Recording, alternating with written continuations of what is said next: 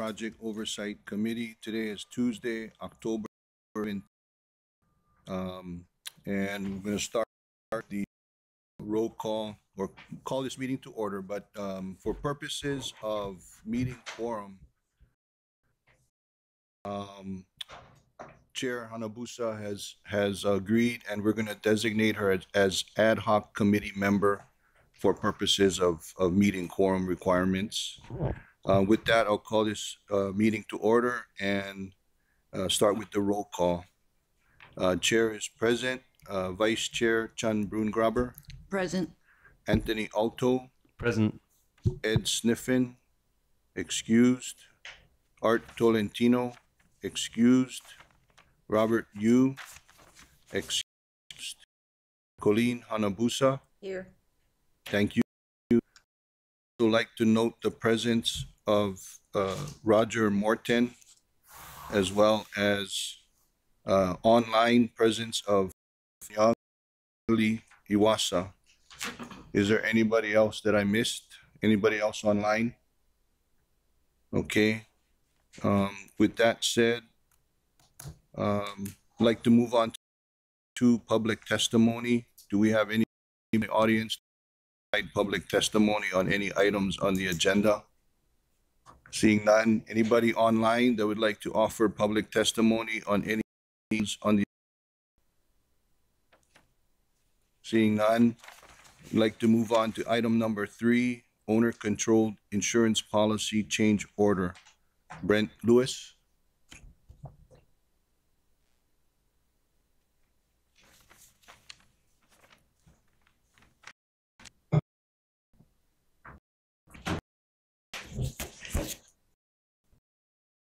Meetings. Thanks.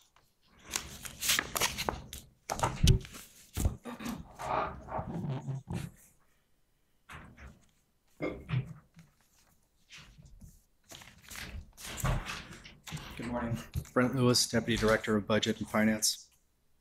Before you is a change order request for the board, POC approval, request for board approval in support of Hart's contract with Risk.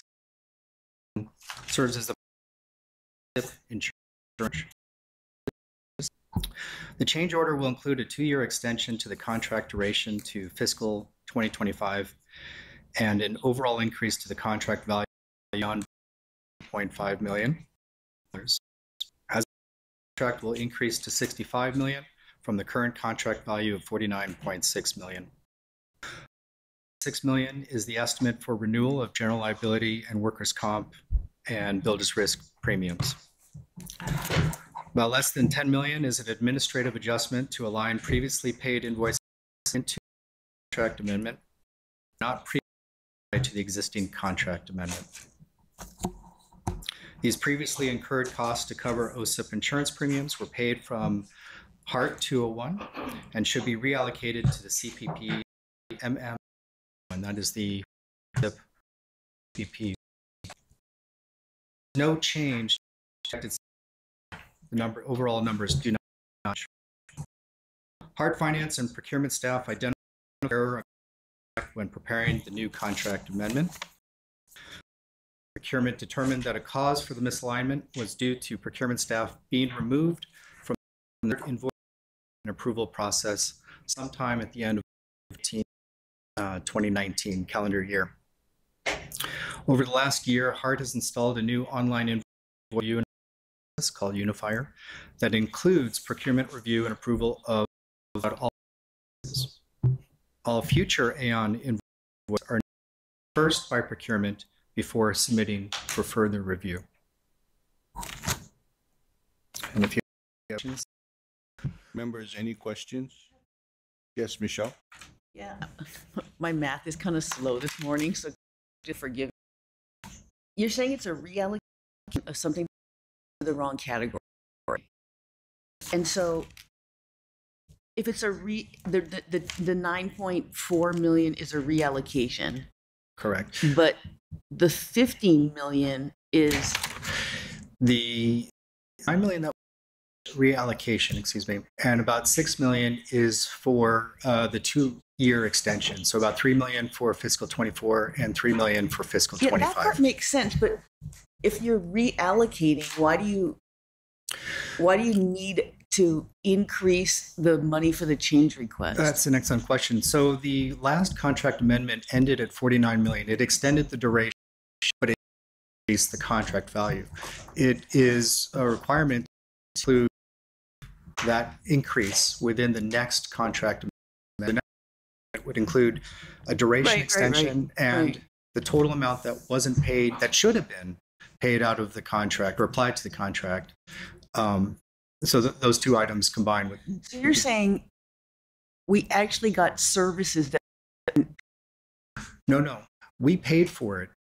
Did contract at some point. Finance at this time, a few years back, should have notified procurement that there needed to be a contract value increase, because new invoices would be coming in. And they would be paying them. And we would be paying them. But you didn't change the total contract value in the contract. That's correct. But that doesn't mean you need money. You've already. Still don't understand why 50. Oh, it says you're saying the change order is just to increase the contract value. Correct. So you only need $6 million. Exactly. Okay, sorry. I think maybe that's the part that is not super clear here. Okay. So you're asking for a change order to change the total contract value by 15 million. You're asking to reallocate 9 million of the cost, and you're asking for, this is the part that's missing, 6 million of new money to go in for the next 2 years. That's exactly right. Okay, got it. Thank you. Chair, if I can just note for a second, since Robert Yu is here, Chair Hanabusa is no longer an ad hoc member. You've got quorum. Yeah. I know. I have a question though. Yeah, before you ask your question, Colleen, I just want to note the presence of committee member Robert Yu. Go ahead, Chair. When I first looked at the OSEP, first of all, so that the general public may be watching us, and believe it or not, I guess there are people who actually watch us. OSEP is an interesting concept, because what it is that your heart is like an overall insurance company and then as they bid these contracts, whoever the general contractors may be for whatever phase, they can opt into the program. Correct. And if they don't opt into the OSEP program, it somehow affects their bottom line in terms of how they bid the contract, correct? Correct. So that if they opt into OSEP and Van Hart becomes the insurance company, they then just get covered. They pay a premium or something, or they don't pay a premium. You give them sort of a credit, because that's not a cost that you are incurring to cover their insurance premiums in their contract bid. Is that correct? So we are paying the premiums on behalf of the contractors. Right, but we're not. So they reduce technically by the cost of that premium, correct? Correct. Because you're paying the premium. Correct. Okay.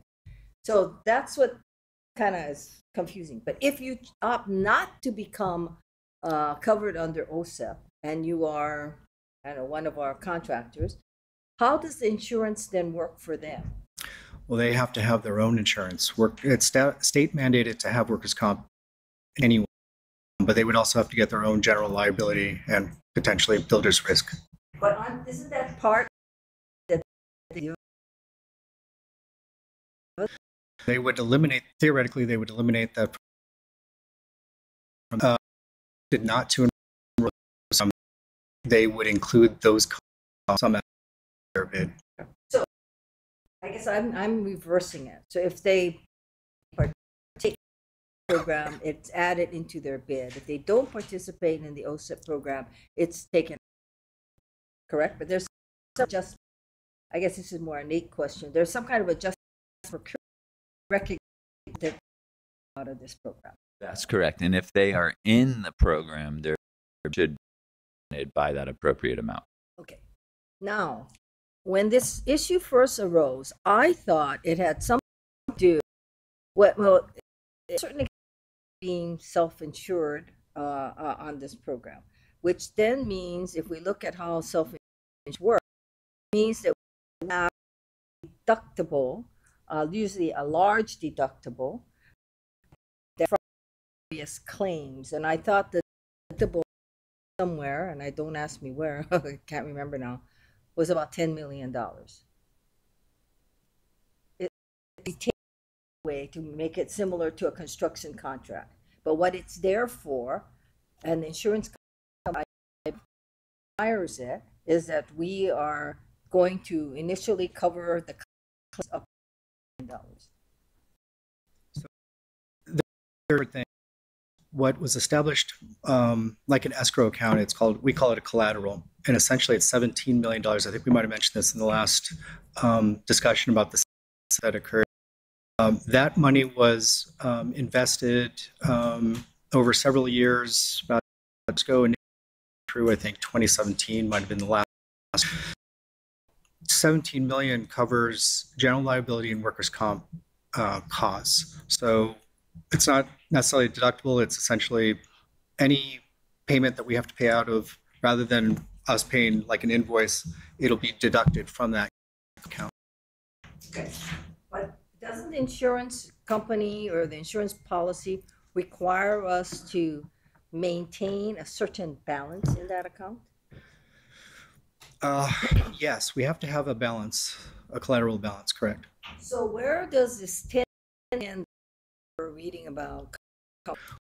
Actually, there was 10 million, perhaps, about 10 years ago. That's what it's over the last, from 2012 to 2017, they had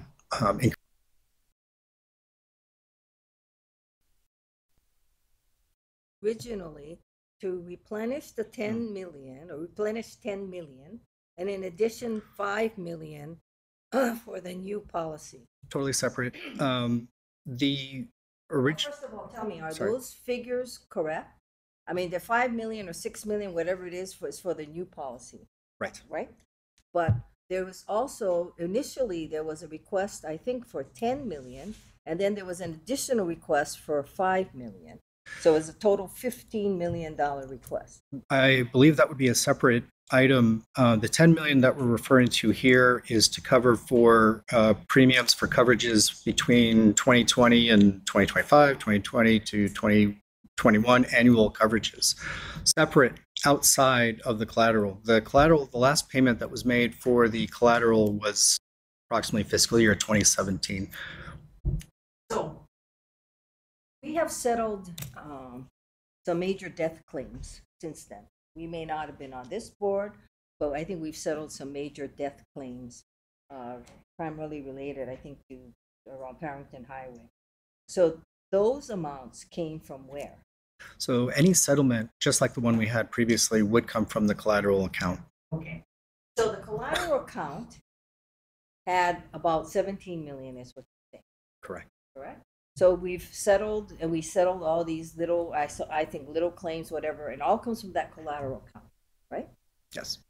So how much is in that collateral account now?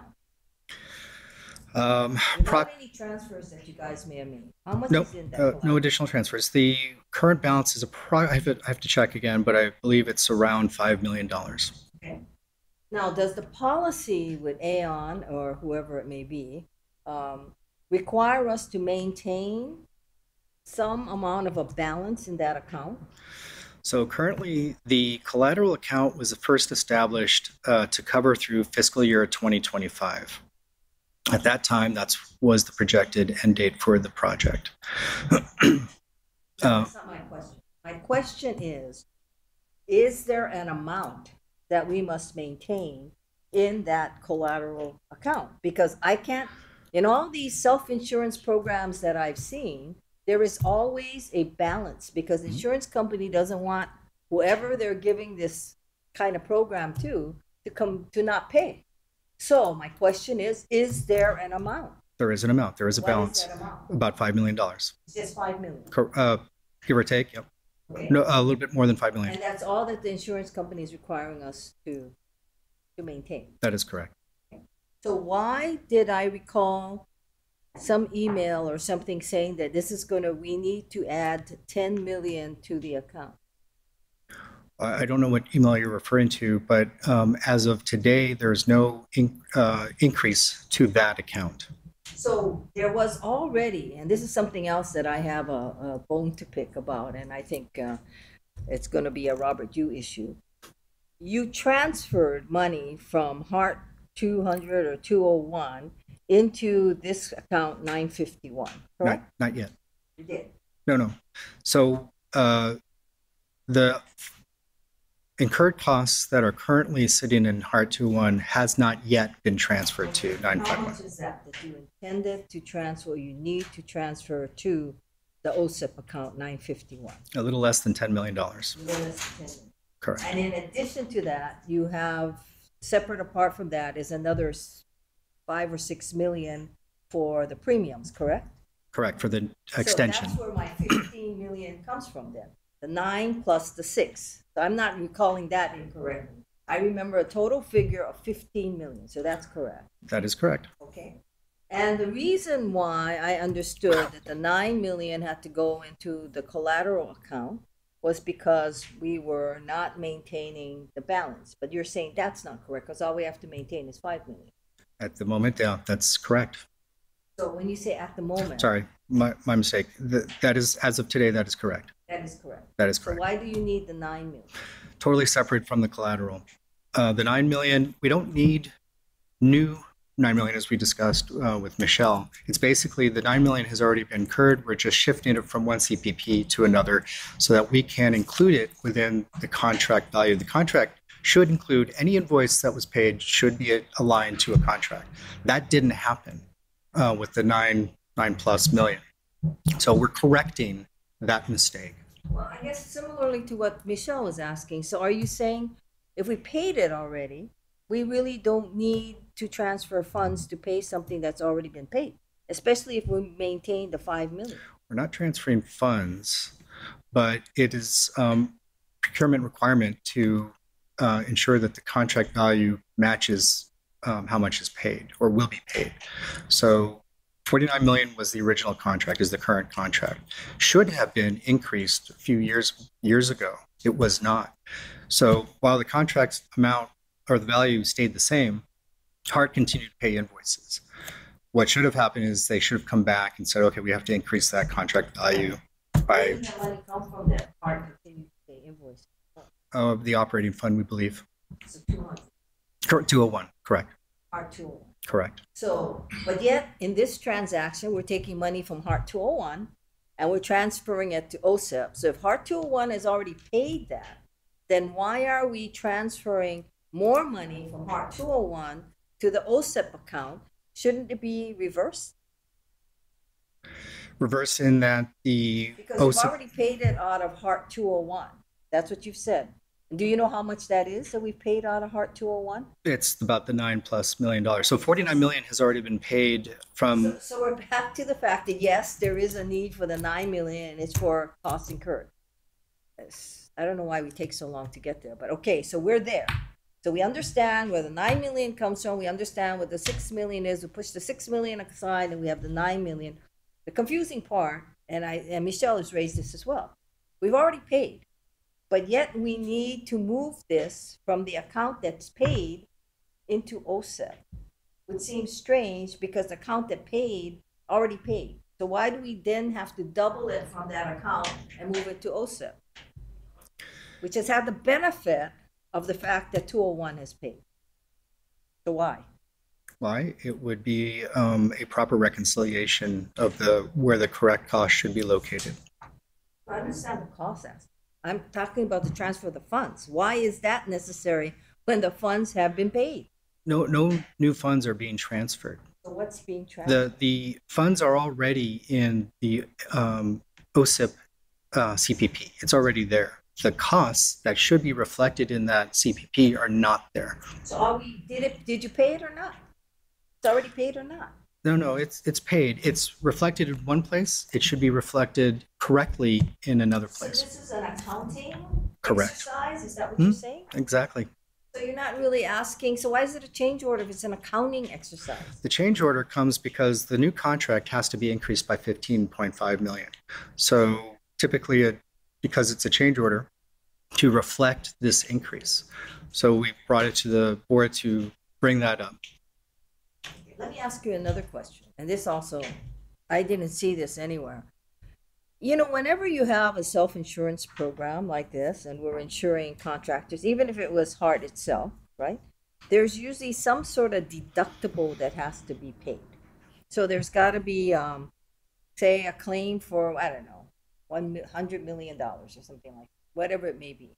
There's going to be X amount that is not covered by the policy, or will not be covered by the policy, that the organization, the OSEP, is going to have to pay. Is that correct? That's correct. Okay. And because what we're doing is we're brokering, for most in part, this policy among all the generals.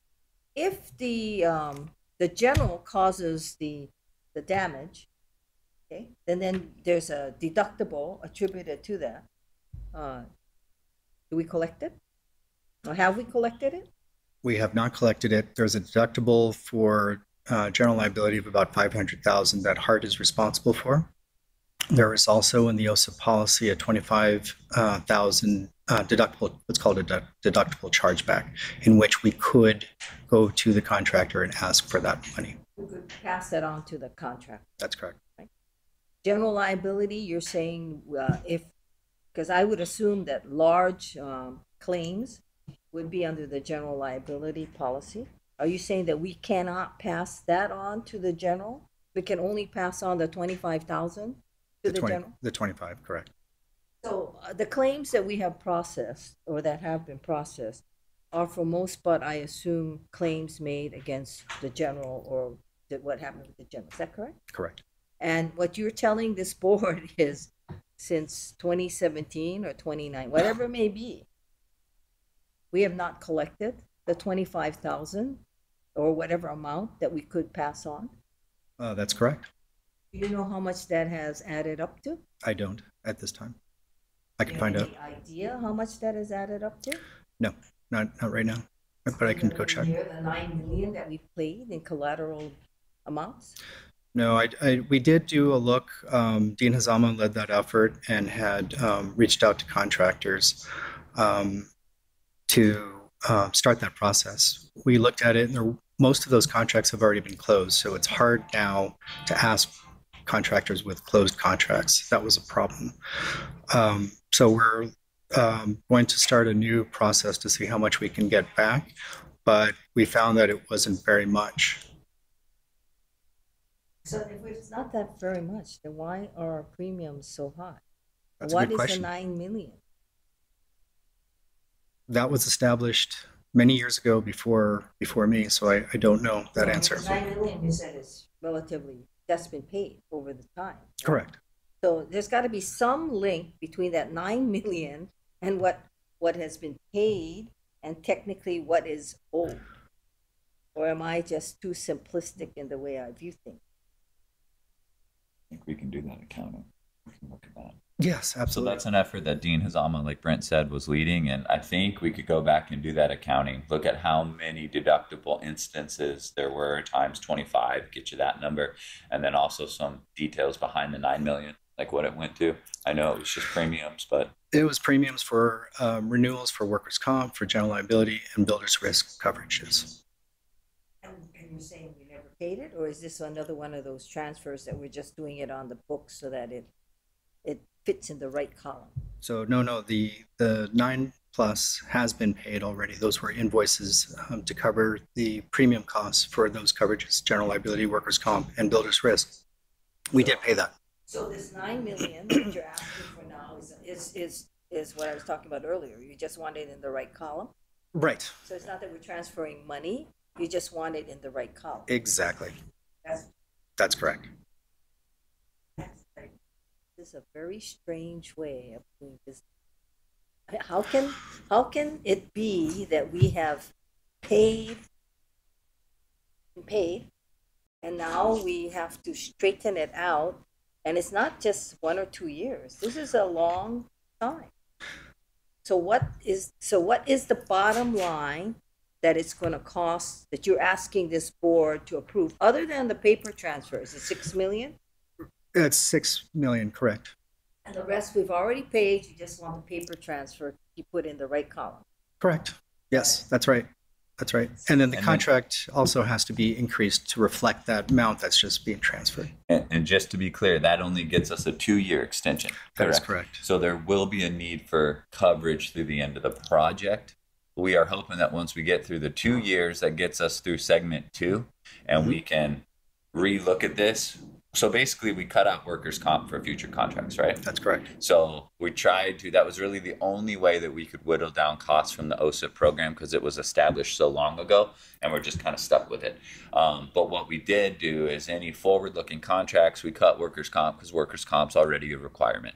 So that was the only thing we could do to try to save costs. But in the EAC, and you guys will see this in the cash flow report, MM951, I believe, is at 90 or 95 million.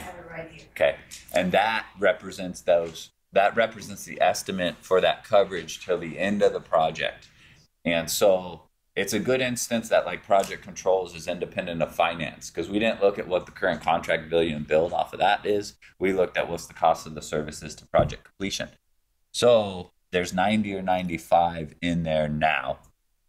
With this change, if you guys approve it and it's executed, that brings the contract value up to 61. So we have, that difference, 65, sorry. So we have 290 or 95, whatever that number is, to get us to the end of the program.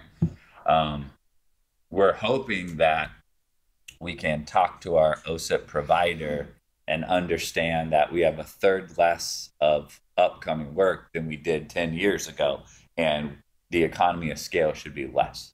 We're hoping we actually have some savings in that EAC line item, but we can't tell right now. That's correct. So the annual cash flow report says for fiscal year 07-21, MM951, which is the OSEP Aon Risk Services, a total of 49,252,390. And that's dies with your chart. So in order for the next 2 years, we are going to have to add, so the premium is going to be about 6 million or 3 million each year, and that's going to add to that amount, the 49 million, Yes. correct? That's correct. So this 9 million that we paid, it's not really a change order per se, because it's not something, it's almost a reallocation of, for lack of a better description, of your various numbers and then putting it in the right column. That's correct. Yeah, so there's no program cost change. We're just taking costs that were already spent and recoding it to 951. So there's a change order for the OSIP contract itself, but not for the program. Right. Okay. Good point. So I would like to know the 9 million, and I also like to know why we've never collected from any of the contractors who have had the benefit of being covered by the OSIP program. Because let's face it, you're a regular contractor out there who did their own insurance. They're not going to get this free ride on a deductible. No, unfortunately, going through this with Mr. Hazama, the big, I don't want to say offenders, the contractors that drew it down the largest, all those contracts are closed because it was on the west side, the Kiewits and the Dredgings and the Nans on the west side. And so since the contract was closed, we didn't find an avenue to get that reimbursement. But there are open contracts like Hitachi and STG that we could pursue. Thank you, Mr. Chair. You're welcome. Any other questions? Yes, Roger? My understanding is that what you're trying to do is you're trying to cure a procurement violation under state laws. That's basically the gist of why you want to reclassify the money, because otherwise, under state procurement code, you need, if you do spend money that you don't have, it's a procurement violation, and what you're trying to do is cure that violation. Is that fundamentally correct? It is correct. And that's why we're doing the reclassification, even though it's a zero-sum game. So you should be disciplined for having the violation in the first place. That's an accounting issue, but that's what you're trying to do. And my understanding of this owner-controlled insurance program is basically based on the economic principle that you have more purchasing power for the project. That's one economic thing, and that it helps the project go without delays and things like that. In theory, you should get the money back from the contractors. Yeah. Theoretically, the costs are offset by the discount from the contractor. Yeah. And I love the theoretically. So, yeah, and you're revising that going forward, right? You're not using as much largesse in what you see as, like, did I hear you say you were going to require the contractors to provide workers' compensation insurance going forward? That's correct. We're trying to tighten the reins in any area we can with those. Yeah, because I mean, workers' comp is more of a it's a cost of doing business for everybody, and whereas general liability is really prime good for insurance because it's a more of a random act than what will happen in a workers' compensation environment. Just so I understand both the reason for the program and why you're making changes in it and why you need to reclassify money. Correct. Thanks, Roger. I have a question, Chair. Yeah. Okay, I was actually okay until this conversation with Roger. Okay, so your approach now is to have the contractors supply their own insurance, which is called contractor-owned insurance program, right? So, I think just the workers' comp portion, which are correct with the CISA. So the OSIP still applies overall, the same coverage, except now we're saying workers' comp is on you because that's already a requirement and cost to do business. Okay, so if that's the case going forward, then I don't see any reason why the OSIP program would approach the $95 million. Because part of the $95 million, there's two components, right? One is the insurance premium that you all pay, and that is based on experience. And that's also largely based on your self-retention amount, which is $25,000. Whether that $25,000 is too low or too high has an impact on the annual premium that you are quoted by the broker. So one way of reducing our insurance premium annually is look at in your loss run, and I'm sure they provide loss runs to you monthly or quarterly or whatnot, to look at what your actual exposures are with respect to the claims, right? If most of your claims that you're paying is under $25,000, then I would imagine you would want to talk to the brokers about increasing the retention from 25 to XX amount and see how much of a reduction in premium you could realize on an annual basis, right? And the other thing we just need to be clarified is the collateral amount, which is included in the $95 million EAC. We get it back if the balance is not used. And I think if I recall correctly, it's within 10 years. That's what we call the tail, right? That's correct. So, it could be less than 95 million. And the other thing about our exposure is now that the alignment goes to Kaka'ako instead of Ala Moana, any discussion with the brokers and going to the market should include a mile less exposure in terms of liability. So what I'm saying is all those things come into play, right? Yeah. Okay, so. Yeah, great comments, great input. We'll pursue those. Thank you.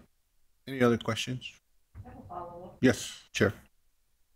$500,000 on the I guess it's like the regular comprehensive general liability insurance. Is that per occurrence or per claim, or how is that? I believe it's per occurrence.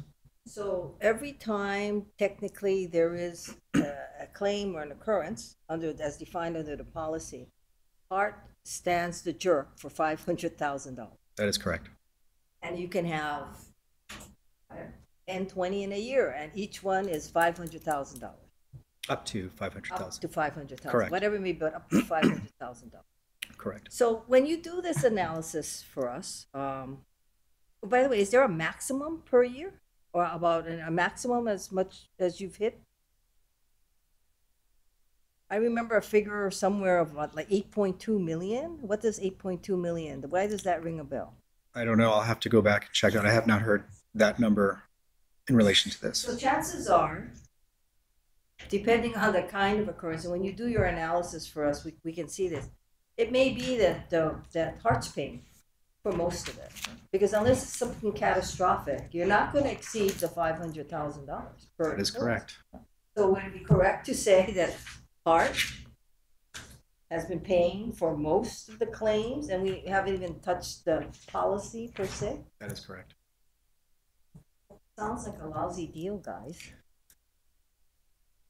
So shouldn't you look at what Robert was saying, which is, do you really need to do this? And if you're going to tell, usually workers' comp, especially for mainland contractors coming in, that's the thing about Hawaii that they have a difficulty with. If you're going to cut them loose on workers' comp, then the question is comprehensive general liability. It depends on how you find that complied with the contract. It can be a general liability policy that they have in, from wherever they may be from. So why would we continue to do OSEP at this cost when I don't see a PER? I mean, can you guys tell us why we should be having this discussion, why the discussion shouldn't we end OSEP? If we're going to cut out workers' comp, why shouldn't we end OSEP? I don't know. I don't have the reasons as to why OSEP was developed at the beginning. But typically for large capital projects or construction projects, OSEP is very common. But that is why we renewed it only for 2 years, because we do want to take that time to reevaluate the OSEP program. I think Nate has mentioned that many, many times. Generally speaking, OSEP nationwide, there is supposed to be some cost savings, anticipated cost savings, not a lot. The real benefit isn't so much the cost as much as the centralization of the administrative aspects of the program, meaning we have oversight, we have complete visibility over all of the claims that go through medical, workers' comp, general liability. We see everything. We have meetings on a monthly to quarterly basis where we can push back or ask questions about those claims. Couldn't you have that anyway without doing that? Hold on, Chair, if I could. So when Dean was here, we asked the same exact things, Nate and I. It was driving us crazy. The selling point was the insurance afterwards. We've already bought it. So I think, correct me if I'm wrong, once the construction is POW, we're covered for 10 years after that. So when we were trying to cancel this, in fact, Dean already started sending out letters to the contractors. We're done. I think we only needed to give 30 days notice. That's going to be a claim against us and from some of the contractors. But all the homework wasn't done yet when he sent those letters out. And what really came back is why we're stuck is that insurance, the 10 years afterwards. And it starts actually after segment 3. Yeah, right? It starts at full completion, and we explored trying to terminate or reduce the OSIP services, but we could not based on what was executed in the contract. It actually would have cost us more money. I do agree with Brent. He's highlighting the benefits of OSIP nationwide, and a lot of times those do come true, but most programs aren't this duration. And so, just delays cost money, and it hurts us on the OSIP side too. What I'm having difficulty with is the $500,000 per occurrence, because I don't, for most part, unless you have a death, you don't want to mention that, but unless it's something catastrophic like a death, it's on us. And then when you guys do your analysis and you come back to this board, if I were a betting person, I'd say that if you take out the catastrophic ones, we paid for it all. For every occurrence. It's almost like we pay for this insurance, plus we pay, in addition to that, for whatever the cost may be, because $500,000 is a lot of money. Anyway, so if you could add that to that and see, whether there's any kind of limit on, is there a limit? In other words, like we pay $500,000 until we hit an X amount, and then it kicks in like an umbrella insurance or something like that. Can you find that out for us? And also we do need to have that discussion on whether there's another way for the 10 years after, because then maybe it's a different kind of premium to buy, right? And how does that, in other words, for the part that we've already paid for, you know, even if the policy, there's got to be a cancellation rights within the policy, and there's got to be something in there that defines what we are entitled to, even if that were to be canceled, or you can shift it to CORE and ask CORE to do that analysis for us. But it seems like a lousy deal right now. A very lousy Just a deal. clarification. Thank you. Okay, thank you, Chair. Robert? Chair, just as a clarification, Nate, when you mentioned that the tail, the 10 years is after the project, generally, I think the 10 years starts at the end of the policy. So, you know, in your case, if you're going to cancel the workers' comp policy, let's say this year, the 10 years start counting, let's just say today, not in 2031 when the project ends. And General it doesn't. liability, because we're still carrying the general liability. That is when the construction ends. So Okay. it starts at 2030, 2031. Yeah, then the question is, because the collateral includes the workers' comp and the general liability component, then we need to renegotiate with the broker to determine what portion of whatever balance is remaining should be applied to general liability and to workers' compensation, right? So, thank you. Roger. I'm sorry. Go ahead, Robert. Just one last comment. So when Chair Hanabusa asked about, you know, the potential cost of the OSIP program with respect to the contractors and what if we don't have it, I'm not sure we still do this, but when we get bids from contractors, they have to prepare a worksheet that shows the price of the bid without OSIP and the price of the bid with OSIP. And it should be pretty clear from a practical standpoint, you know, how much money HART is saving with respect to that proposal by having OSIP and by not having OSIP. Absolutely. Thank you, Chair. Let me build on that, Robert, because when Hazama sent out those letters canceling OSIP, we actually got true costs back from our contractors, and they were at least 3 times higher than what we are paying currently for the OSIP. I think there's a lot of different factors in there, you know, some last minute policy questions, but so, I mean, that proved that although very frustrating, it seems that it made sense, you know, on those previous contracts. Well, I would imagine their price would be much higher because now they're taking on the exposure, not HART, right? So, you know, as a company, if I'm going to take on additional exposure, I'm going to charge you for it, and I'm going to charge you a premium. And kind of Robert kind of got most of my question, but from a Aon basically represents you guys, right? They are out there, they go to market, they don't provide insurance, they just go to market and find insurance for you.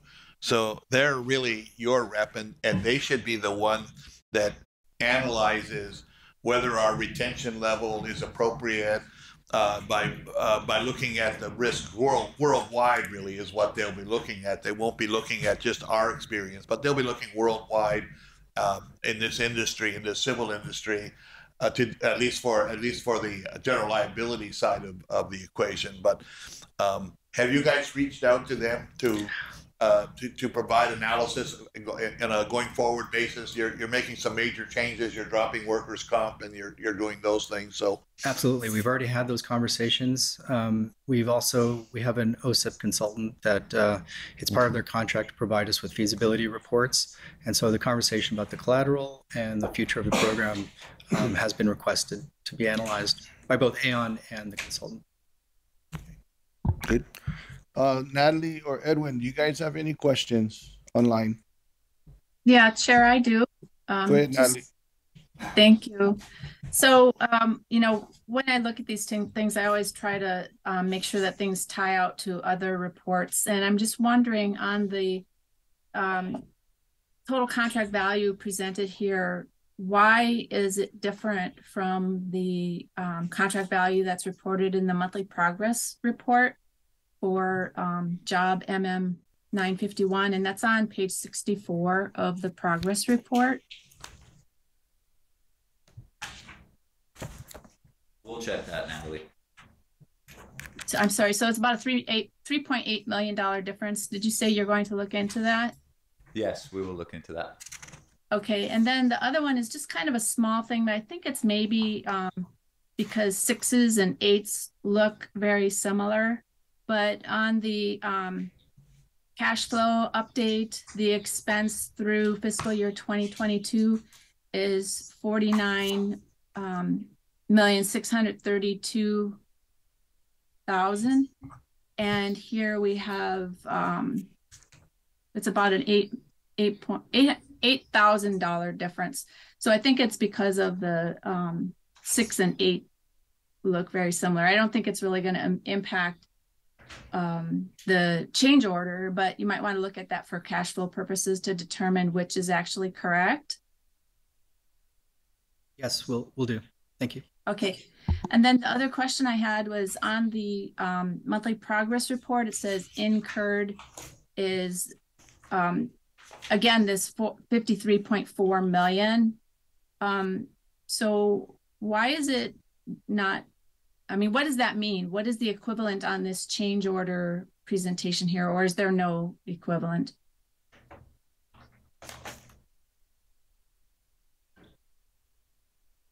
We'll look into that too, Natalie. I need to check the numbers on the slides in the progress report, and then I'll get you an answer to any discrepancy. Okay, thank you. I'm just trying to understand. Thank you, Chair. Thanks, Natalie. I'm good. Okay, thank you. Chair? Yes. Just very Anthony. briefly on process. When I got my briefing on this subject before the meeting, I did recommend that we break it into two separate items. And I think the fact that you combine the two has lengthened this discussion more than necessary. So, please try and keep it simple in future. Okay. Any other questions? No? Follow up. Yes, Chair. I'm looking at the annual cash flow report, and MM 951 is OSEP. MM 953 is the OSEP consultant too. I think that's what you're talking about. You have an OSEP consultant, and it looks like we are paying the OSEP, well, today to 21, OSEP consultant has been paid $588,043, which I assume means that we've had an OSEP consultant for a while. And for this year, fiscal year, the OSEP consultant is going to be paid $110,000, and the next fiscal year they're going to be paid, which I guess we are in right now, $143,000. What exactly does the consultant do for us? The OSEP consultant, which was also established at the same time as the OSEP program with the broker Aon, they provide us really an explanation. They help us manage. First they enroll the contractors in the OSEP program. They manage that process. They also provide us what Robert mentioned, the loss run report. So they work very closely with the adjusters, the insurance companies like Old Republic, and they help us interpret and ask questions in regards to all of the claims that come through. They provide us feasibility reports. So as an advisory role to help us navigate the complexity of the insurance process. Who are they employed by? Who are they? Are they Marsh? Marsh. They are Marsh. Correct. So this is where Marsh gets paid for doing whatever they do for the OSEP program. Correct. I saw a reference to Marsh in one of these things. So that's the OSEP consultant too.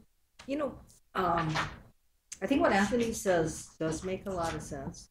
Because I'm wondering, when I see change order, and this was being presented as a change order, I assumed that we're talking about money transfers. Because the question is, if you're talking about a category transfer, maybe that should have been something that is rightfully within finance, because it may be something that's structural in how the financial reports are put. Because you're not talking about technically a transfer of any money or a claim or anything like that, which is what we traditionally think of when we're talking about a change order. And I also have an issue with everything that you bring before us is technically a change order on anything. Anything that you bring before us, you say is a change order. And I'm not necessarily convinced that everything, especially when you're talking about a transfer of what I thought was a transfer of funds from 200 to 951, which it really isn't. It's just a paper, basically putting it in the right column.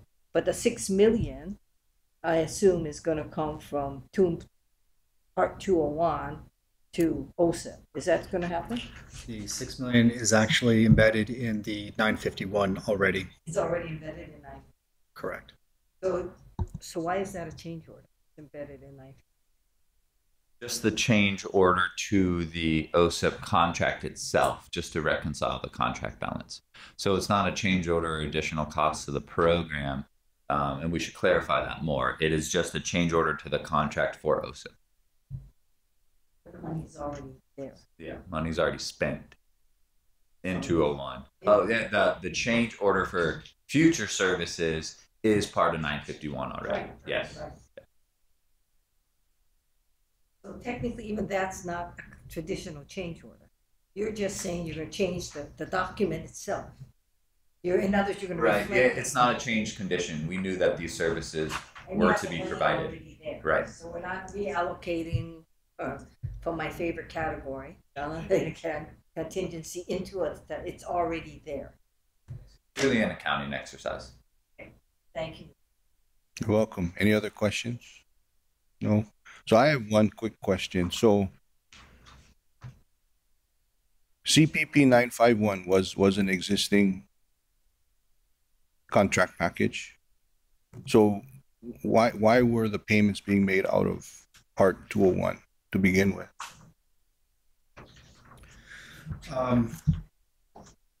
I don't know. We don't know. We don't have any evidence to support why that decision was made by finance back in 2020 and 2021. At some point, procurement was left out of that review process, and finance at that time made the decision to pay it as such without increasing the contract. Okay, so what we're doing here today is to correct correct. That decision.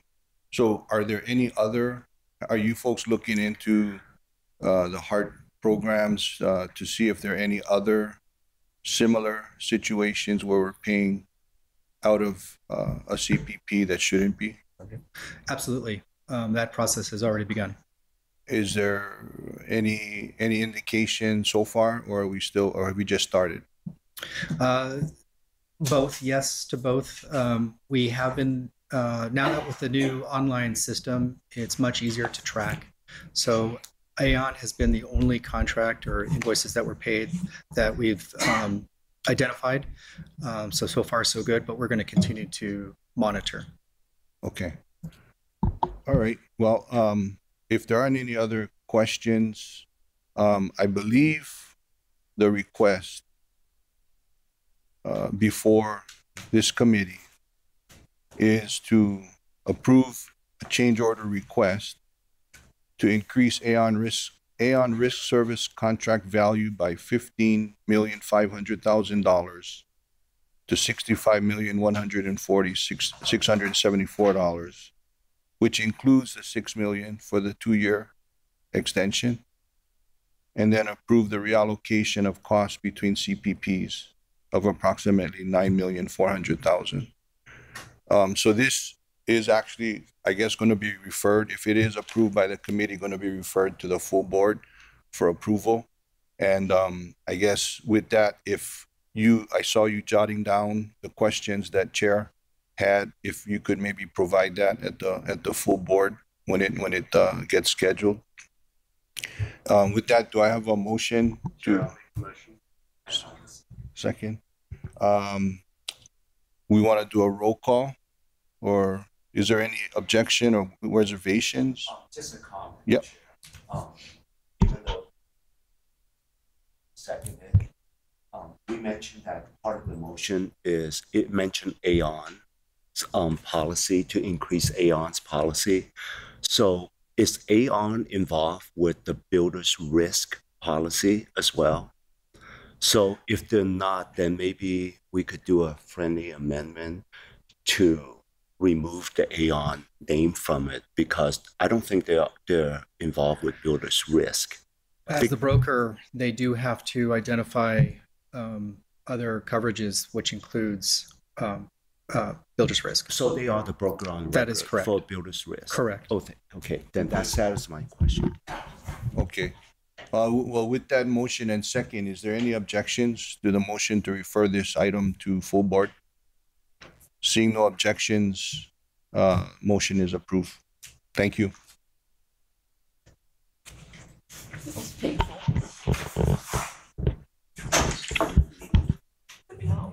Moving on to item number 4, STG change order request. This item is going to be deferred until further notice. Sure. Yes.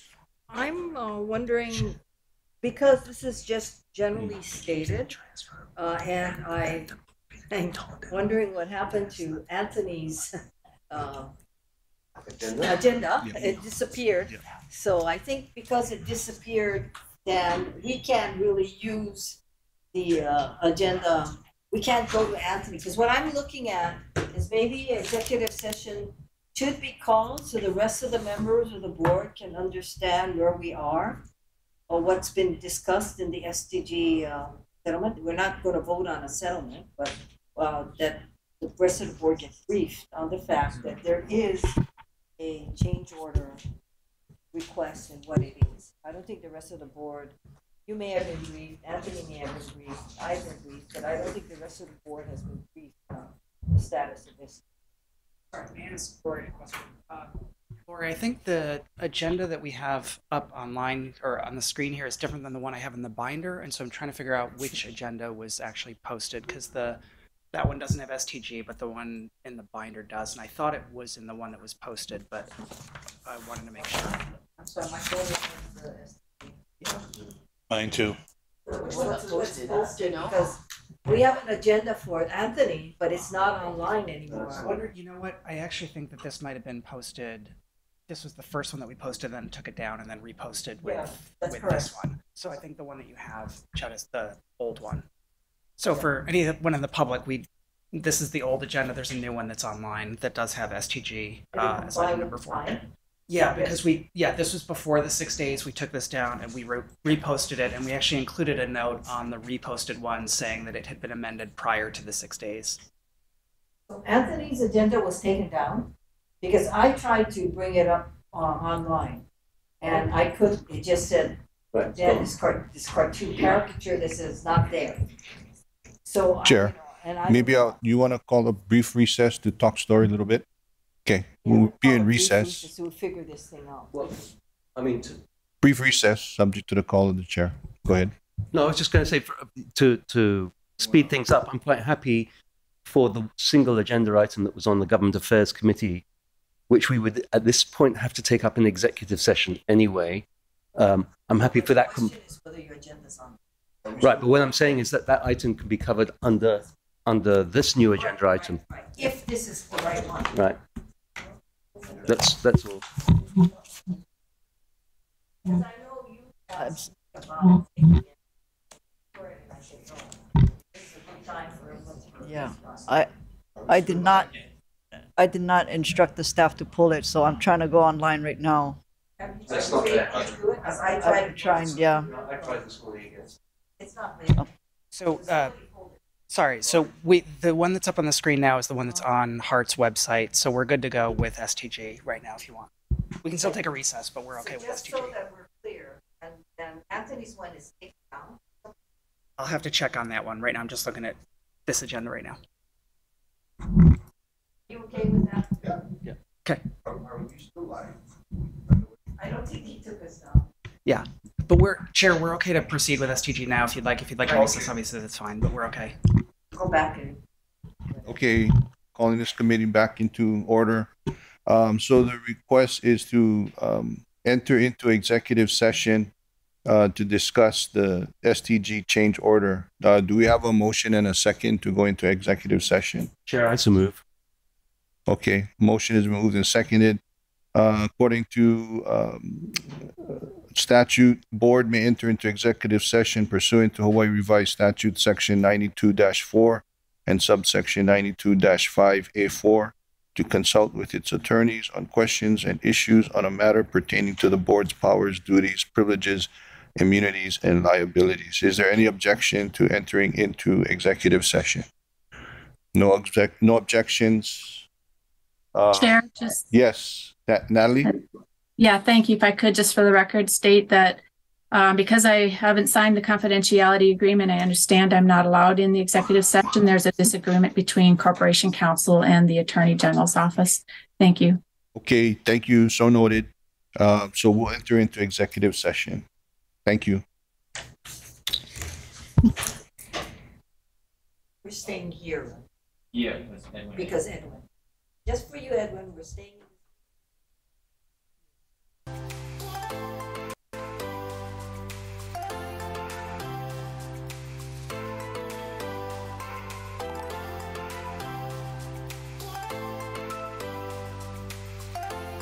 Executive session, we had discussion regarding the STG change order. No action is being taken, so this item will be further deferred until further notice. If there's no questions or comments, we'll move on to item number 5, August 2023 monthly progress report. Nate. All right. Thank you, Kika.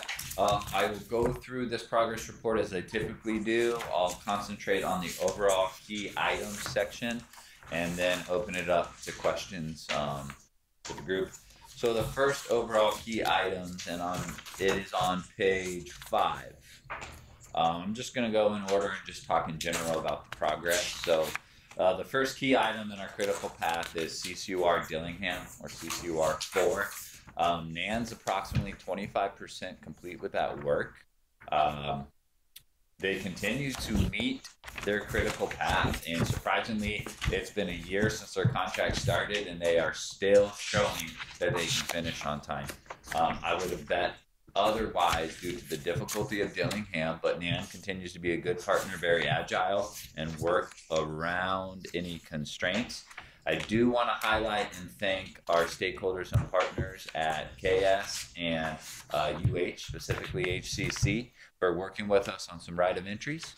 These right of entries were the only last 2 remaining things that was standing in the way of NAN having unimpeded work zones. So we got through those over the last week and a half. Those are executed and officially we're out of NAN's way. And so we actually should see productivity pick up based on that. So we got right of entries for both HCC campus and all the KS properties on Dillingham. So that was a big agreement. So thank you for them.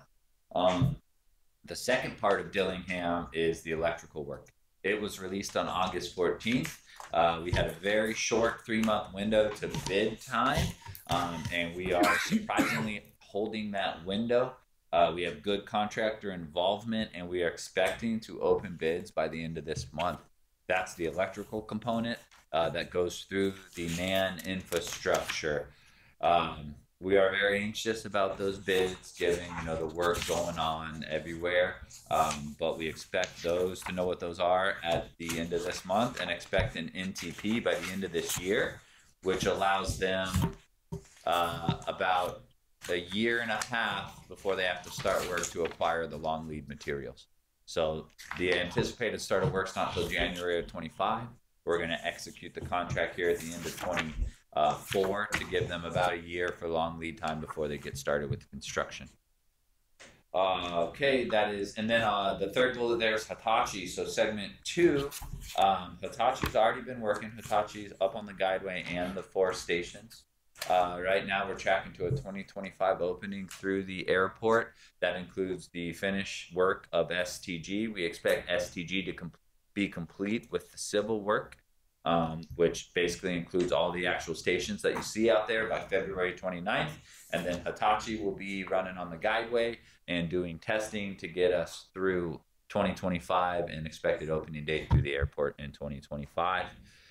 Fourth bullet talks about CCGS, the procurement. So we talked about us needing to extend part one for the contractors to secure their licensing. We did push out the schedule on part one by 2 months. It was the end of October. It's now the end of December. We are hopeful that the contractors will get those licensing and we move on to part two early next year. And so there's been no change to the NTP date that's still planned for summer of 24. We're looking forward to getting into part two of that early next year. The fifth bullet there talks about a project safety review with Pearl Harbor representatives, both from the Navy and both from their owner representative, who I believe is Jacobs out there. We did a site walk of Pearl Harbor. They were very interested in our lessons learned overall. Although this was specific to safety, we did a walk of the job site and they asked a lot of questions, and it was good to understand and share some lessons learned. But not only that, open the door to continued collaboration as they're trying to get through the dry dock project, us trying to get through CCGS at the same time. We have to stay coordinated. Resource constraints are in our top 5 risks, so we've got to stay coordinated with the Navy. The second to last bullet is HART's internship program. We had 8 interns, most of them local, some of them were from the mainland. We had a robust internship program where they came on, they met with different department directors, they actually did field visits, they learned a lot, and then at the end of the summer they did a presentation back to the management group and talked about what they learned. It was really enlightening for me to see some of the future generation's ability to learn. They amazed all of us, and I think 4 of the 8 actually chose to stay with us through their last year of school. So we retained those interns. We're hopeful that they will actually be full-time employees for us.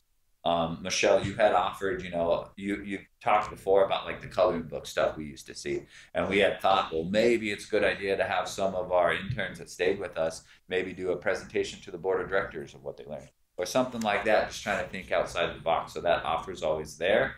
The interns did the presentation from Lori on down in a pressure room, and they did a really good job. So they all said, yeah, we'll be happy to present to the board. Did you assign each of them a mentor?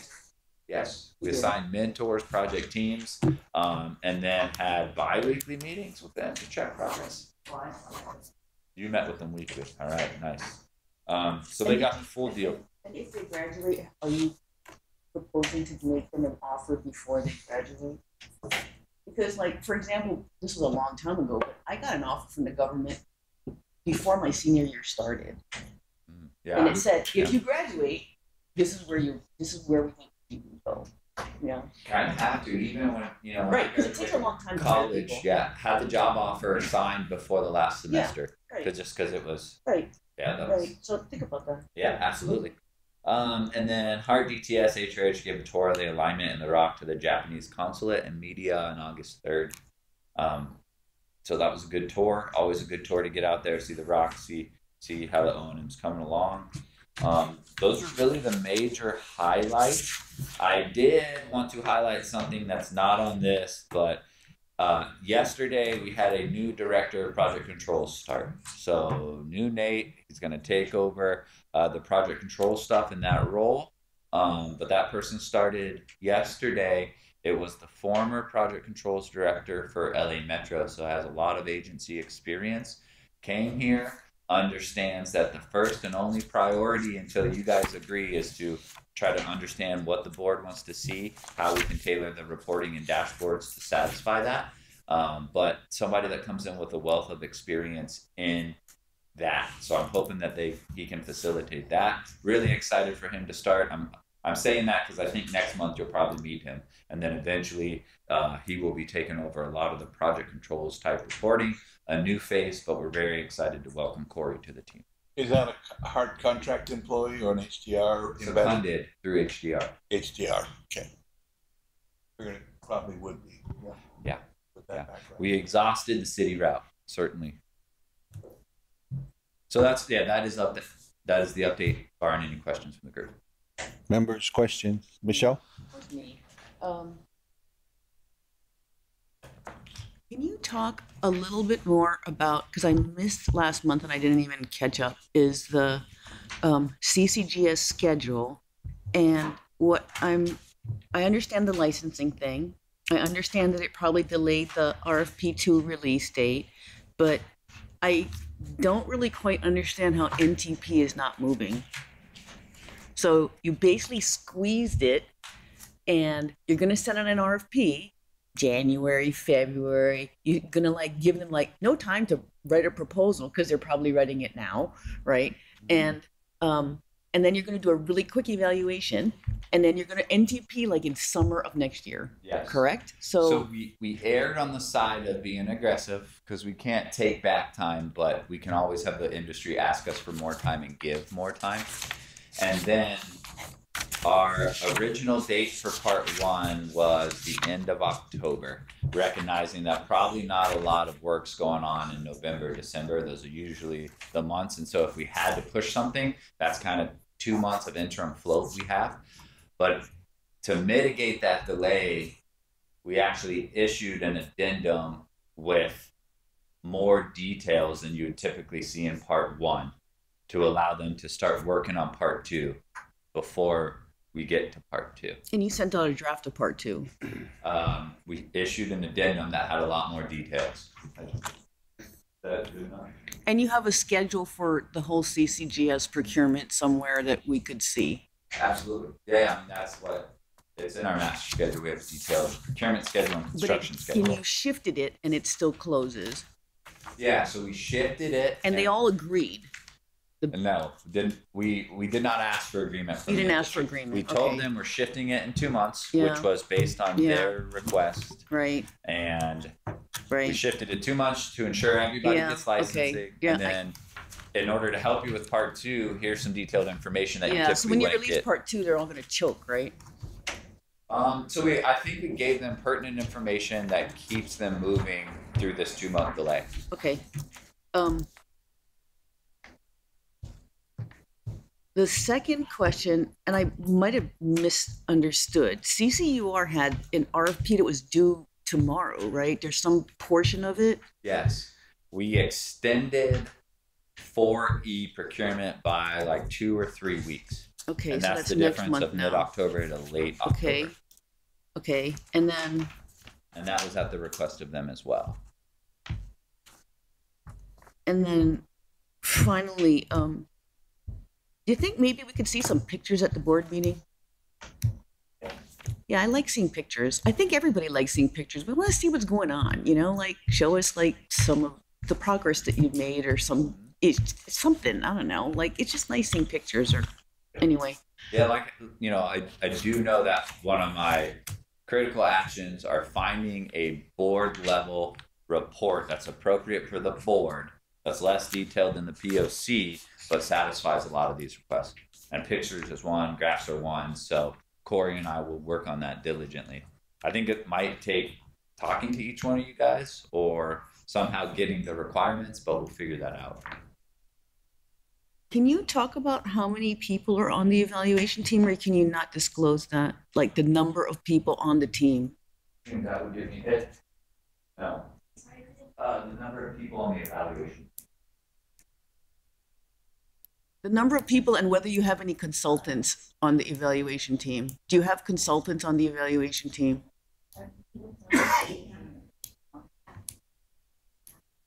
About the composition. So the numbers of what these consultants are, because we can't give information about the identities of anybody on it. Okay. How many people do you have on the evaluation team? 4 to 7, depending on the Okay. evaluation. And then there's reach back support. So we have the evaluation team members and then dedicated subject matter experts in case their assistance is warranted. And without filling any of the existing vacancies, do you believe you have the expertise to evaluate the proposals? Yes. Without filling any of the vacancies that are out there right now? Yes. hand selected the key team members that bring the most to the table during the confidential discussions and the evaluations to ensure that we do. And do you have backup members in case you have like somebody gets sick or something else? Do you have backup members that have the expertise to replace them? Yes. So we have identified backups in case somebody's out, in case Right. somebody gets I sick. mean, Yeah. stuff happens. Yeah, we do.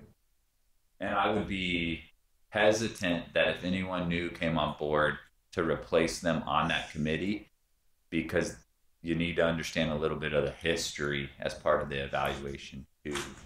I mean, basically, we selected the most knowledgeable people that we could and kept the committee as small as possible to just ensure that the right people are at the table.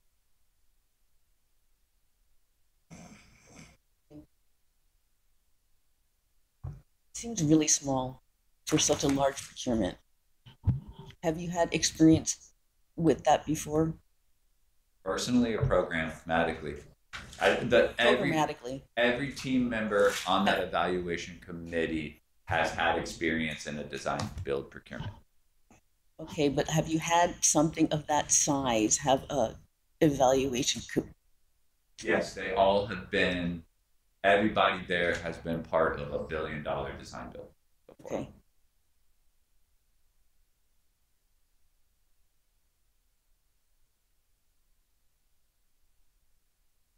And can you talk about whether you have a technical, a cost, and a management? Can you talk about the different evaluation committees that you have or not? You cannot? Because I think we're getting too close.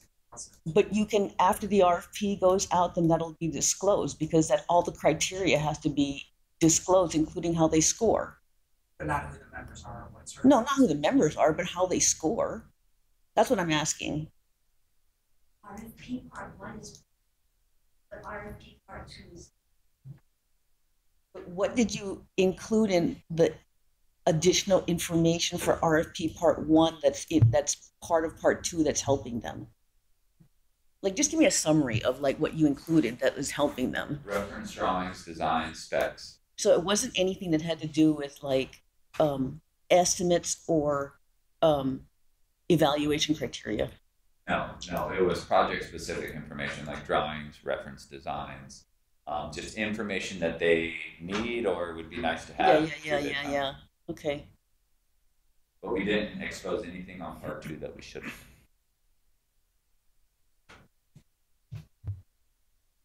And you're not going to send out a draft before you release the final RFP for comment. Right. So it goes with the team and it goes to core. Are you circulating it like at the board level? No, I'm saying, are you going to release to the bidders a draft RFP so that they can comment back on it before you send the final one out? Gotcha. And then they're just like, we don't like this. Because, generally you give contractors an opportunity to comment on an RFP before you send it out. Because, like, what if they don't like something? Or what if something that you did was kind of totally different, substantially different? Issue the RFP, but then it could issue updated, revised. Right, it RFP. can, but like you could also have issued a draft RFP and then a final RFP, right? Instead of a final RFP and then updates to your final.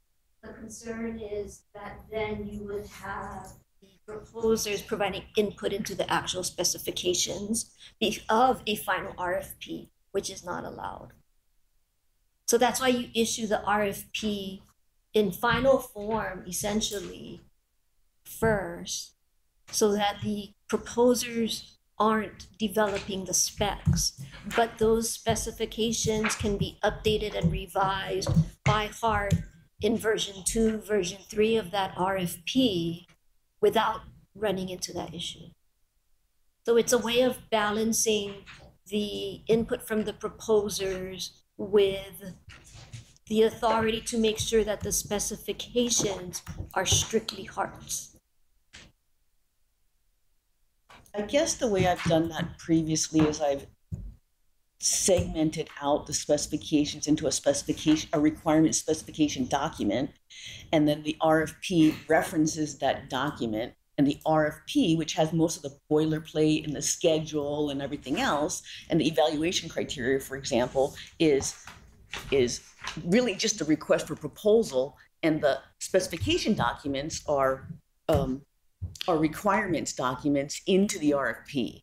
And so instead of putting one big whole giant package together, when you segment it out like that, the requirements documents don't really get commented on. The boilerplate and the, how we're, the schedule and everything else, those kinds of things, the risk analysis or those kinds of risk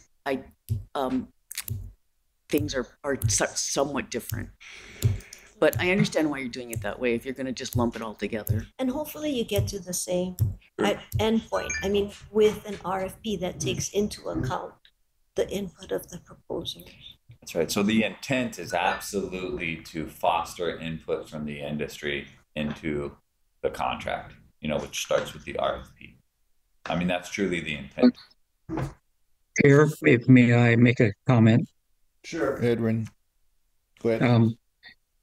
In the past, federal, state, as well as the local level, consultants and potential bidders are precluded from looking at the draft because they have ended up writing the technical specs for the RFP.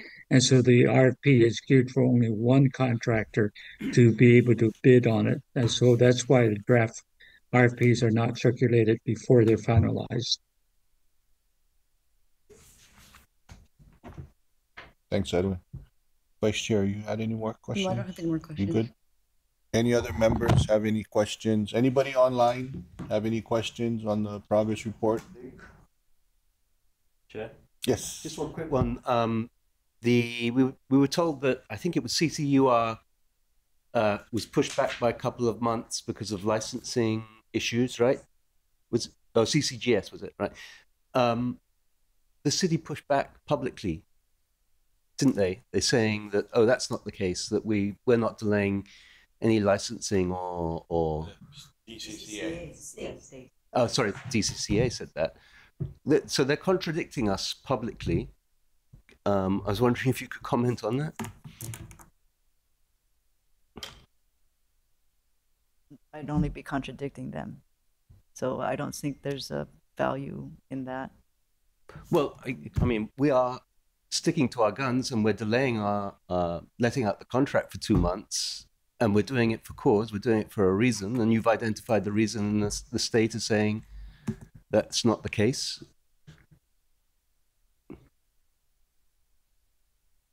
All right, so, but to all practical purposes, the contractors you're dealing with are having issues getting their licensing.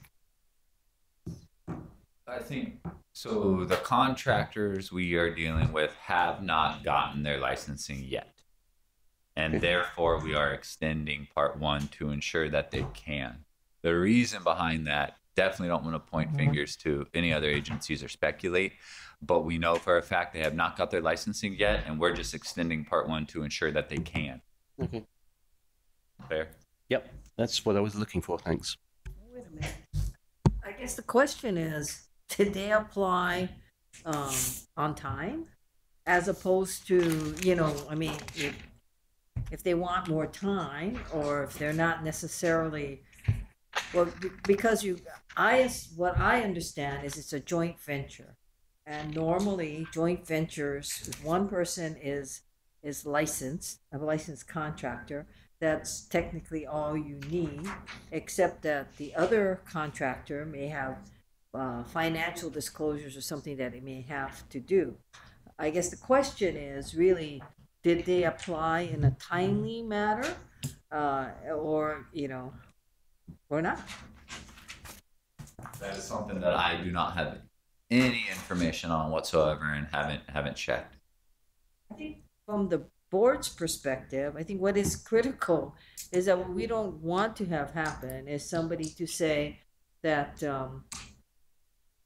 Hart preferred a certain contractor, and as a result, we delayed the contracting situation to the point where we could make it so that they could be prepared to bid where they shouldn't have because they didn't timely do it.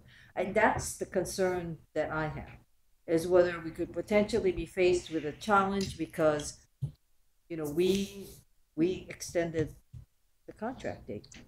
Anyway, I think that's sort of what Anthony's getting at too. Because for an agency to push back the way they did is, I mean, I found that to be very unusual for them to openly push back like that. It was almost like we were insulting them or you were saying something that made them look bad. Well, they were calling us fibbers. Yeah, they were pretty aggressive about what they did. Yeah.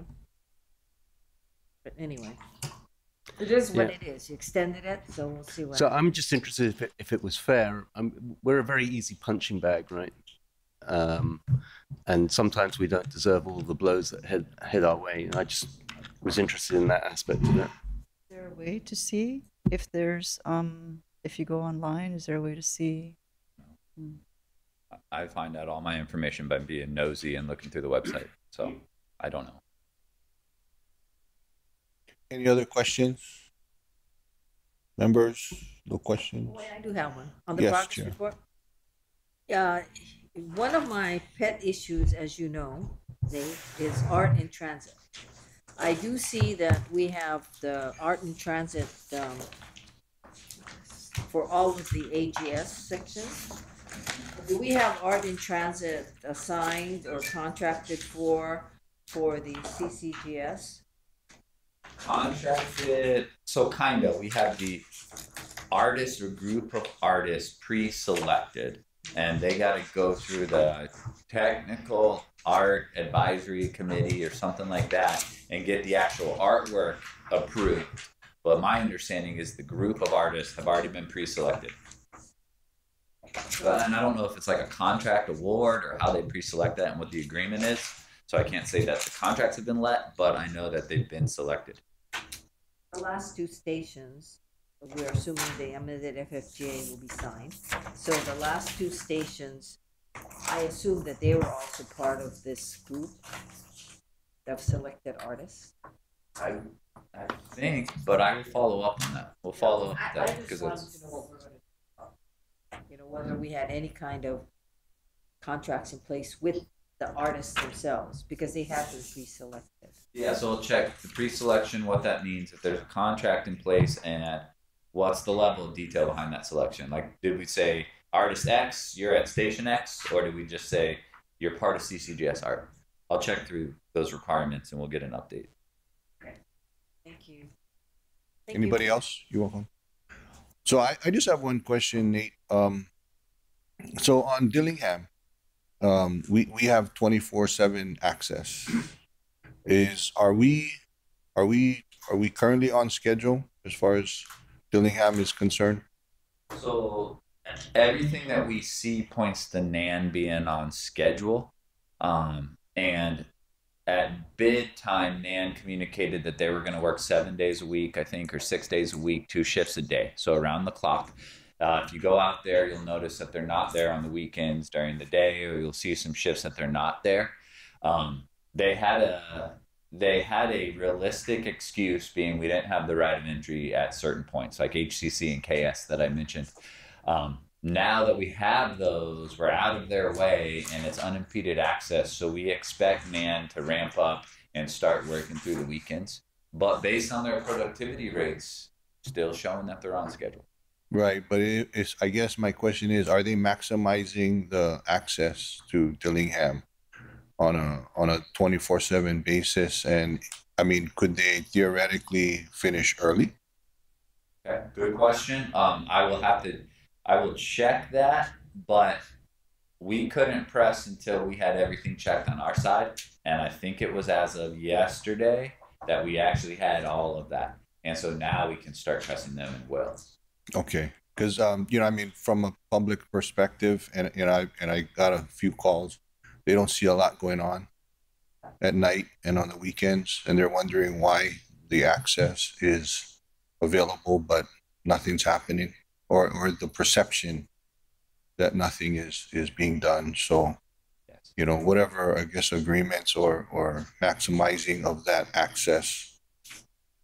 Okay. So from a public entity perspective, you know, we were promised in this contract at bid time that NAN would provide the resources to work 7 days a week at 2 shifts or whatever they said. It was a very high productivity rate. If they have not provided those resources, we would consider that a delay on them. And so that goes against their side because they promised us one thing and they're delivering us one thing. Couldn't really press on that until we had all access figured out, which we do now. So we'll press on that. But from a public purse protection, you know, we expect that, and anything that they provide us below that is considered a delay on them. So that's how we're protecting the interest contractually, at least and commercially. Okay. All right. Thank you very much. If there's no other questions on this item, we'll move on to item number 6, the PMOC reports. And I know there's June, July, and August, but if we could focus on the latter. All right. Yes. Thank you. And I'll do my typical reporting on this as well, where I just go through and talk about the major issues or concerns in table 1.3, which is on page 4. If you guys remember that the italicized texts are the only ones that changed, and I'll just go through this real quickly. So the FFGA amendment and environmental reevaluation. We're continuing to meet with the FTA on all of this. I think our latest schedule is we are expecting to get the FFGA executed early next year, end of the year. Early next year.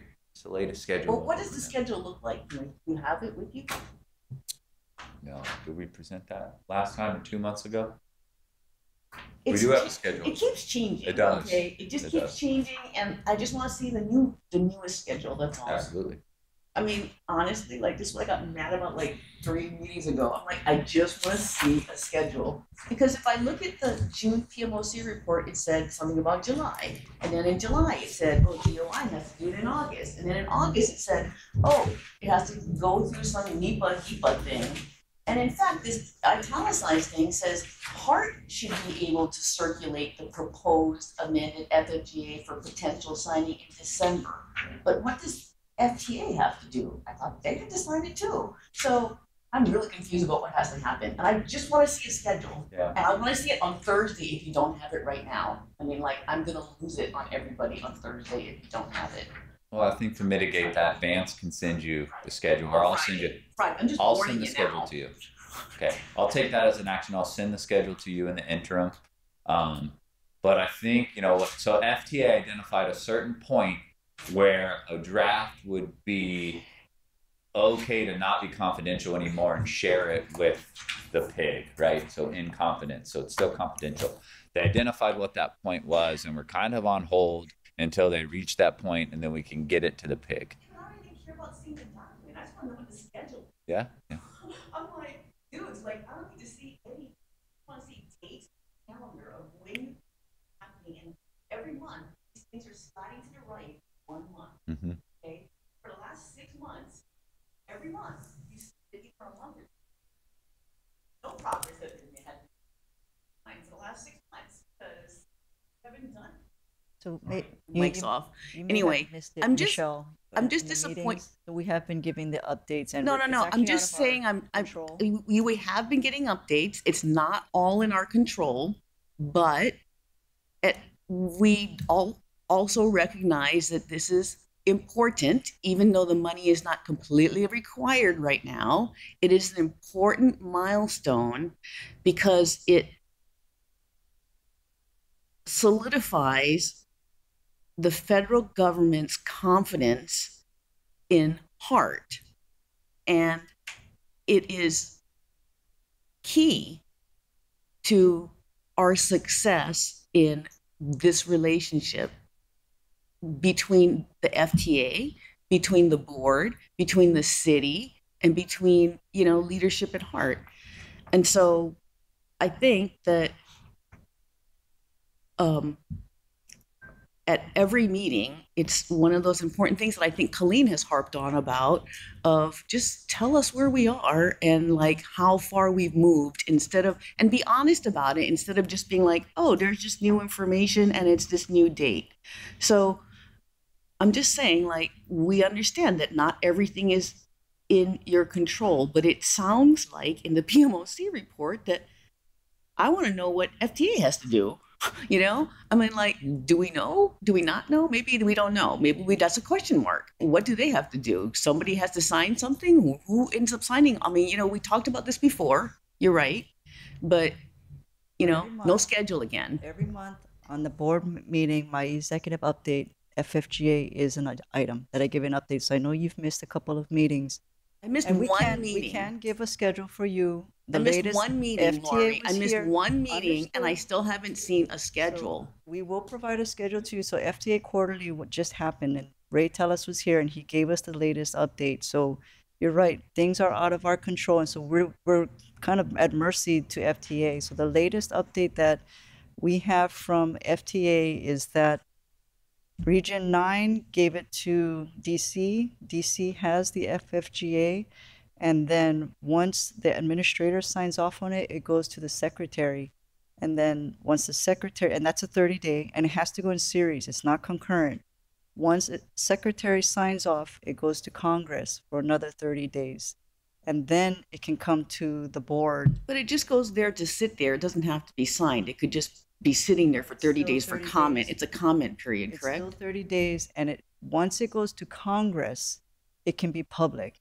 But what Region 9 is saying, once it goes to the secretary, they will give us the draft, and then we can give it to the PIG. Right, We and like can't I was make saying, it I'm not public. as concerned about the actual document. I'm concerned about the Review lack of, schedule. right. So did the state HEPA complete its review Oh. period on September 7th? Complete. What date did it complete it?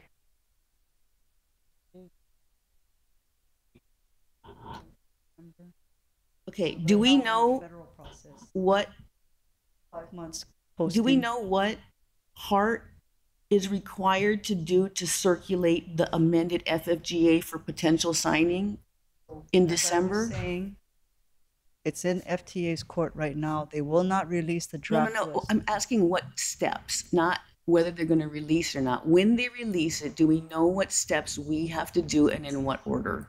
And is that on your Okay. schedule? Yes, so when Chair, may I interrupt? Hang on, Edwin, hang on. Okay. Vice Chair, you have, you want to finish your question or? I think it's more statements of, you know, I mean, I understand that not everything, but it's just, you know, even in the PMOC, it just, things just keep slipping, you know? I mean, it's disappointing, but, you know, if it's slipping because of FTA, then it's slipping because of FTA. Then we just write it down and we just show it. But if it's slipping because of us, then it's slipping because of us. If it's slipping because we don't know and it's something new, then that's kind of on us, right? If it's something that when you wrote a schedule, you should have known we had to go through these steps, and you didn't know, and it's a new step. I'm like, well, you did not understand the steps well enough. You did not coordinate with your partners on the federal side well enough to understand all the steps. That's why it looks like it's slipping when it's really not. Those were all the steps they had to go through in the first place. That's what I'm saying. Is like, I think they have a normal process to do this. It's taken longer in each step, but if we knew what all the steps were and then they were just longer, we kind of would just be following along. But instead, it's this piecemeal slip that looks like, and that's what's disappointing. So, correct me if I'm wrong, you know, Michelle, but I mean, are you guys able to provide some type of schedule? provided by the Friday board meeting. Okay. Is that good? Edwin, you have a comment or question? Yes, I have a comment. Having served at executive level in Washington, D.C., as well as out in the field, one of the things that most upsets us at the executive level in Washington, D.C., is when the field start telling us what to do and how to do it and give us deadlines. If you want to burn your bridges, that's the best way to do it, is what Michelle is proposing. I don't think that's what I'm proposing, Edwin. What I'm proposing is that the state understand what all the steps are. I don't think we've demonstrated that we've been able to convey to the people of Hawaii that we understand what all the steps are. That's all I'm saying. I mean, I've been on the other side too, right? I've been on the other side where I'm just like, don't tell me what to do, otherwise I'm going to just sit on it, right? I get that. I've been in Washington my whole career, and I've sat on a lot of things, but that's not what I'm asking for. What I'm asking for is, do we have a good understanding of what everybody needs to do on each side? And if one side takes longer, it just takes longer. It's not like we need the money right away. It's just that we have not demonstrated we have a good understanding of I'm going to say that having been in Washington, D.C. and worked at executive level, that's not what you do. Okay. That's what you have members of Congress to do that for you. Okay. Thanks, Edwin. And thank you, Vice Chair. So, I mean. Yeah, I think I understand what everyone is saying. And let me tell you from my perspective. I understand the frustration that Michelle has been going through, because if people will remember, one of the issues I brought up very early on was, what about the environmental review, 4E? And I think that HART didn't quite understand what was necessary, and that's the frustration. We always thought, and the representation from Region 9 in particular was, this is going to make its way through. Remember, the recovery plan was accepted in September of last year, over a year ago. So that was, I think, part of the frustration that, for myself, I said, how come we don't know, right? And I remember going through this whole analysis about, wait a minute, the accepting agency, and this will probably trigger some of your memories, the accepting agency on the EIS for the original project was the governor of the state of Hawaii. And that was done actually after, when we looked at the FFGA. Couldn't be executed without the governor of the state of Hawaii accepting it. Our position was Hawaii didn't play. Then Hawaii plays. The next thing was, okay, so what do we do federally? We don't have to do anything. There was this position where DOI comes in. We have to get clearance from the Department of Interior. So what about the NEPA requirements? Then all of a sudden we have a 5-month posting requirement. And I think these are the things, so where does this 5-month come from? So what does that add up to? So where is it, I think to Michelle's point, where is it that we are at then? What is the outside deadline? The other, then remember, if I can finish this. Yeah. Remember then there was, but even if it's being posted, you can process all of these things.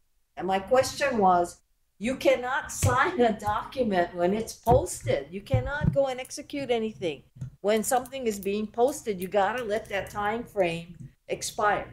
And I think that's where the timeline is that Michelle is asking for you. And it does look, and I think it has been pushed off, and it has been delayed for some reason, and possibly because we didn't quite understand. When I say we, I'm talking about HART. We didn't quite understand what the requirements were to get the FFGA through.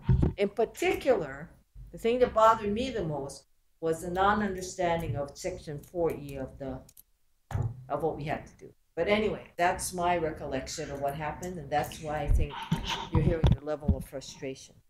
Okay, so Lori, Nate, you guys want to comment on any of this? You guys have anything to add or?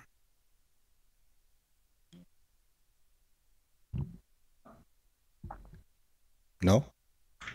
Okay. Chair? Hang on one sec. Right, one sec. So, I mean, out of fairness to everybody and to try to keep the committee meetings on schedule, I've asked this before, and I mean, if we could allow the presenters to present their full presentation before we start peppering them with questions and commentary, it might be helpful in helping us move these committee meetings along. And if there's a question, ask the question. This is great discussion, but if we could just allow the presenters to complete the presentation before we start peppering with questions, That would be really helpful and appreciated in this committee. You know, other committees, they can run it however they want, but I'm asking for that consideration. Nate, you want to finish anything, or are you good? I can finish running through these points quickly if you want, and then we'll continue the conversation. Or you want me to be good? I'm good. You good? Are there? If you're giving me that out, I'm good. Anthony, go ahead. No, finish the presentation. So, funnily enough, I actually was going to say something nice about the administration. I actually think that the HEPA process was a complete success, and the fact that it went through not a single comment. It may be that the situation in Lahaina distracted people. I don't know, but you know, everything I've heard about that document was that we knocked the ball out of the park, which is great. What my question though is, where are we with the NEPA part of it? You know, what are the feds doing? Why are they taking so much time? So to Chair's point, we were caught unaware of on the federal side because we were told, you know, we didn't have to worry about it. So when we did the state one, it was posted for 30 days. And like you said, they were very complimentary. Governor's office was very complimentary. It passed 30 days, no problem. We were then told by FTA that they were going to post it for 5 months. We were caught unaware of that. But we were assured it's separate from the FFGA. So while this is going on, I think the 5 months expires early January. But the FFGA document itself is, the process will be, it's at Region 9, or actually it's now with Administrator. She sends it to the Secretary for 30 days, he signs, then it goes to Congress for 30 days. So it's 2 separate processes. So we could see an approved FFGA before we have an accepted NEPA? Yes.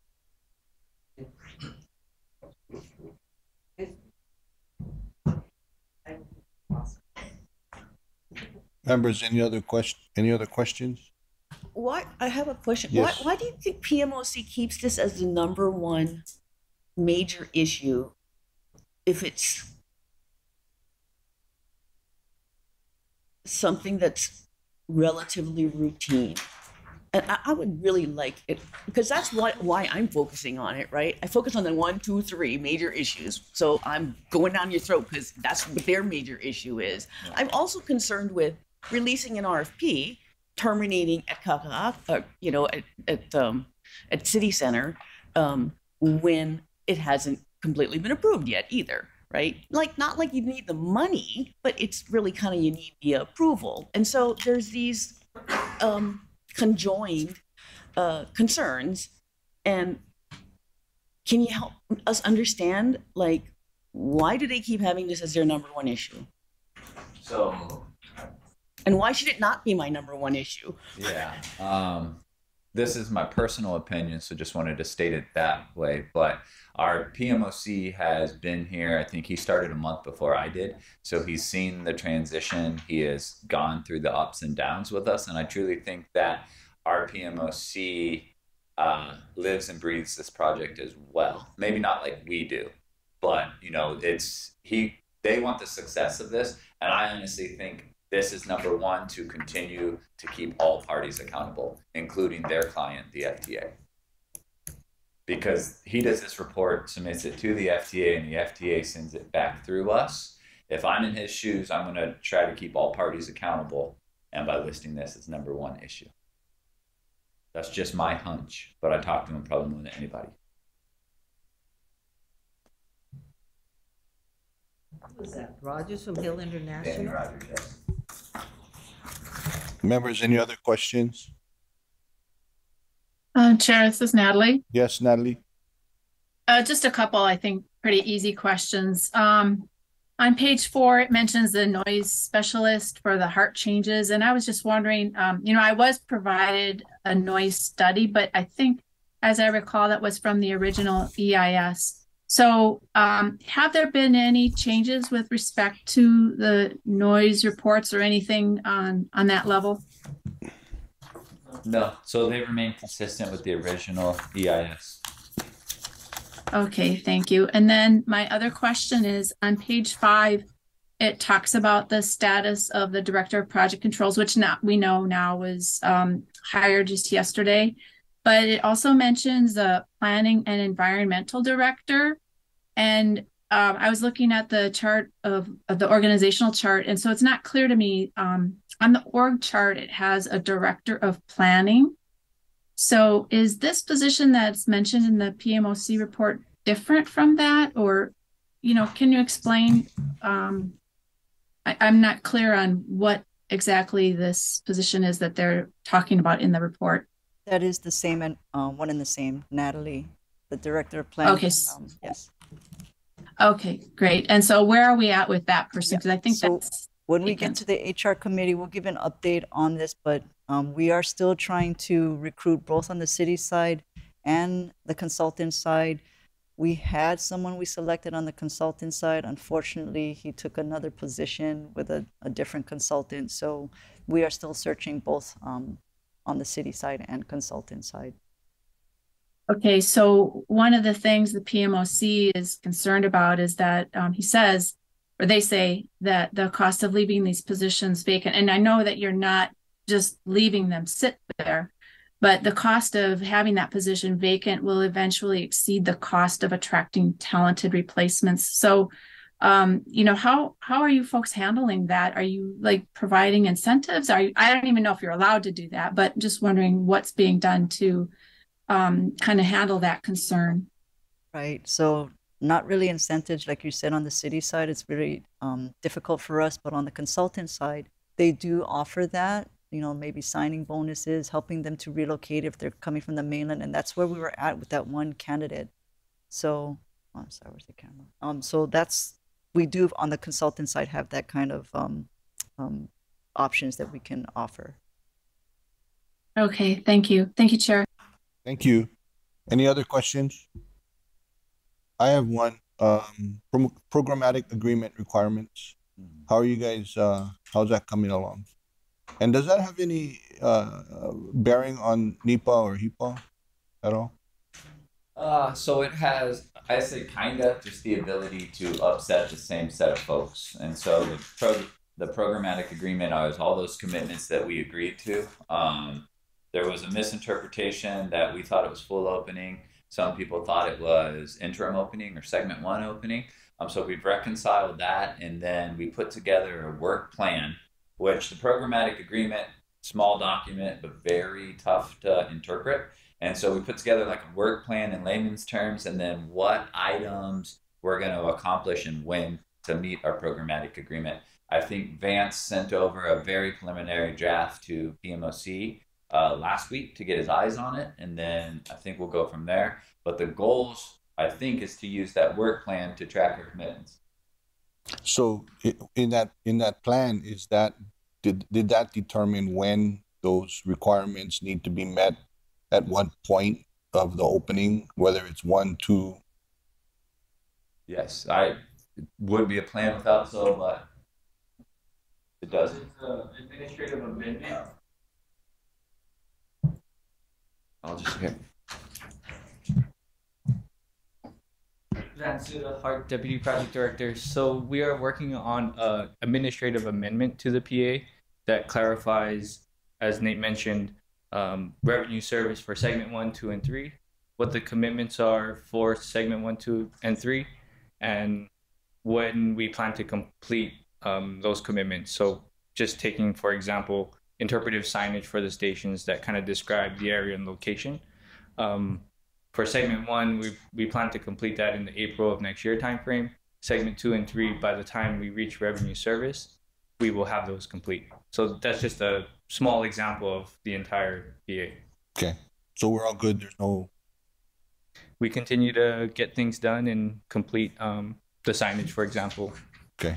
So I think we have the same understanding, or we're pursuing the same understanding, so there shouldn't be any miscommunication when we get to opening of what our requirements were. Okay. Thank you. Any other questions? Yes, Chair. So as you know, Nate, one of the pet things that I have always asked about is the 46 kV substation at the Rock. And we have gone through all these different, whether we're going to I've always said, I don't think HECO's gonna build it because they have to go to the PUC because the substation isn't only for Hart, so Hart isn't gonna pay for the whole substation. I got a call from a friend this morning saying, what is it that HECO wants Hart to pay $2 million for, you know? And basically her position was the nerve. How dare HECO ask for anything? So, and having said that, when I looked at the PMOC report on page 13, it says HECO had originally required an additional substation for the MSF, which we call the ROC, but recently agreed that the reduced scope of the Hart project eliminated the need. Ongoing discussions are occurring between Hart and HECO for potential reimbursement of HECO of the cost of the substation design and negotiations. HECO has requested approximately $2 million. So is it because is that HECO's position now that with the truncated rail system to basically to Civic Center that we're not going to need the the 46 kV substation at the ROC, which wasn't, by the way, exclusively for us. It was to service the various needs that HECO had. That's why that substation had to go to PUC for approval.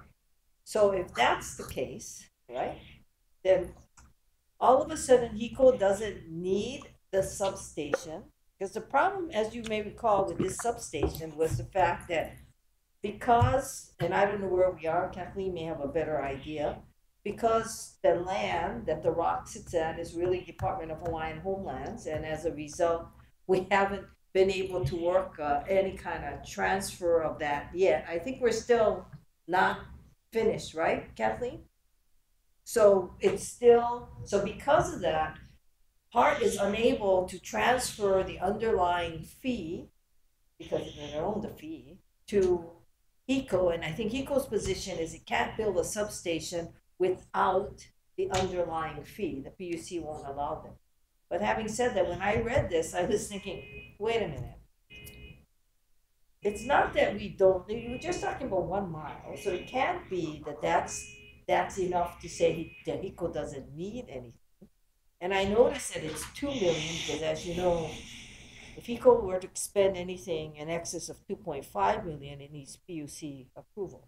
So why is it that we're now responsible to reimburse them for substation design and negotiation when, in fact, they said we needed the substation? We don't know what our electrical needs are. And now, miraculously, they don't need it when we're not able to transfer the underlying fee. I mean, what is the matter with this HECO organization? I mean, how can they continue to do this or think that they're going to get away with this with us? So what is your answer to that? I mean, what are we going to do? We're going to just roll over for them again? So I'll trace back through the history as I know it, but I haven't been involved with this meeting, with this process. But as I understand it, that there's no longer a need for this substation because we're not building the garage. And it not because of the last mile, but because we're not building the garage. And then HECO's interpreting the agreement that if we cancel that, Hart should pay for those reimbursements. I know CORE disagrees with HECO's interpretation of that and we're fighting. So do I. And I don't think we should pay for that, for HECO. Because the fact that it was a 46 kV substation and one that they needed the site at the ROC because, and they needed PUC approval, is because it's not exclusively for Hart. And I think that the fact that, and I think this, and I don't know whether they're upset with us because on the Waimana Street they ended up paying us $2 million plus. But it wasn't their money. It's probably one of those developers' money. But having said that, I think that this is really uncalled for, and I don't think we should pay HECO $2 million for something that they said we needed, and then all of a sudden they now say we don't need. We are in the process of fighting and stating our position. Oh, good. I just want you to know that my personal opinion, as somebody who watched the the whole issue with this 46 kV substation on the Rock and the fact that Rock we couldn't transfer the land because we don't own the land and all of that stuff, that we should not pay HECO and HECO should back down on Your position is widely known, Chair. That's the problem with institutional knowledge of this thing. I mean, you know, it's ridiculous. I never thought we needed a 46 kV substation, but they said we did, and then now we have to pay for their plans. That's miraculously under the 2.5 million that would have required them to open a docket. And they must think we don't understand the law or something. Okay, thank you. Paul, anybody else? Any other questions or comments? Chair, just a follow-up question on that. Yes, Natalie. So I thought the whole thing with the Department of Interior was a done deal. I thought that there was the whole land swap that was done. Is that not the case? It hasn't been approved, right, Kathleen? Yeah, it hasn't been approved. It hasn't been approved for quite a while. Okay, thank you. Okay, last call. Anthony? Yeah, just one thing under the value engineering and constructability. I know that we have decided to adopt a different approach going down Hala Kuila. I believe we're looking at straddle columns now, right? I think we ought to be showing the public renderings what that will look like ASAP. Absolutely. So there's certainly a requirement in that area for public input. Are we waiting till it's approved? There's a requirement there, and that will absolutely be done. I think we're waiting to make sure that the designs are approved first, and that's the reason you haven't seen engineering designs. Engineering designs, yeah, right. From like the third-party utilities and city utilities. Right. Because if they don't ultimately approve it, we're not doing it, right? And so we're at the finish line on Hala Kuila, like they're ready to be inked, is my understanding.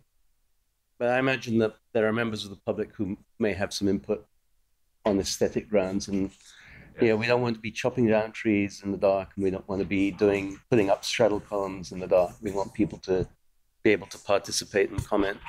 Yeah, you can drive down Lualena and Lagoon and see what that looks like.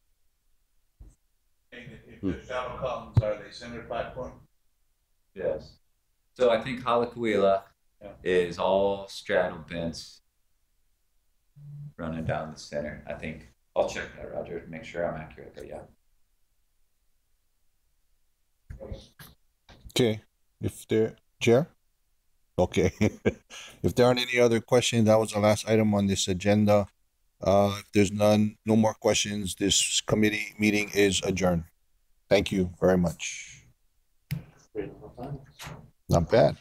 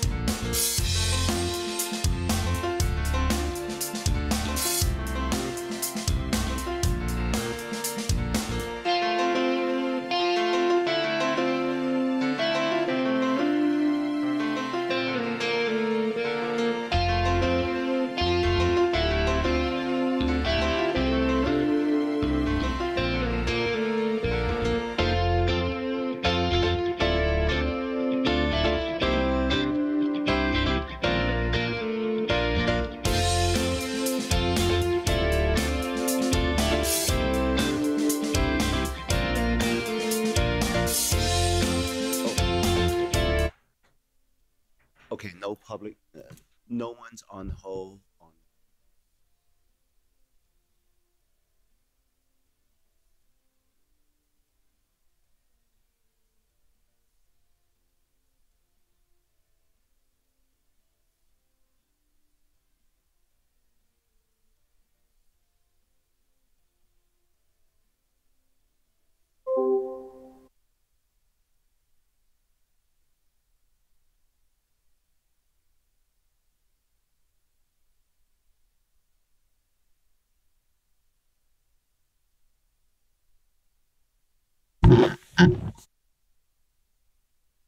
Ron Lewis, the Director of Budget and Finance.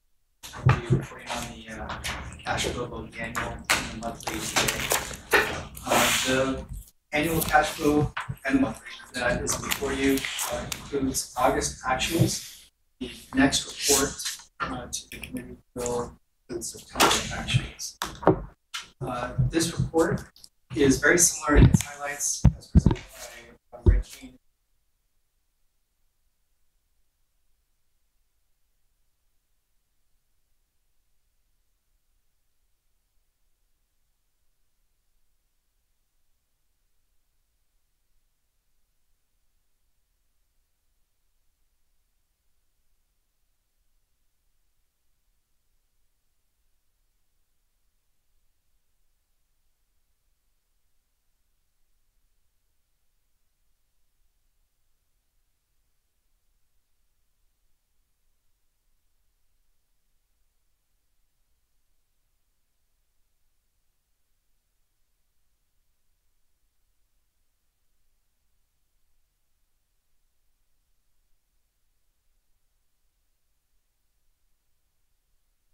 On the bond repayments, there's a couple changes there. We did reconcile the projected revenue expenditure total fiscal 7 to fiscal 31. The bond payment is now matching with the bond proceeds. That's the $2,121,205. The payments reflected in the report are estimates in that they include the new bond, the 2023D bond. The 2019E bond was replaced by 2023D. However, those in this report are still estimates. We did recently receive a final repayment schedule from BFS.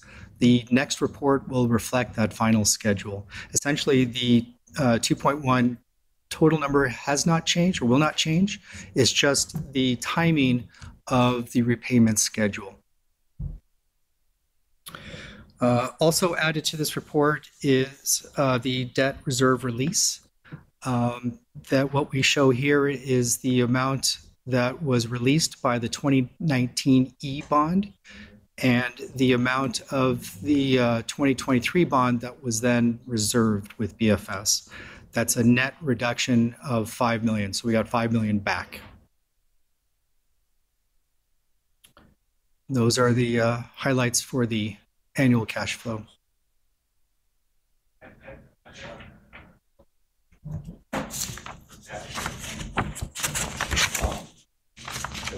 Presentation is completed, right? The monthly has been updated as well, but it includes the actuals for August. One thing I want to point out, though, an error that we noticed just on the title, in the left-hand column on the revenues, it says it's got GET, TAT, Oahu TAT, City Subsidy, FFGA, and then it says FFGA 5309 grant. That is actually incorrect statement. That is actually just a federal grant. That is not FFGA.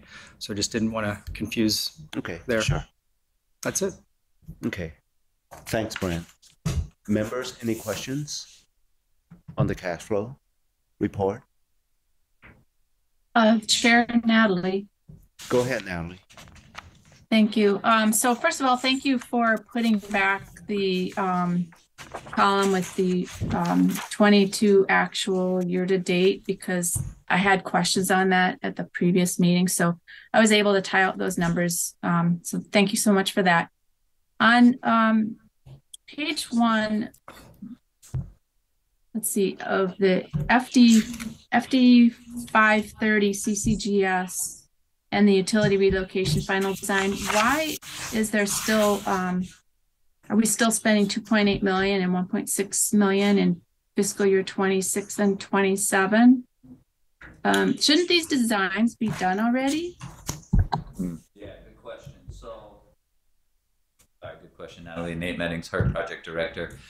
These final design contracts have what we call design services during construction, DSDC, and that's to handle like RFIs and conflicts and changes to the design or answer questions as we get through construction. Typically, they're lower than this, but because Dillingham is so robust, the DSDC services are quite expensive there. But that's what it's to. It's to get us through construction, and that's typical with any final design contract. Thank you. Let me see here. Let me go back to my notes. On page 1, and I believe also on page 3, we have 200 million of TECP and then 45.75 million in GO bonds. But we're expecting cash to be over 300 million at the end of the year. So I'm just wondering why we're including bonds if it's, you know, the 45 million. It doesn't seem to be necessary.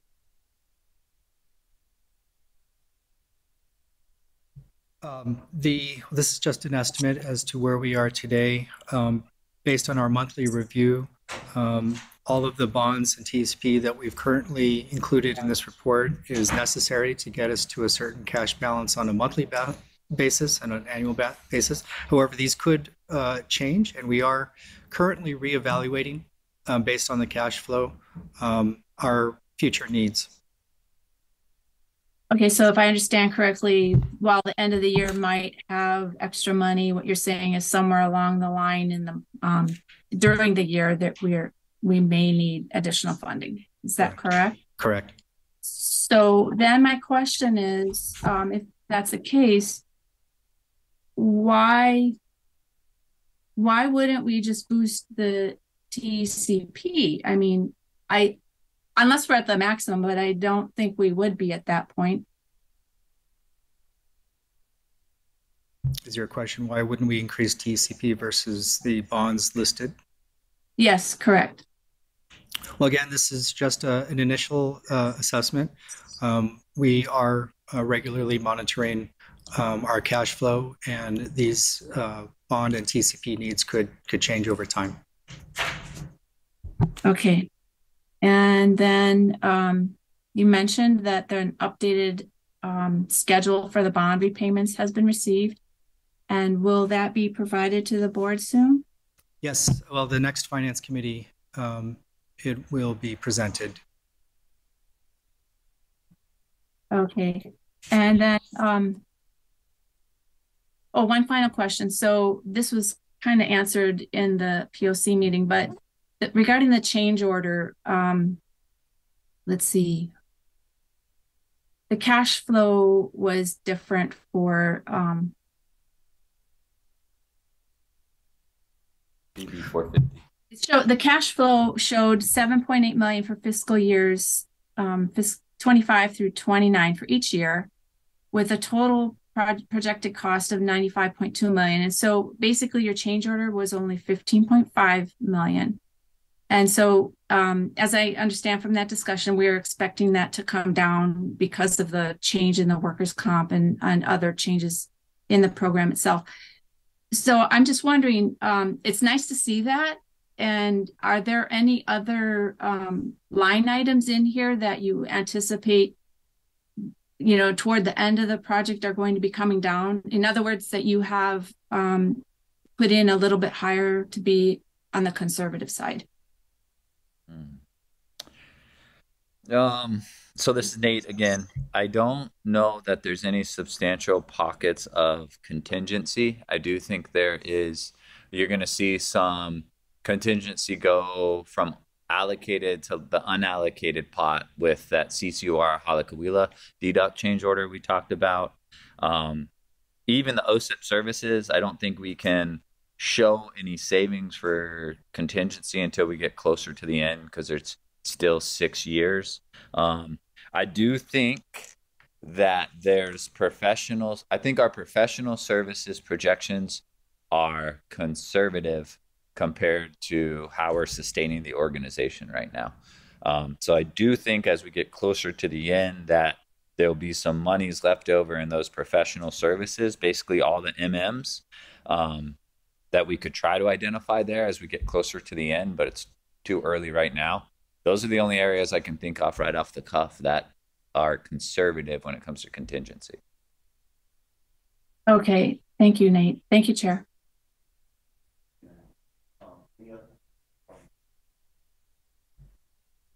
Okay, if there's none, thank you, Brent. Thank you, Nate. Next agenda item. My question with respect to the cash flow is going to be in the context of the fiscal year 2025 budget. So I will reserve my comments until then. So next item is fiscal year 2025 operating and capital budgets. Brent, you're up again. And Brent and Rick.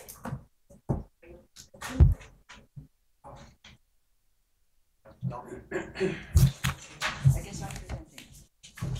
This doesn't, were there changes from what we presented to the last time? There were some changes. Okay, Yeah. are you able to highlight those changes at least? So, Chair, my apologies, miscommunications between myself and Brent, but the presentation is basically what we presented before.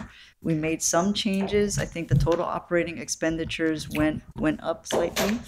That's right. Do we know why? Just made changes.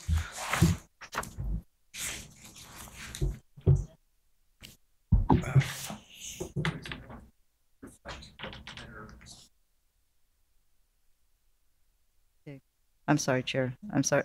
If we go to the slide 2, so I'm just going to reiterate what we presented before, but our operating budget is 138 million. A majority of that is the repayment of the bonds.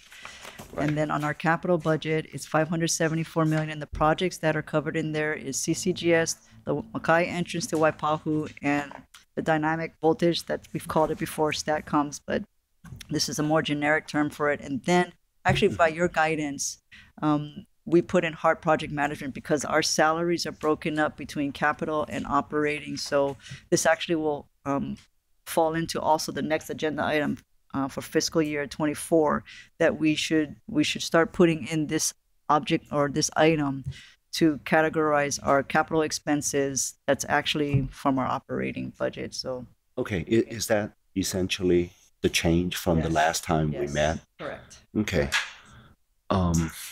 If that's the case, then I'll just open it up to members for questions.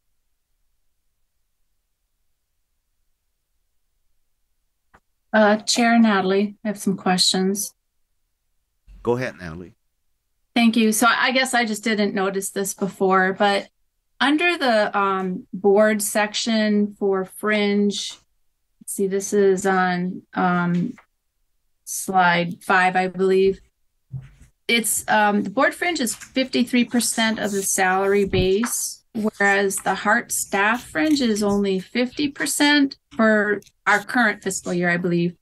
And then it goes down to 48% for fiscal year 25. So I was just wondering why there's a disparity on the calculation of the fringe. I would expect the rates to be the same. Brent can correct me if I'm wrong, but I believe what's happening is when we categorize a position, how much we put on capital for their salary, how much we put on operating, it's the operating portion, is that true, that goes towards the fringe? And so the board staff is mostly on operating because they're not, well, Rick and I would love to argue that everything we do should be capitalized because we're one big, huge capital project, but so, for example, like Matt Scanlon, who's design and construction, arguably 100% of his salary could be capitalized. So the fringe benefit is only on the operating portion. So the percentage is the same rate on everybody, but because we put more on the operating side for the board staff than other HART staff, that's why it looks higher. Did I say that correctly? Okay. Yeah, I got that. Okay. And I didn't actually look at totaling it up, so I apologize for that. With respect to this new line item for board communication, it's $110,000 for next fiscal year. And Hart, as you know, your staff is 5 people plus 2 vacant, plus the consultant, which I think is paying communications. And so I'm just wondering why is the board pursuing having its own communication services?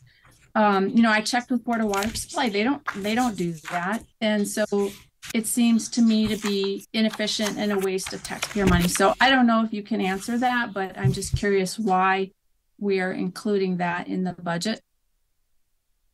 I could answer that, Natalie. So when we were looking at the fiscal year 25 budget as compared to the previous budgets, there's certain things that we thought that the board in the past could have done, or things that we wanted to do, but we didn't have the budget to do it. The budget was all incorporated in the Hart's overall operating budget. And this is really just an attempt to break out what appropriation should be under the Hart Board of Directors, and what are the appropriation that should be under Hart as an operating entity. So it's as simple as that, and it gives the board the flexibility in fiscal year 25 should the situation come about that we have certain amount of money in certain budget areas to do what we think we need to do. So I know it's kind of general, but that's really, the path that we were going on when we put money in the budget and identified those money as specific for the board of directors. Okay, so I understand that. So is there an offsetting reduction then in the Hart administrative side?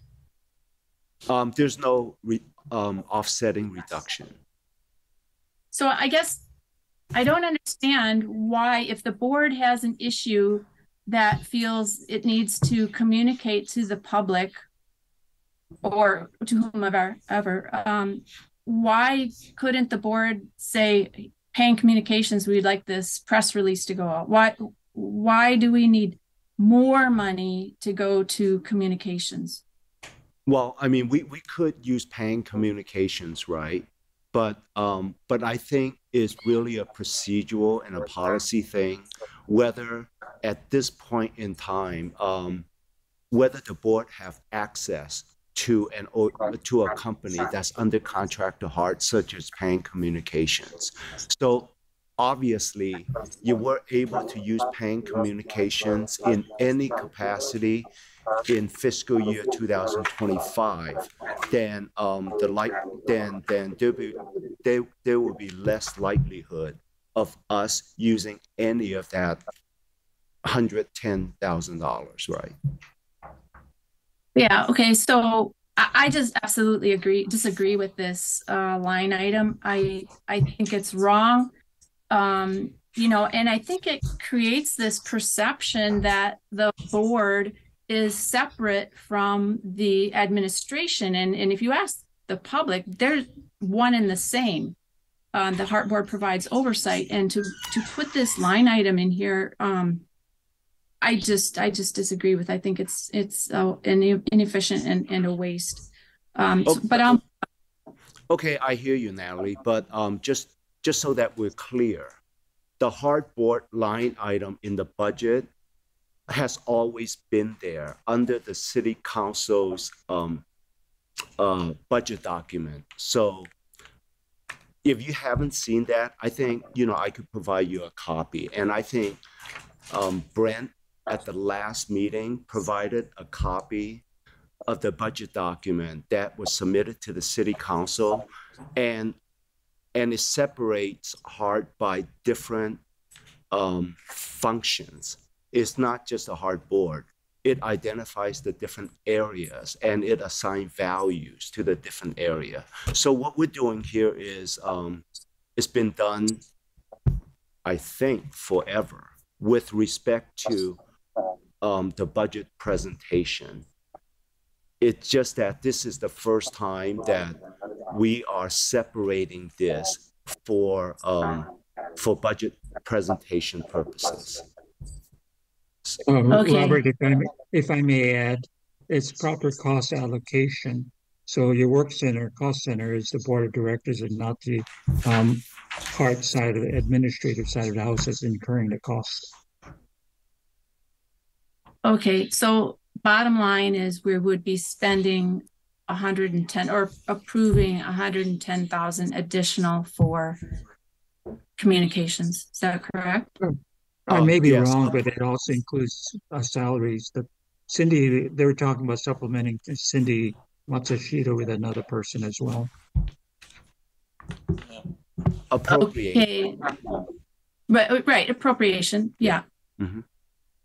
Okay, so it's an additional 110,000. Okay. So I just disagree with that. I've always had concerns about the Hearts public public information program and the way it's in the past has wasted money. And I just disagree with that. On slide 7, the board, there's board other 14,000, and this is another kind of similar question. It includes 4,000 for meals and refreshments and 10,000 for travel and training. So this is I think again a new item, and I'm wondering, why do we need $4,000 of meals, and what is the travel and training that is anticipated to cost 10,000? Am I answering this? It's just kind of weird. Yeah. Hey, Robert, you can starve. You're getting fat anyway. Nellie, let me answer a couple of your questions. First of all, I know you raised the issue of PAN Communications, and if you look at the org chart, and I was looking for it now, but I can't really find them. But if you know, if PAN Communication is an HDR, not direct from Heart. So if you know how HDR works, then we're paying a premium to have them, because HDR is like our high-priced engineers. So what they do is they take a cut off the top, and then on top of that, then you get, so I don't know where it is, but I think, like, for example, we've had engineers who cost us maybe almost $1 million, and they don't get paid that by any stretch of the imagination, and HDR takes a cushion. So I think that the reason why the board should have their own communication, if they wish to exercise this, is because the policy of Heart is set by the board. And technically, no one, including the executive director or anyone else, is authorized to speak for Heart unless authorized by the board or is a consistent opinion to the board. And I think that that's in our rules, and that's the way it's been. So I think the board should have the ability, if it wishes to so exercise, to actually have a communications entity. In fact, probably the board should have the communication entity versus Heart administration, because that's who sets the policies of the organization. I think the issue of whether or not we have, $4,000 for food or something, I think that's because of the fact that when we have these long board meetings, we want to be transparent. We have the ability to have sandwiches brought in and paid for on behalf of the board, for the board's purposes. But the board has to be working through a particular point in time. And I think that's something that I don't think anybody, including the public, would take offense with that. The other issue that you raise is whether or not the board should be able to have basically like an education program of some sort. I think that's critical for this board, especially given the fact that this board has the pig that's called Ala Moana and Beyond. and should be looking at how transit systems operate, because the planning aspects are still within the board of directors under the charter. So those are the reasons why I think that it helps the board, and it's also being very transparent. If the board is going to do this, the board should expend the funds to do it. And it's not major funds. When you look at, this is a, poor Roger, I always bring this up, with the exception of Roger and Ed Sniffen and Don, everyone else on this board is voluntary, including yourself and Edwin.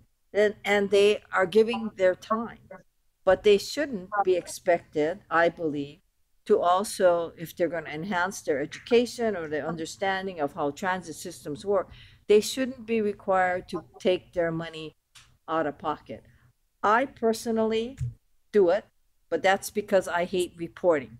But I don't believe any other member of this board who is willing to put out the time to go and learn about transit systems elsewhere, which benefits not only HART, but benefits the people of the city and county of Honolulu, should in any way be prevented from doing that if they don't want to expend the funds personally.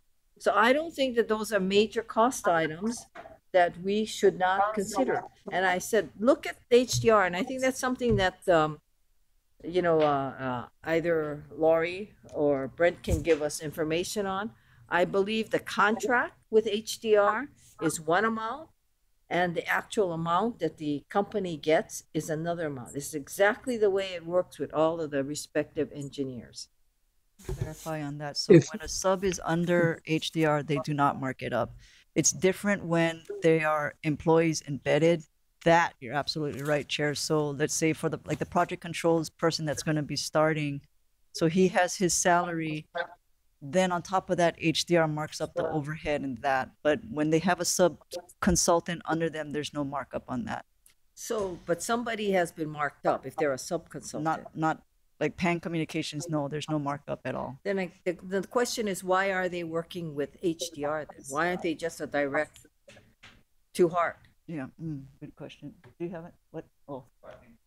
Oh, okay. May I add a comment? When we first audited HART under the former CEO, the contractor who was the public affairs officer for HART was hired by the HDR or their counterpart. They were paying her $350,000 a year plus 15% markup to the general GEC, the general contractor. So the HART was paying almost $400,000 a year for a public information officer versus $110,000 that's proposed in the budget.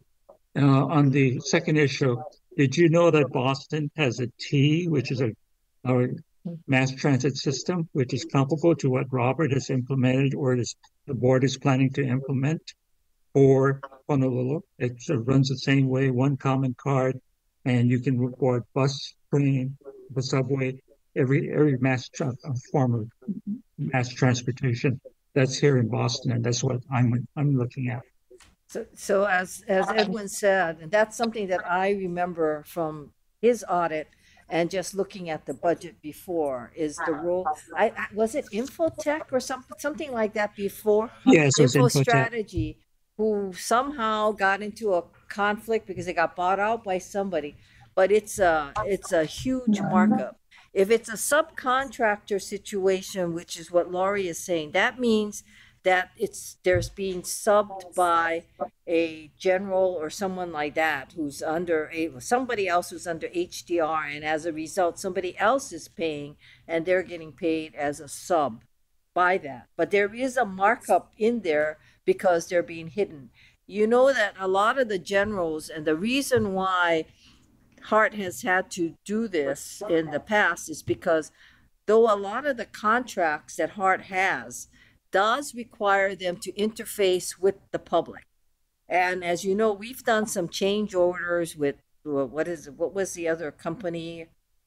Was it CIMIC or something like that? Where they didn't do a good job.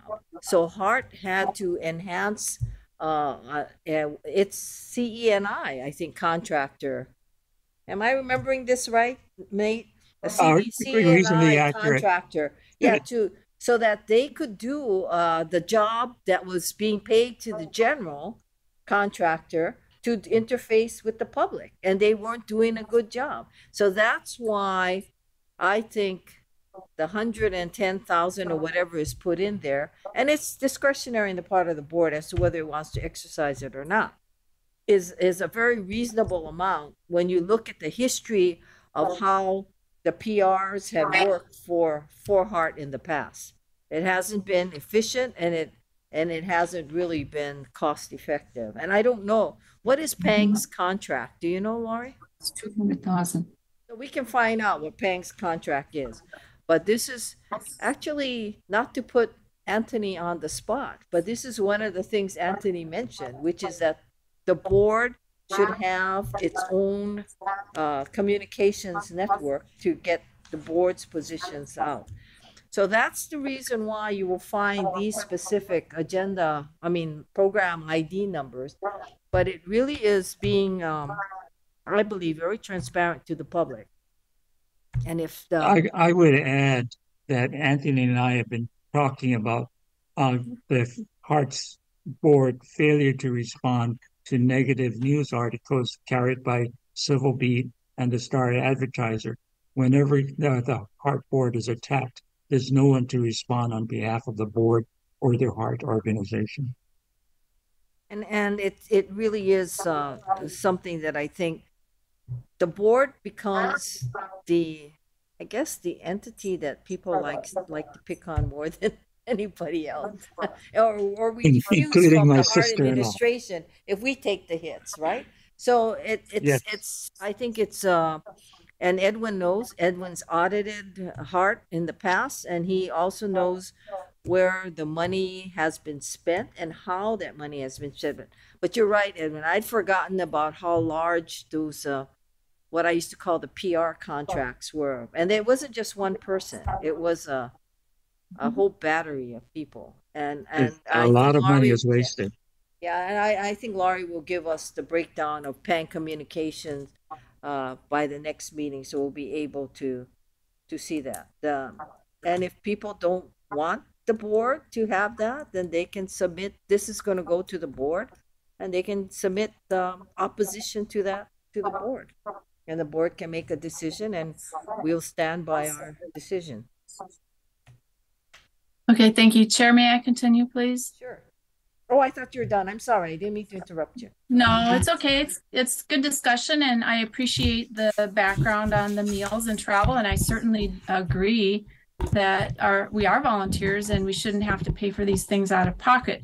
It just wasn't clear to me why they were being included separately now, and you've made that clear. I do, again, still disagree with the communications, but I have two more comments, and these should be relatively easy things. On slide 10, this outlines the types of revenue, and I just would like you to check the Oahu TAT 48,206,380. In the cash flow report, I believe it says 48,208,000. So this is, I misstated my comment earlier, but this is where the question comes in. This is where the question comes in, whether the 6 looks like an 8. So just check that, please. And then on the financing costs, will we be getting an updated schedule on that? Using the TECP versus the GEO bonds that were included in the recovery plan? Will yes. We be getting... Oh, sorry. Will that come in? Sorry. Yes, I have that schedule and am prepared to submit it. Not today. I don't have it with me today, but I can send that out. Okay, perhaps for the next Finance Committee meeting. Absolutely. Okay, thank you. Thank you, Chair. Thank you, Natalie. I think Roger has a question. Yeah, so for the operating budget, looks like about 133 million for debt service and about 5 million for administration. Is that rough numbers? And then for the capital budget, are these expected expenditures? There's over 24 and 25, it's about 1.15 billion. Is that really, I mean, it's a funny way you guys are doing budgeting for capital, right? I mean, can you expound a little bit on what, because it confuses me when I see them like that. Sure. No, yeah, the way the HART board rules is we have to do both the expenditures, but what you're used to as far as city departments, it's only new monies. The expenditures isn't reported on a regular basis. So this is new monies. It's not what we're going to expend next fiscal year. So we're requesting the board authorization to put out the contracts with these monies. So, I mean, what our cash flow would be much less than that, right? Over the next 2 years. Well, the cash flow is what he's presenting is what we're assuming right now. So, but this is new monies that we're asking board approval to put the contracts out. But it's spread out. If you look at the cash flows, the expenditures are spread out. Are going to be probably spread out till the end of the project, basically, yes, right? Correct. Yeah. Good question. Any other questions from board members? Go ahead. Go. What Natalie is saying is that I think 329, 385, 415 is different than what's on the financial plan. Is that correct, Natalie?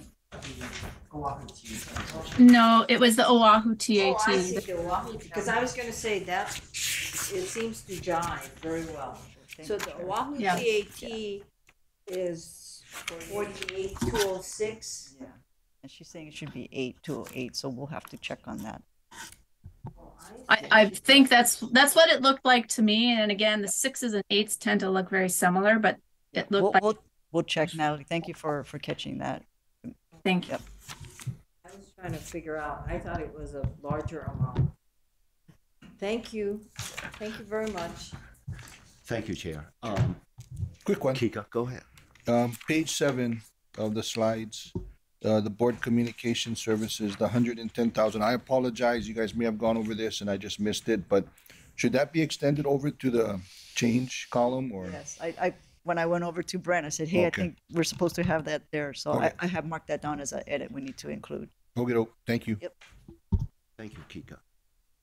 I do have a few questions with respect to the budget and how it ties into your budget projections under the cash flow. So, for example, if we look at the slide that says proposed fiscal year 2025 proposed operating budget summary, is page 5 or slide 5. You know, so the total proposed operating budget is 138 million, and I understand 133 is for debt service. So that leaves about $4.8 million for operating. And if I add the salaries that's under the capital budget, which is on page 11 of 17,500,000. So that comes to about, I don't know, 17 plus 5 is about 22, right? 22 million. So if I look at the cash flow in fiscal year 2025, what I see under HRT 200 and 201,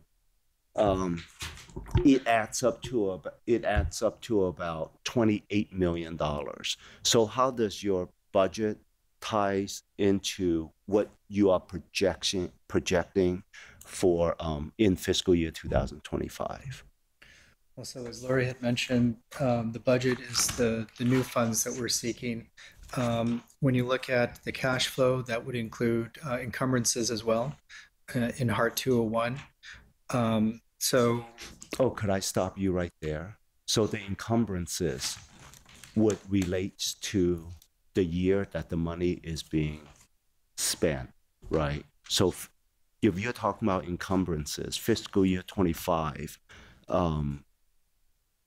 the encumbrances for fiscal year 25, whether it's encumbered And whether it's paid in 26 or 27 or whatever, it would still be part of the forecast, the projection.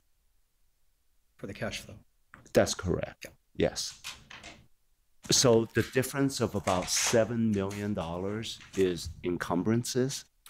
No, I don't have an exact figure on what that number would be, but certainly as the cash flow is projections versus the budget. So as we start to monitor expenditures, we'll probably push out some of those expenses if we need to, or reduce as needed. Okay, so just so that I'm clear, if we pass the operating budget as is, because at this point, it doesn't tie into the fiscal year 25 projection of budget and cash flow, is your approach that you will change those numbers? The cash flow over time, yeah. I mean, the budget is. I'm just talking about fiscal year 25 projection on the cash flow. Yeah, the projections will be adjusted over as we evaluate as expenditures come in, and but yeah, to answer your question, yes. Okay, sure. We'll take a look at it after the budget is passed. Sure, sure. Under debt service, you're proposing $133.5 million for debt service, and looking at the breakdown of debt service on page 9. So I see the interest payments and I see the principal repayment in the fiscal year 2025 proposed budget. But when I'm looking at the fiscal year 2025 projection on the cash flow, and if you look at the category where it says general obligation bonds, principal bond repayment, in fiscal year 2025, we're projecting $74 million.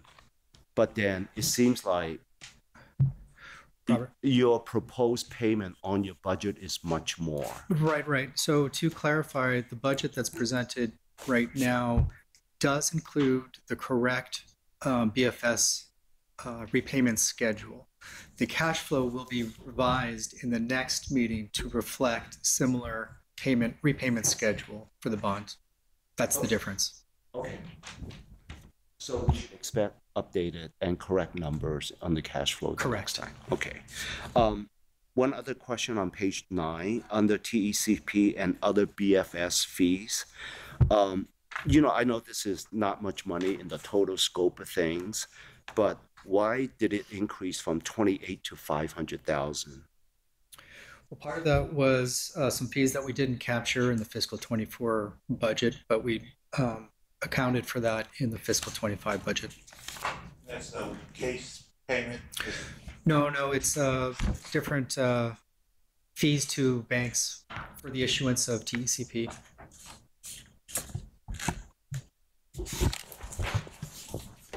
Okay, thanks, Brent. The other thing is just a general comment I want to make on this presentation is that our next agenda item, which is the fiscal year 2024 budget, capital budget amendment, there's no documents attached to it, so I just want to make sure that the public knows that we will go back to this document when we take up the next agenda item. Thank you. Any other questions related to the fiscal year 25 budget? So what's Yeah, our timeline? Robert. Sorry, Edwin. What's our Yeah, go ahead. timeline getting this to? This is October, so we have to have it to the mayor by December 1st. Correct. So we are to take action on what? What are we going to eventually vote on, or what are you going to propose to the board as to the capital operational budget? And I don't know if the 6-year plan is also something that goes. Okay, so when I was reviewing the process for last year, it seems like the finance committee approves the operating and capital budget, and that budget goes to the mayor's office without going to the board first. That budget goes to the mayor's office. Then it goes to the city council. After the city council approves the operating and capital budget, it comes back to the board, and the board at that time would pass a resolution accepting the budget. That's passed by the city council. At least from what I saw for last year, that was the process. Is that process good? Yeah, I mean, I believe that the board doesn't approve the budget until after it Yes, returns that's to correct. the city Mhm. council. Yes. So it's this committee that's gonna actually make the recommendation and send it to the mayor's office. And as you know, under the charter, the mayor's office is unable to in any way amend or do anything to the budget. Yes. So just to just to finalize this, the next finance committee meeting, you will submit a finalized budget to us, and we will take a look at it, and we will pass it hopefully at that board meeting or committee meeting. Okay. Any other questions on budget item fiscal year two? Yeah. Robert, go ahead. Point of personal edification. As I understand it, a contract can be awarded for $5 million this year, but the cash will not be needed until the contract is liquidated.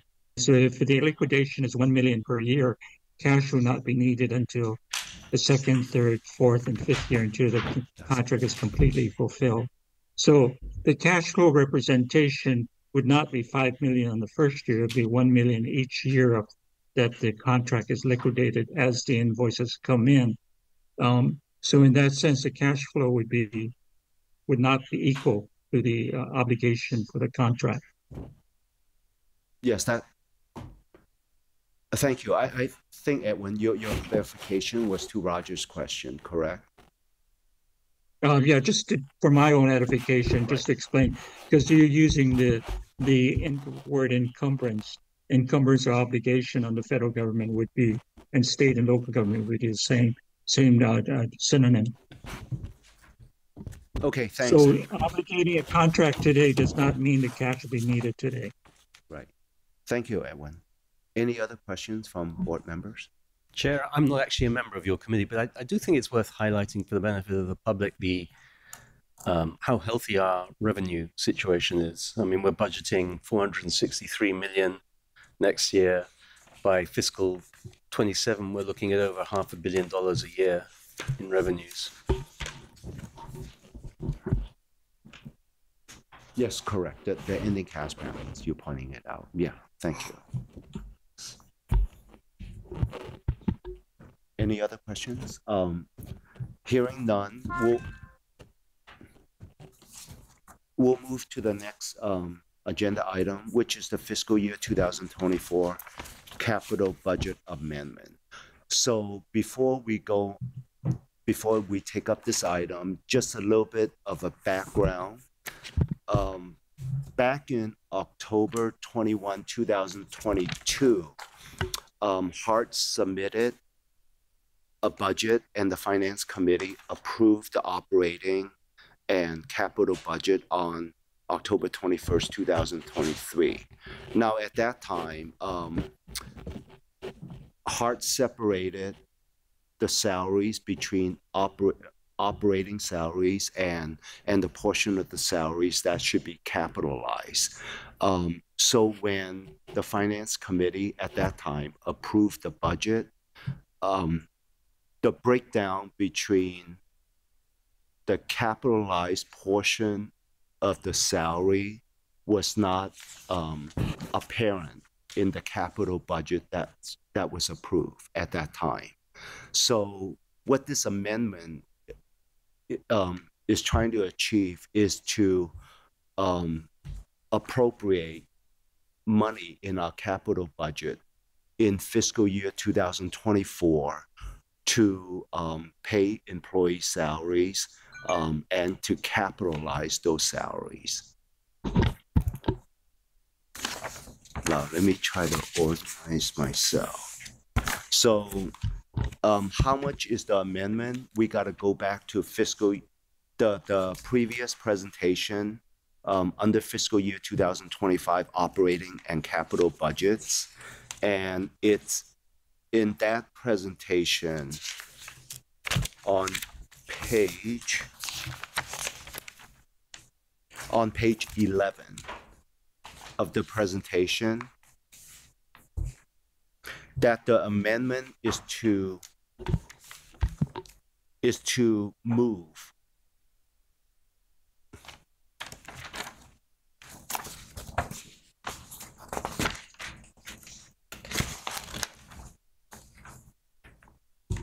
$15,721,046 from the original approved appropriation for the city center guideway and stations in the amount of $555,159,387. That was the approval, the approved budget amount in October 2023. So the budget amendment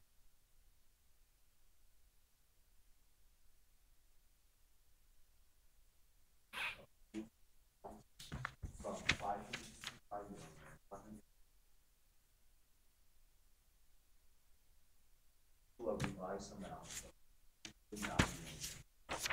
$278.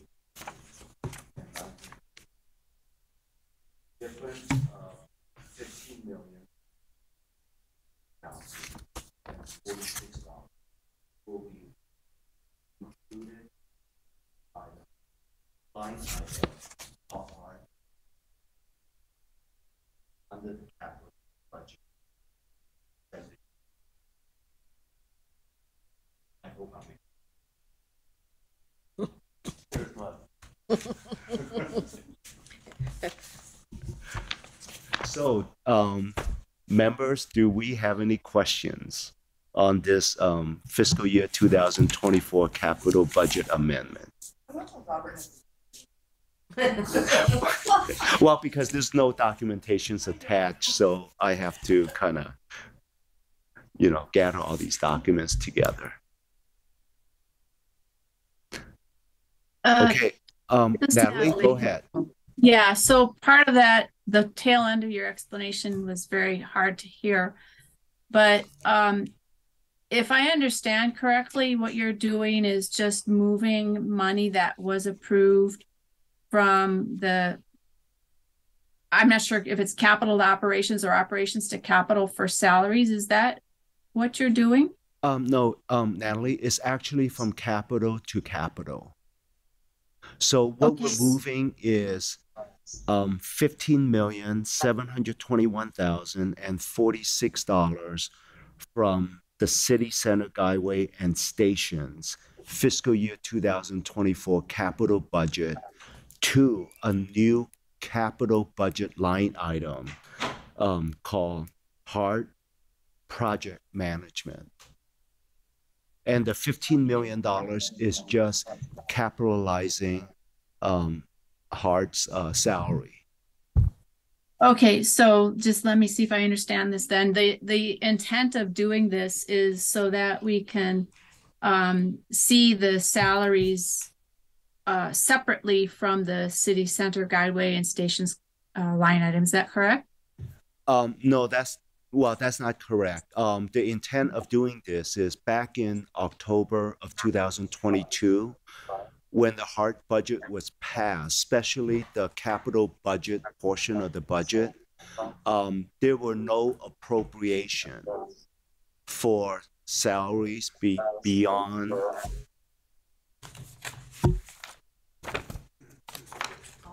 Is it okay if I So Natalie, if you look at E&V's budget every year, right, that one division, the wastewater division, their salaries are capitalized. 90% of their salaries is put in the capital budget. And it's similar to the title here, project management.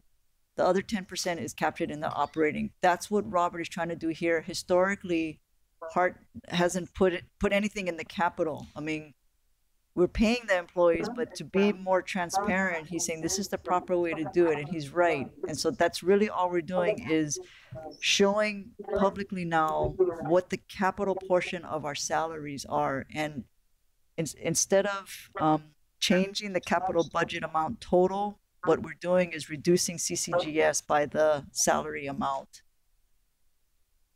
Okay, so that's what I understood, that you're trying to show the capitalized portion of the salaries. Correct? Yes, correct. Well, okay, Ally, yeah. let me just clarify this amendment. Yes, to show, to specifically identify the capital portion of the salary of the labor cost is the intent of how we want to present the capital budget. But this amendment has to do with, if you look at the letter from Lori to the board, and with respect to the fiscal year 2024 operating and capital budgets on October 21, 2022. And that document, I know, is not for the public that's looking at this virtually, is not on the screen. Oh, okay, it's on the screen now. So if you go to page 3. Oh no, page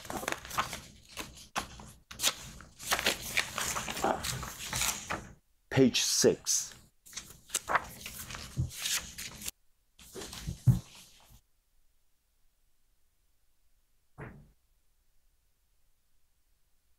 Okay, good.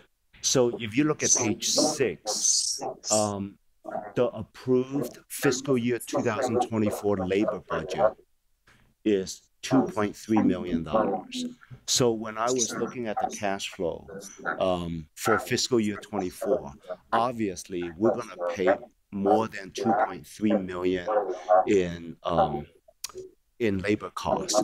So what I notice is the difference between what we're going to pay out in fiscal year 2024 and what was appropriated by the board of directors is not anywhere in the budget request. So this amendment is to add $15,721,000 to the $2.3 million so that from an appropriation standpoint, there is sufficient money to pay salaries and fringe benefits and so forth. Where are we getting the money? If you go to page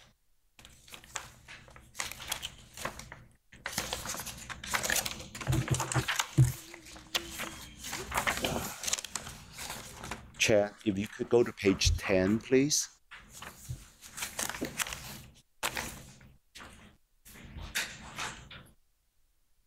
So as you can see, under the new appropriation for capital budgets, we have $569 million that the board approved for capital budget in fiscal year 2024, and the salary capitalized amount is not part of that approved appropriation. So this amendment is to move $15.7 million from the $555 million City Center Guideway and Stations budget to a new line item called Hart Project Management for $15.7 million.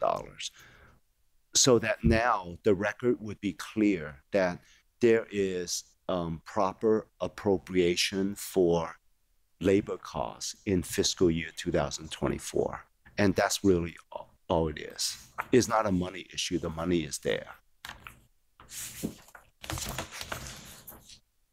Clear? Thank you, Chair. I understand now what you're doing. Thank you. Any other questions from? Oh, go ahead, Colleen. It's not a question, but it's a comment. In essence, it has to be handled that way, or else, it would be what, administrative costs? And then we know under Act 1, that administrative costs can't be paid for with the GET or the TAT anymore. So technically, the way this has always worked, especially in the state, and you know that when you went over there, Robert, is that the to the extent possible, these positions are usually put into whatever is the capital parts of the budget, meaning the bonding and so forth, because that's the easier or the more logical way of handling this when you're doing a construction project. If we don't do it this way, I don't know where we're supposed to get the funds, because this is the GET and TAT funds that come in for the building of the project. And the engineers and everyone else, including, I believe, Laurie's position and the staff position, are logically to be part of that.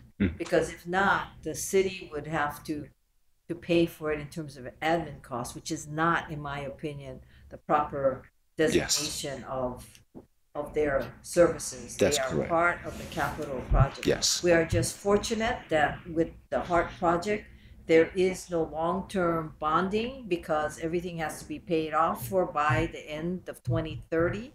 And that's just, so it's really the TAT and GET, which expires in 2030, that is to cover all of this cost. Yes. So I thank you, because I think what you've done is you've made it very clear as to how we should be budgeting these amounts. Yes, that's correct, Chair. Yes. Thank you. Kika? Yeah, just for my clarification. So basically, what we're doing is we're accounting for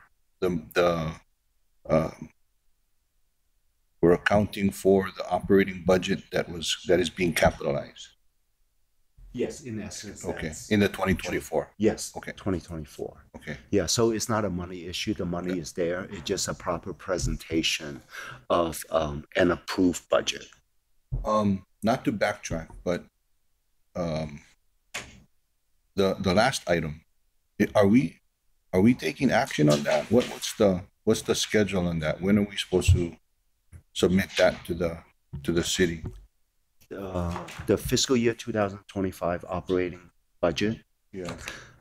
We will take it up in the next finance committee meeting, and I'm assuming everything will go well, because there weren't a lot of questions or issues with the presentation. We will approve it, and the approval would be to approve it to submit to the mayor's office so that the mayor's office could submit it to the city council. Okay. Yeah. Subject to bringing it back to the board. Absolutely. When the city council approved the city's operating and capital budget, and HART's budget will be included in it, then it would come back to the board, and the board, according to the charter, would have the discretion whether to accept it the way it is or to make changes to it. All right, thank you. Okay, so anyway, could I have a motion to reallocate 15, let me give the exact number.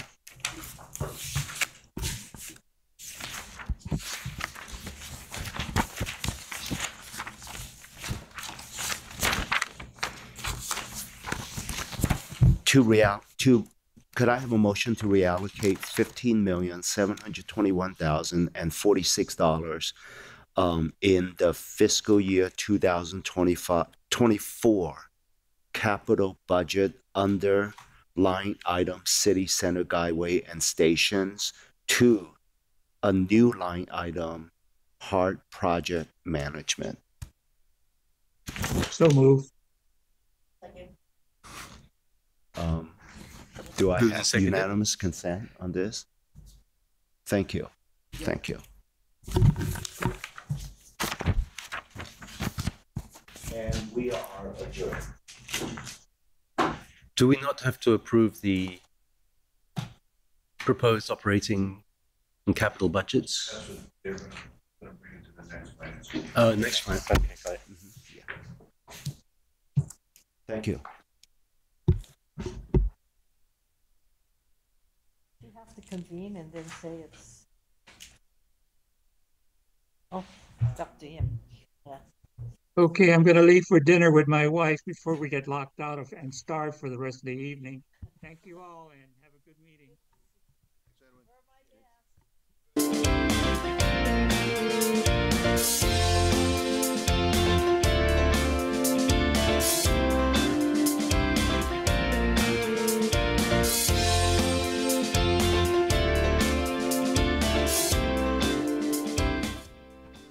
Good afternoon.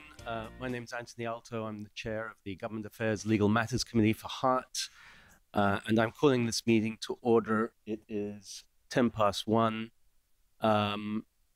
Is there any member of the public who wishes to testify? That's good, because what I'm about to propose is that we defer action on this item until the next meeting of this committee. So if I'm hearing no objection, I'm hearing none, I'm going to adjourn this meeting.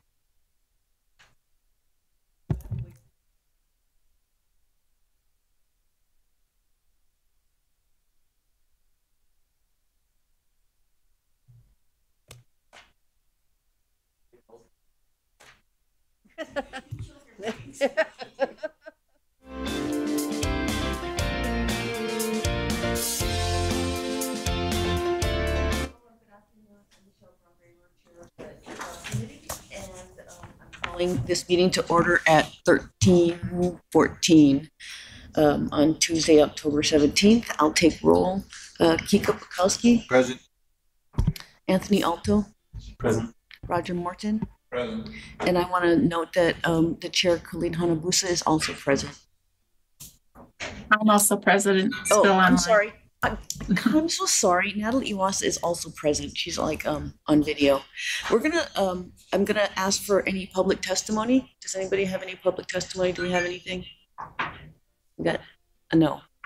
Okay, and then in order to accommodate some personnel coming down, we're gonna swap items 2 and 3, and so we'll talk about the HART org chart first as our first item.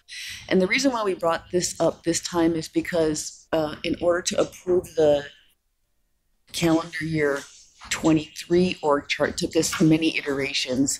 And so we're going to start a little bit early this time, and we're going to see if we can knock it out before the beginning of the year. Nice. Go ahead, Thank you. Thank you, Chair. So actually, this is both the 2 agenda items, 3A and B, because this is what is now and also what we're proposing in the budget. But Sandy went ahead. I think if you remember, I did this draft a while ago, and she went ahead and made it much more simpler. It should be easier to understand. So the blue is what's filled right now with city employees. The orange is what we're requesting to fill. The red is the vacant, and then the yellow is, we didn't put a formal request to the board to delete certain positions, but I have presented before that we would like to eliminate the position, because right now I think HART is authorized 135 positions. I doubt we will ever get to that point. So I believe in our FY25 budget, we've reduced it by, I want to say 30 to 40 positions. Then each of the other boxes is color coordinated by our consultant. I think, Chair, you mentioned in the previous committee meeting that you couldn't find PAN Communications. So what's on this org chart is staffed by the consultants that are embedded into HART. They could be either a part-time or, we have to do reach back for an SME, or they are full-time with HART. So sub-consultants are not included in this org chart. It's really just the staff that we have working here at HART. So the first page is the general overview of the management, our management team.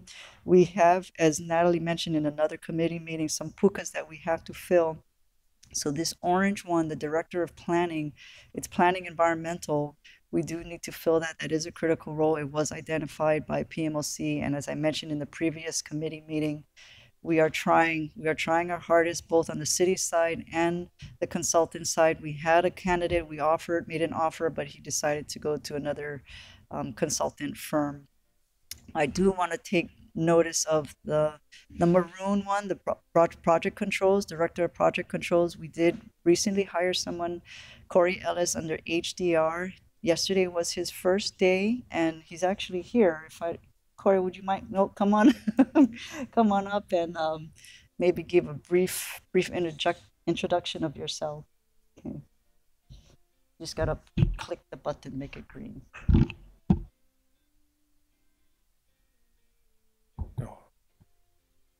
Good afternoon. Corey Ellis, Director of Project Controls. Back again from LA. I left in 2017. And back again. Excited to be here. Anything? Well, welcome to Hawaii. Did you find some place to live? I told him to keep it short. Yeah. Oh, okay. We're gonna try to keep it short, but welcome, and we won't baptize you by fire this time. I appreciate it. So just drink from the fire hose, and we'll see you in another month or two. Yeah. And just keep your head down. Sounds good. Yeah, looking forward to it. But welcome to the island. Thank you. You were here before, though, right? I was deputy director of project controls from about 2013 to 2017. Left with the LA Metro for 6 years. And, now I'm back. Yeah. So happy to be here. Thank you, Corey. Thank you, Chair. And anyway, I don't want to belabor you folks having to go through every single box over here, but that's how we categorized it by color coding. If you go to page 2 as an example, what Sandy was able to do is, for example, on the bottom, there's additional GEC, that's Jacobs, General Engineering Consultant. In the left big box, these are our full-time employees. And then the one on the right, as I mentioned, they're subject matter experts that sometimes we need to reach back.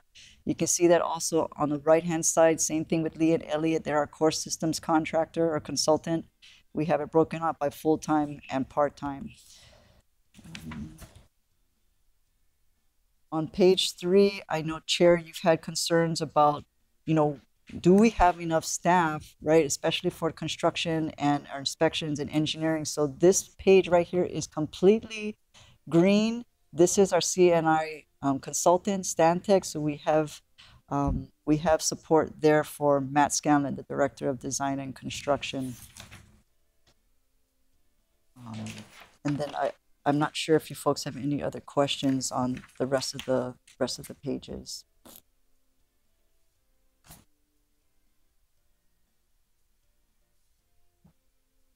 Lori, Chair. I went through the two charts, this one and this one, and I guess the first question I have is, why do you change colors? So, because if you're going from this to this, you would think you'd be able to find HDR with a certain color, city with a certain color, and then it's completely different. So that it's not something that we can. I guess it's not fungible. The two charts are not fungible. Fair enough, Chair. Is it hard? So she used a whole different software than I did. I just used Excel. Is that something simple enough we could put back for them? I'm sorry. So you used. Oh, I'm sorry. Okay.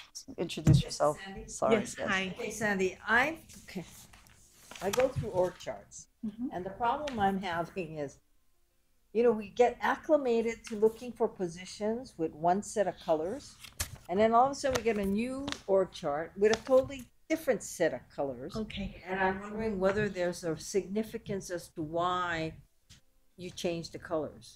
I just used a different program. So the different program picks the colors for that which is city employees and that which is.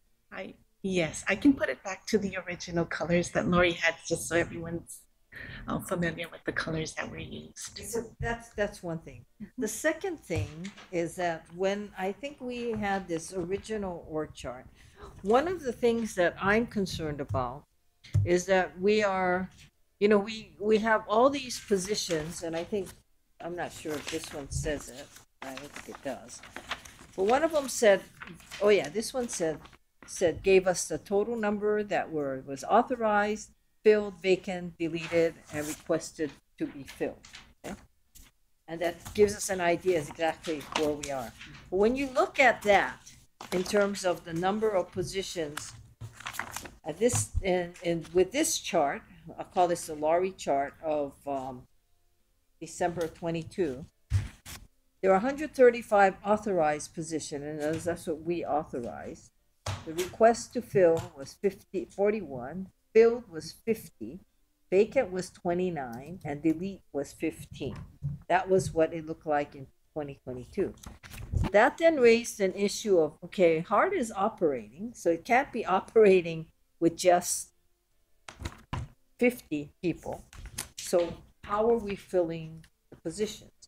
And it's usually through HDR or some other contractor, right? So the request was made that we know where everybody is and who they are. My understanding from Laurie's explanation is that you changed it somehow, and that now what we're getting is people who are sort of embedded into HART. Not necessarily that they're HDR employees that's filling a puka that we have, but people are embedded in HART. Am I understanding No, it's that the correctly? same. It's her chart is the same as mine. It's the same type of people. I was just making the reference, like for PAN communication, I heard you in the other committee. I can't find it. Yeah, so we don't put sub-consultants who it's a contract that they're not embedded within HART. Everything you see here, which is pretty similar to what actually maybe my 2023 December, you're right, 2022 version, should be pretty similar. The name should be pretty similar, including what she did on page 2 with the embedded full-time like GEC staff and part-time GEC staff. So hers is probably more accurate and more up-to-date though than mine. One of the things that I would like to see is I'd like to see, and I don't think it's a violation of their privacy rights. I'd like, and if you think they are, then just let us know. That you can give us ranges. I'd like to see what the contracted amount is and how much they're being paid, because the HDR especially are charging us a certain amount, and the amount that the individual is being paid is different. So we should know what that difference is. We might not know the base salary or allowed to publicly put the base salary, but we can put the range. HART is paying $500,000 for this person. So even though their salary is maybe $250 with the markup overhead, it comes out to like $500,000. That we can move. Yes. And that's exactly what we're talking about earlier when Edwin was responding, and that was one of his audit issues, was that he had communications people being paid X amount, but HART being charged $350,000 or $400,000. Right. And that tells us, what we're losing out with in terms of local talent, because we believe that transit should be a mechanism by which we employ and develop these talents. And I will tell you that if they know they're going to get paid $500,000, of course the question would be, how would we do it with the city structure and civil service and all that? But we'd have to, that's your problem. You have to figure that out. So my issue with your chart is, one, I'd like to see everybody in here. And like Laurie said, I was looking for PAN Communications because I know I saw them in this prior chart, and they're the only HDR. PMC means what? Program management, right? Program management consultant. Yeah. So the light blue is PMC HDR. Yes. So PAN is identified in here under government relations and public involvement as PMC HDR. And we have other people embedded with PMC HDR that are light blue. I think there's more than that, but that's just my sense. It could be that we're not identifying as many of them as we are with your chart.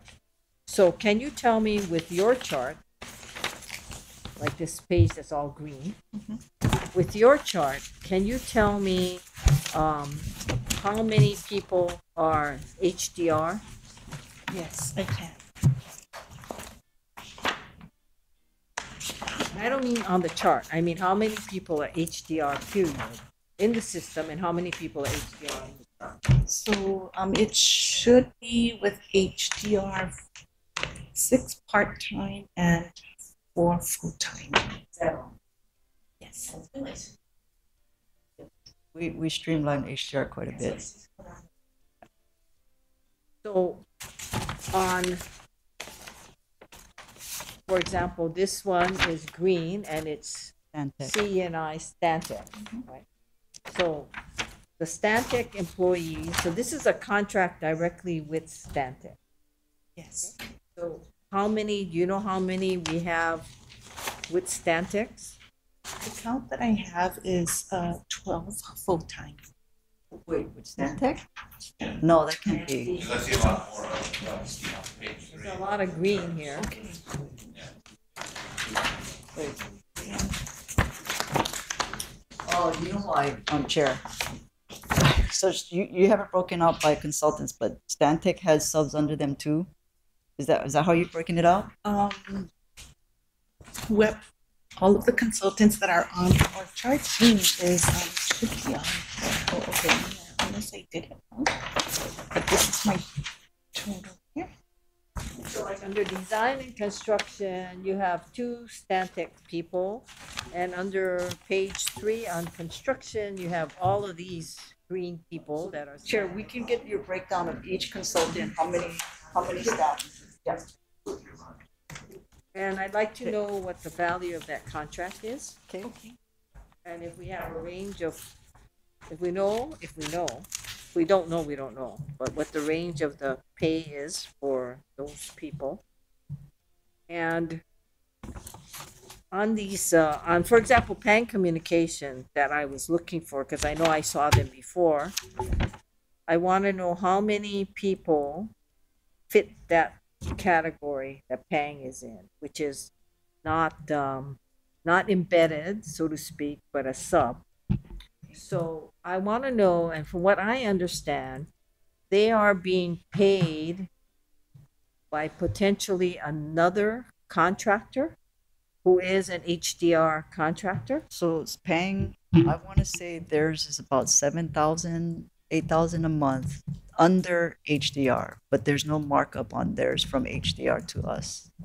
They just are HDR. They are sub under HDR. HDR sends us an invoice which has the backup documents is Pang's invoice, and there's no markup.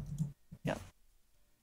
So, you know, how many others are like that? If there are any others, I'm surprised that HDR didn't take a markup, because HDR always takes a markup.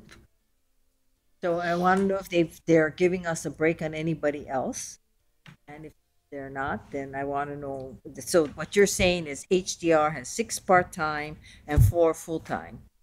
That's correct. Okay. Okay, so let me summarize.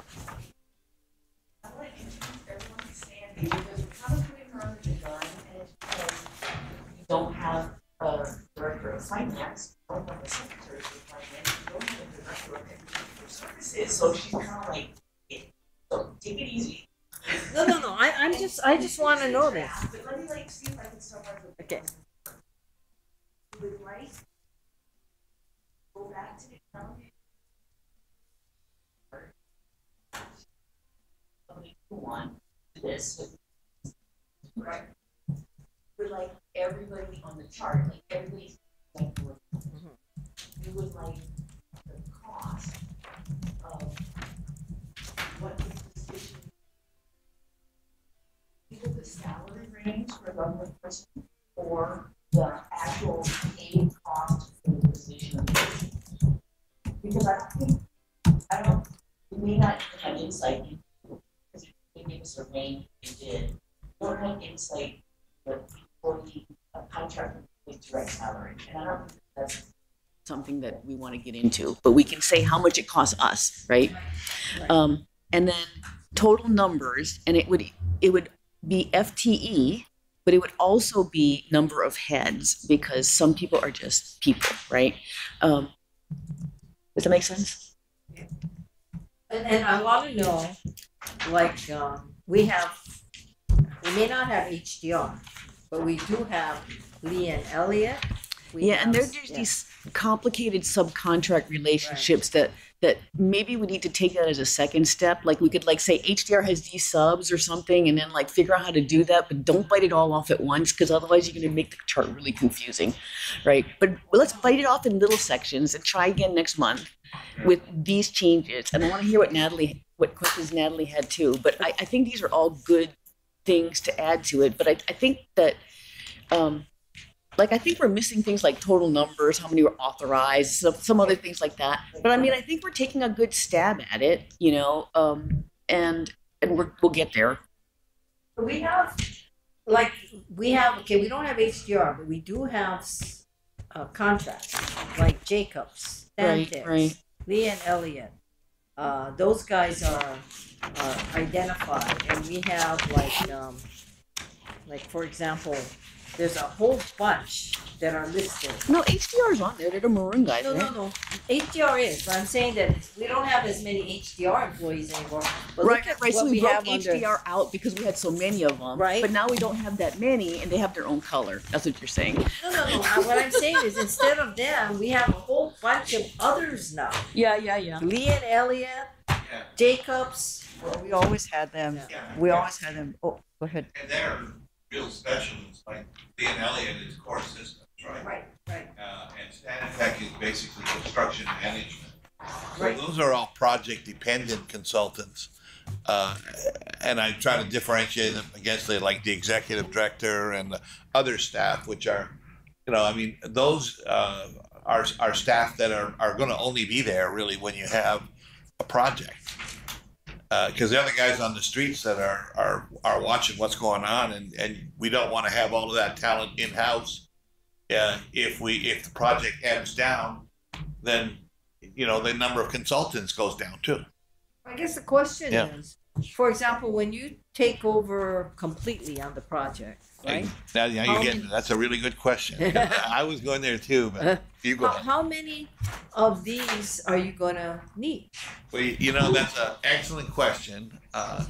For example, after the system is turned over to us, then we're responsible for core systems and what type of expertise that we will need to do it.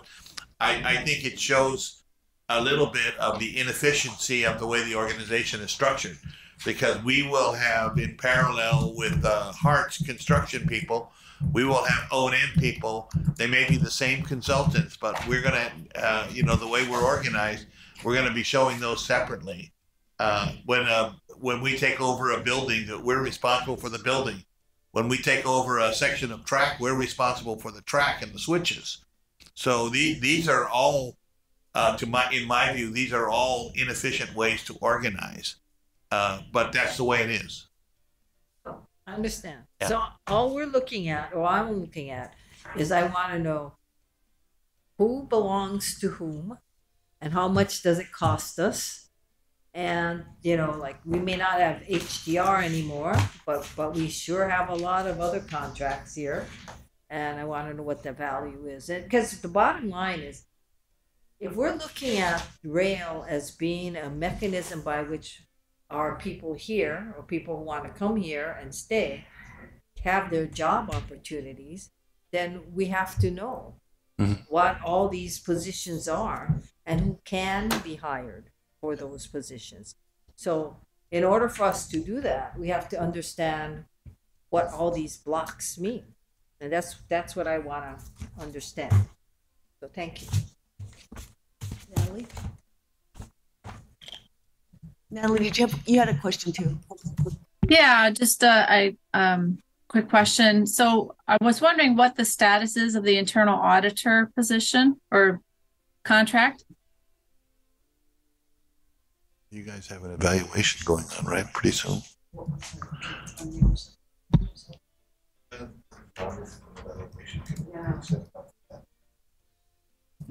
Natalie, my understanding. So I need to be careful too, because that's still in procurement.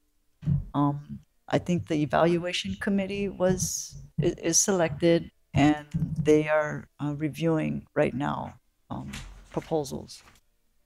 Okay, thank you. That's good. I just want to know where we're at. Okay. Thanks. Whatever it's worth on page 6, it's a block. To be determined, but it's a block, and it's colored city. I have a question. as we look at, you had talked, Lori, about deleting some positions, and I think that there is value in saying, I don't think I'm ever going to need these people. Can Hart run on, say, 60% of what you requested? Because for the entire project. Okay? And the reason why I'm saying that is because if you can, then that's one thing. But we had talked previously about the ramp up over the end of, through calendar year 24 into 25 and beyond to get into the next section for CCGS. And the time it takes to hire employees means that we really need to think about maybe keeping extra authorized positions so that we have a lot of vacancies out there, even though we might not fill them all, because that's what the military does, right? The military this is what it takes 100% to run a communications squadron. You're never going to get 100%. You're going to get like 90 or 80 or 70%. And so my question to you is, especially in areas, I like it that the planning person is really important, but all those finance people and those people in there, we go to jail. Those are people, we go to jail if we don't do contracts right, we don't do HR right, we don't do payroll right, we don't do procurement right, those kinds of things. That's how you go to jail. Your project is late and screwed up if you don't do your planning or your design right. I don't want to go to jail. You don't want to go to jail, right? And Sandy doesn't want to be doing all the work by herself. So, so these are also important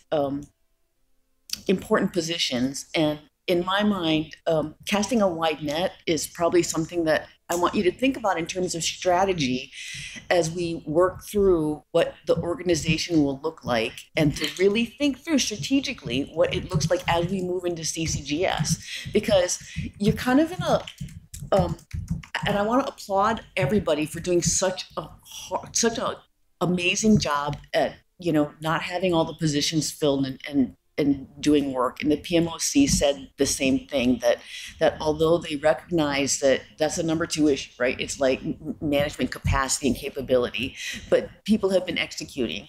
Well, yes, and it's really hard. And, what happens over time is people get sick, people leave, people find other jobs, people, it is a really difficult situation, as well as the fact that there was a lot of push to get to opening, and we're kind of in a period where we're putting RFPs out, we're digging through Dillingham, we have time to plan. And this is a time where you just really step into leadership and make sure you got a good plan.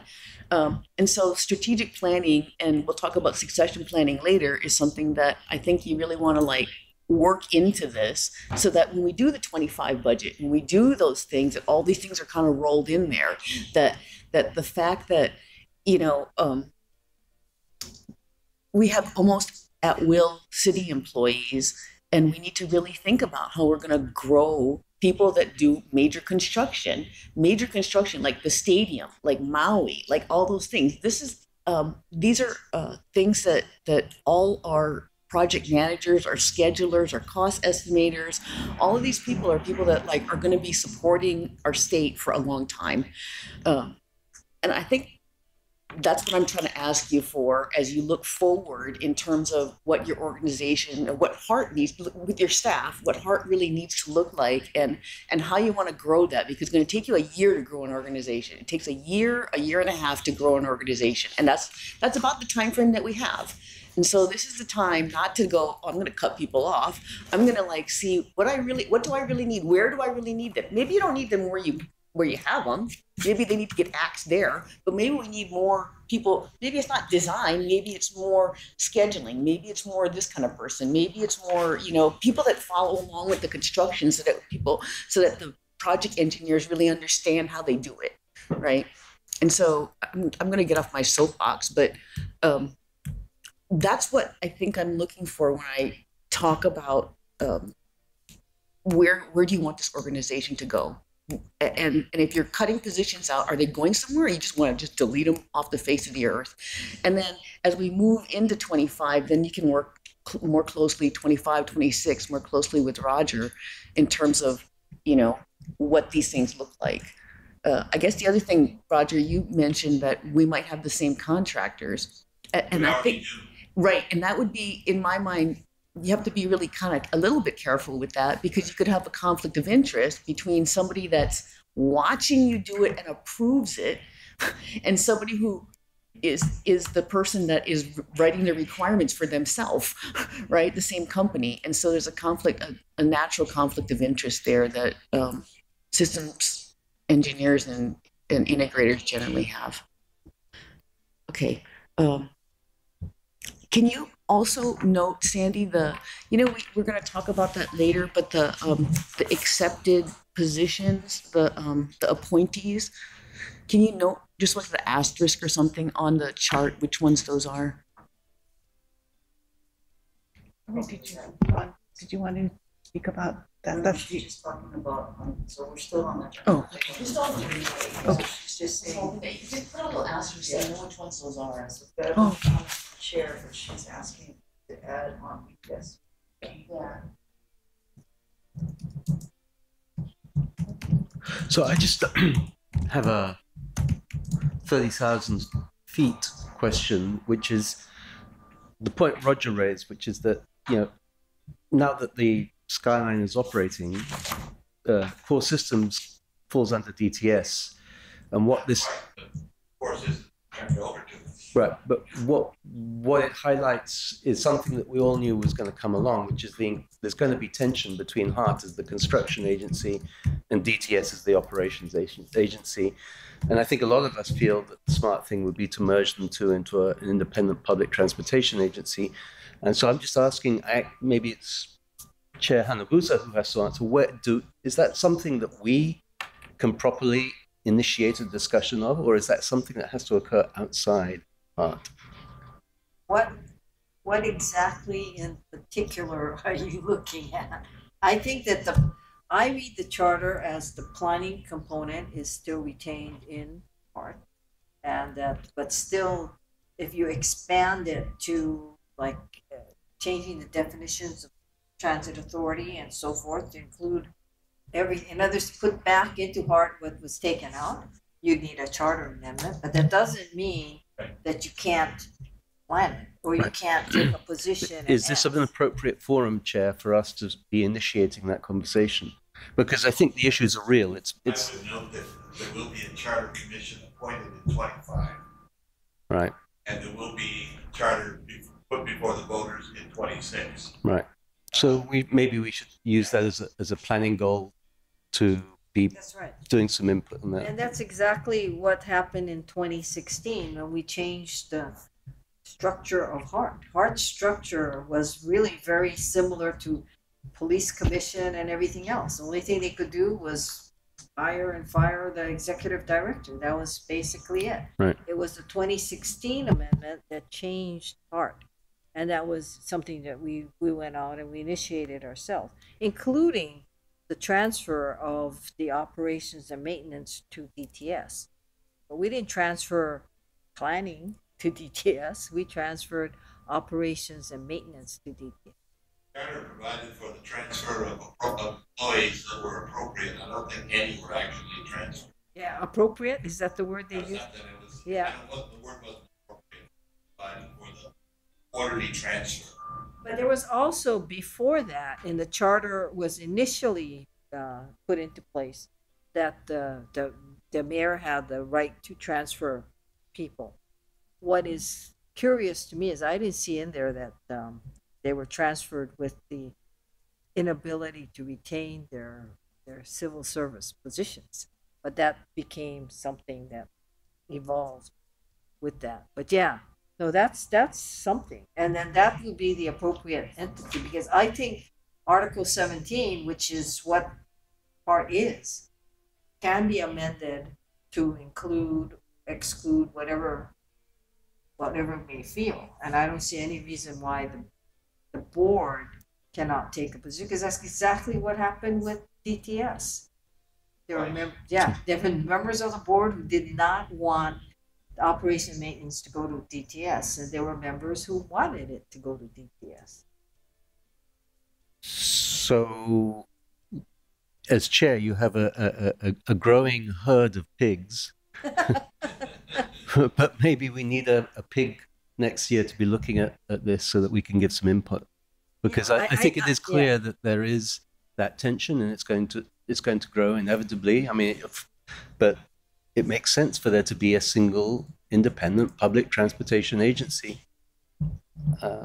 You know, most people in the state who have anything to do with transportation seem to believe that. So it's interesting because the city has actually gone this route twice now, right? First time was they created a transit authority, but not including rail. Right. And the second time they included a transit authority, but not including bus. Yeah. Right. So I mean, so it's not something that is foreign to the city. The city has always kind of dabbled in it. So the transit authority before was supposed to be bus and handy van. You remember that was the right, and so it's clearly something that the and you know, maybe it was Article 17 back then too, I forget, but anyway, Article 17 is called the Public Transit Authority. It's not called rail, it's called the Public Transit Authority. But clearly, I mean, we've been attending bus rail interface workshops and what have you. Clearly, it makes sense for everything all to be under one roof.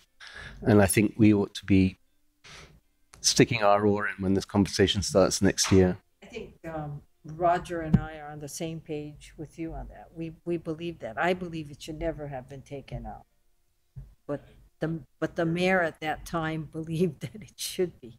But you know, I mean, in Los Angeles, for example, they also separated construction from operations. So it's not a universal at all. I think normally they're one agency, but for reasons that, you know, projects are all a little different, and they're you know, so they've got in the Pasadena line, they've got all kinds of Pasadena officials and Foothills officials that are on the board of the construction agency that's building that part of the Pasadena line that'll later be turned back to MTA once it's done. So while I don't think you see it very often, there are other places and municipalities that have taken that same approach. Most of them do that within the confines of a transit authority, because there's always it's always a project. It's always got a lot of, project consultants and things like that. But there's no one model, I don't think, that throughout the country. Keep telling people, don't forget, San Francisco Airport is owned by the city of San Francisco. Right. And it's not in San Francisco. It's not in San Francisco. But, hey, I fly into Cincinnati a lot, and that's in Kentucky. Right. The Cincinnati Airport is in Kentucky. I didn't know that. Yeah. Oh. Okay, anybody else? New York Jets are in the Nate's got Meadowlands. something. I can't keep my mouth shut back there, because Anthony, what you just brought up is something that the Hart staff talks about all the time, and I'd say it's probably the number 2 angst-causing thing that any city staff that works for Hart has to deal with, and that's what does it look like after full revenue service, right? And so we have trouble incentivizing people to come here and work. Right, absolutely. Right. We can't pay them, right? And then at Hart, we have trouble because it's not in perpetuity. You got a lifespan. And not only that, I mean, it's a very inefficient way. We're spending additional money by having them bifurcated. Absolutely. And so it's on the Hart side, I'm going to take my job very seriously, as you guys know, reporting how the staff is feeling. And it's gives you angst. And you start to think there's a position at ETS that's in perpetuity. Why would I not try to go there? But we need to find a way to complement what we're trying to do long term. But you hit it right on the head, Anthony. Everybody at Hart's talking about it. The best thing that we've come up with is we are the heart of Skyline. But that's as close as we can get, right? And that's not acceptable. Yeah, but if you got paid a little bit more, it'd be worth it a little bit. Money always helps. Just Money like helps. that country song. Money helps. But not as much as they would have gotten paid if he stayed with HDR. Well, I mean, money helps, but the other thing that helps is really like I got a future somewhere. Yeah. Really, even if I have you know, sort of like how we have a veteran, you get an extra point or something, right? Like you get an extra benefit. You get to apply for jobs that only city employees can apply for. You know, can we do that kind of stuff? Because then when you're looking for a job, when your job transitions, then you come with like, it's not like you're coming from empty, right? So we need to start thinking about those kinds of things. It's important. It's important to all the people that work. It's your purview, Chair, but I suspect I sniff another pig in the offing. No, it's actually, Anthony, I thought it would be a next generation of Ala Moana and beyond. Don't look at me.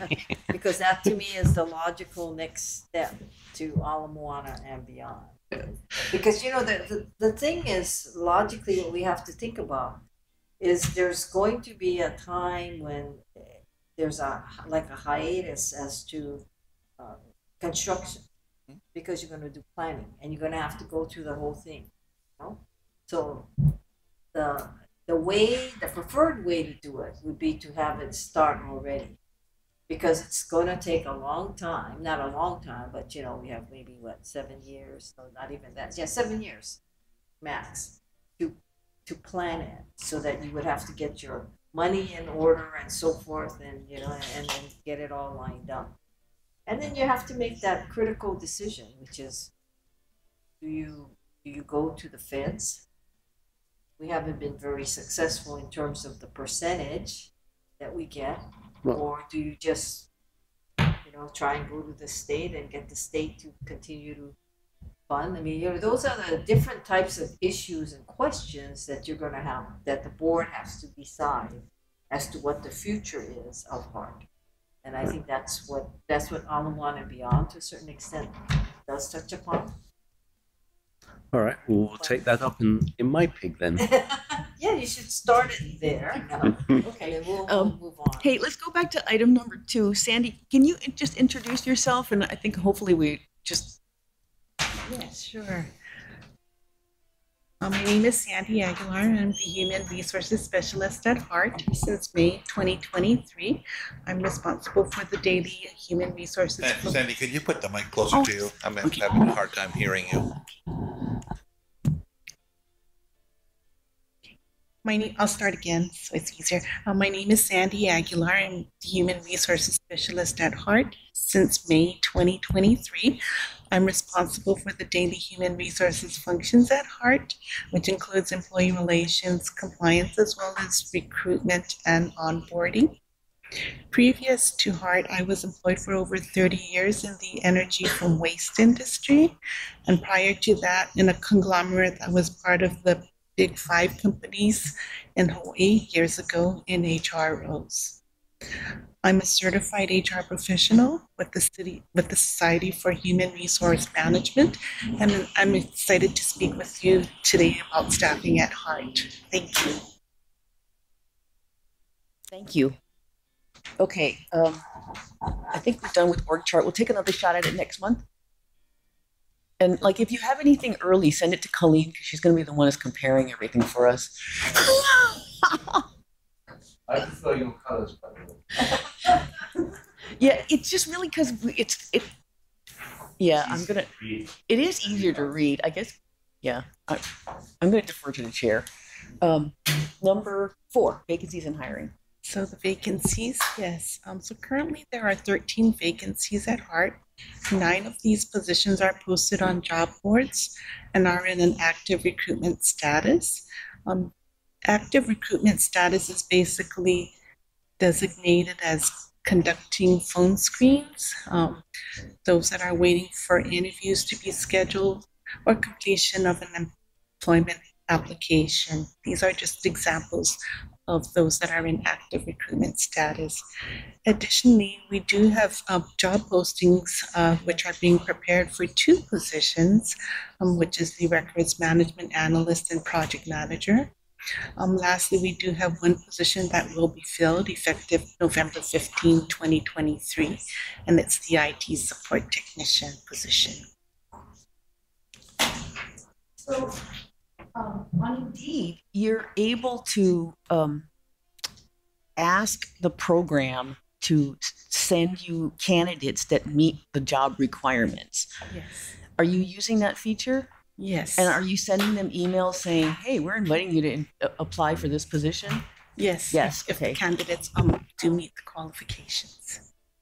The other question that I had, and you might not know the answer to this, but if you could check, is previously when I looked at the Honolulu.gov or whatever it was, the city vacancy site, I wasn't able to click through to any of the HART vacancies. Like the HART vacancies weren't on there. Are they on there now? Because I haven't checked lately. The HART vacancy should be on. Yeah. Can you double check? Yes, I Yeah. will. Okay. That would be good because I haven't double checked and yeah, I don't know. The other thing is, did we skip the update on open positions page? I don't know, but it's in my package. It's the one that looks like, you know, this thing of like the critical positions. Sorry, that's what I was speaking off of just now. I thought that was. Is that what next. you're going to do now? Sorry, Michelle. I have two different folders. That's in the wrong. She was going over that bar chart, so Yeah, I yeah. think it's flipped. So she was going over the bar chart. I will go over that if you're ready, Chair. Okay. Okay. Sorry. Sorry. Yeah. It was just in reverse order. Okay. Yeah. Okay. Yeah. Go ahead. Did I hear you correctly? You said there are 13 vacancies? Yes. So, No. That we're recruiting for. That we're recruiting for. That we're recruiting for. Much more than that.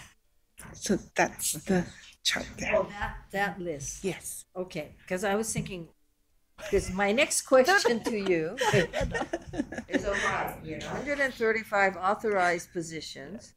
Do you still have 50 filled? Because the last time you had 43. 42.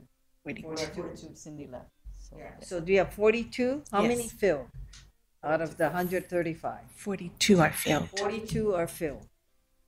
What are you crazy me? Because they're doing like 3 jobs. Yes. And the request to fill is it still 41? The request to fill, I'm looking back at the expected is 29, Chair, for FY25. I'm going back. I'm sorry, that's old. This is December 2022. Yeah, so what we're proposing in the FY25 budget, we are requesting to fill 29 because I was too ambitious.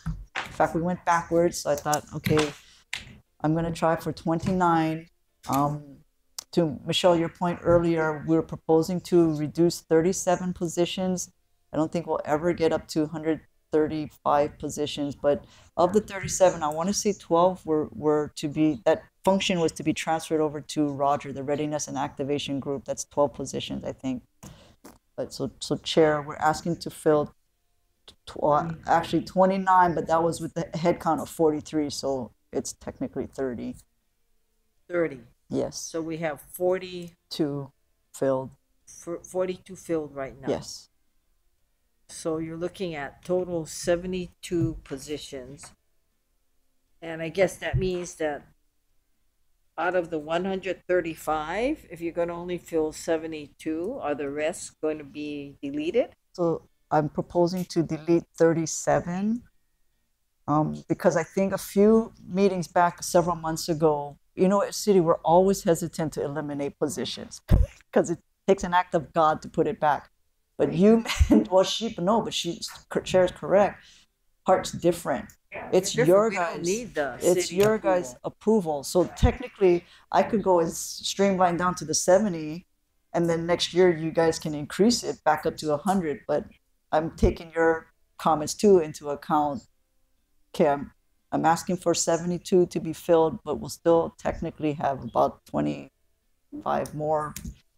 They're saying you have like 98 total. Yes. More or less, so I did my math, and out of which you think 72 you might be able to fill by next year. That's That ambitious. makes you about 25 Yes, or so. that's correct. It's That ambitious. are still there and that would be within your number, but that would still be considerably less than the 135 Yes. you had. Yes. I would not be able to fill that 20-something without the board's approval. Right. But there's no way I'm going to go over the 2930 if FY25 budget is filled. My position was that the board is not the city. So the board has the flexibility to fill, increase whatever it needs to do. So, you know, just I want to see an accurate figure as to what it is that we're going to do within the year, as opposed to coming back and saying, well, wait a minute. You said you're going to request to fill 41 and you filled 50, that's 91, and then now we're down to 42. I mean, you know, it's a what the hell, basically. Yeah, Excuse we're me, a I little don't bit think at I can say odds that. because my philosophy is more like you got to put a little bit extra in there because people take vacation, they get sick, you need backups, people transition Question in my off. mind. You can hire whatever you think you can hire. I'm just saying that you don't need to have the position, the FTEs, as we would say, like you would in a state agency or city agency. Oh, right, Yeah, right. because we're different. Right. We're semi-autonomous. Flex. Right. Yeah. We can increase whatever it is. So I'm saying, okay, just give us an accurate number so we're not every year coming back and saying, what do you mean? You said you had 50 filled, you only have 42 now? You know, what's Yeah, going but on? I mean, like what you're saying also is that it's gonna flex, so it's gonna change over time, and we should probably look at historically what the fill rate is, right?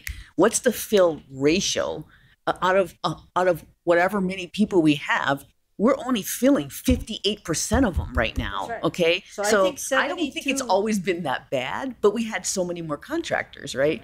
And so we need to start looking at these fill ratios a little bit more closely. So I think, with all due respect, that the 72 request isn't going to reach 72. It would be hard. Yeah, it would be hard. It's not. So, but anyway, I mean, you know, so if we were to author, I don't care what it is that we're going to authorize. I just would like to see that we're going up versus we're going down. Yeah. And the problem is We're going down. We're reducing Yeah. the number. We go from 50 to 42 now. And so, you know, and we have all these requests and we're going to fill all these positions. Well, let's see it filled. Okay, and let's get it filled, which kind of goes to the, the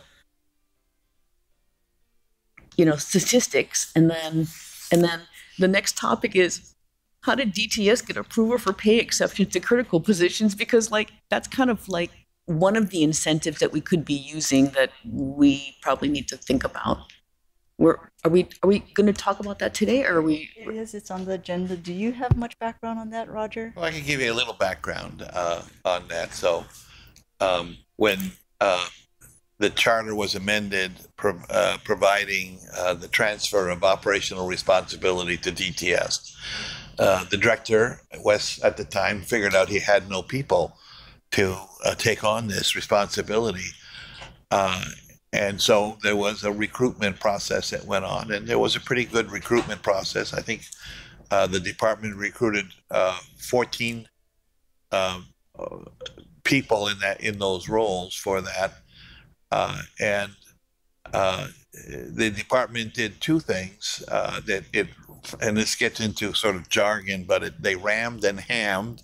They recruited above the minimum and they hired above the minimum, but they also got permission from HR to allow for recruitment and incentive provisions for some of these employees. So the employees were hired above the minimum, and then were given additional recruitment and incentive packages primarily because they were being recruited on the mainland. And so they were given assistance in moving to Hawaii, and then a 3-year agreement that they would stay at least 3 years. And there was a clawback part of the contract that if they didn't stay for 3 years, then part of their incentive could be clawed back. And that was most city departments. Like I don't think when Lori ran environmental, she'd even heard of this kind of stuff before. But feedback from DHR was that these need to be highly specialized positions. So, absolutely, they DNV, selective we're certifications. engineers, we're wastewater workers. It's not. Yeah. So I specialized mean, trades. the key thing was that everybody had to have rail transit experience, and it would be exceptionally difficult to find unless we were recruiting at heart. You know, you're not going to find those types of experiences here. So that was the justification and rationale. And are you losing the people after the 3-year? Yeah, contract? it has been a mixed bag. I mean, I think going forward, we would prefer to do more like what Hitachi and Hart did in terms of looking toward our community colleges to start giving people some basic. I mean, you need engineers, but you also need technicians too. You know, that aren't necessarily of a PE type engineer. And so we need to figure out a way that we can have, you know, we can start growing our own basically, and that's kind of what we're moving into. So we have given back those special incentive approvals, and we're really looking for trying to replace people because people are leaving when their 3 years are up. And we have, you know, it's such a mixed bag. I mean, there's probably no easy way. Some of the ones that we did fill with local folks that did have some experience with rail transit, but there's very few of those really that are around on the island. What do you mean when you said that you have to take back the incentives? So what do you mean by that? It seemed like to keep them going, we have to continue the incentives. Yeah, what I meant was if they left early, there was a clawback. Oh, I see. Yeah. So how do you continue past the 3 years? Do you then renegotiate another contract? Because it must be past 2 years now. On some of them they are. They're just reaching that 3-year period. So are you going to negotiate the contract? And then, because the thing that's ironic to me is at some point, they're no longer a new commodity. That's correct. Right. They've been here, right? So at what point does HR city say, oh, no, we brought them here, they're making X amount, we could red circle them. So how much of that do they go up? I think it would be a red circle. Is it a red circle? Yeah. It's not a perfect solution at all, and the long term really should be that we I think we're reaching that critical state of employment where between Hitachi, between Hart, between DTS, that there's a sufficient number of employees that we could have a critical mass where it made sense that we do start to try to localize our future hiring. We do what? Localize or try to recruit locally. Are you talking to UH or particularly Leeward Community College about setting up a program, or maybe they've set one up already to start training people who could work for Hart? Only at a high level. We haven't really got down to, but I think we do need to get down to a more detailed level. But I'm impressed by what Hitachi has done with their program. Maybe Hart can speak. I don't know whether you guys did anything, Lori, or not. But we haven't to establish a program, no. But as far as recruiting, yes. So we work hand in hand with the university and the community college, but not creating a program within the university. I mean, given that the Rock is not right next to LCC, it seems to make so much sense. They do have, they have something that they started there where they are training them to basically, I call them the Xbox generation. Yeah. Right, those are the Hitachi people though, aren't they?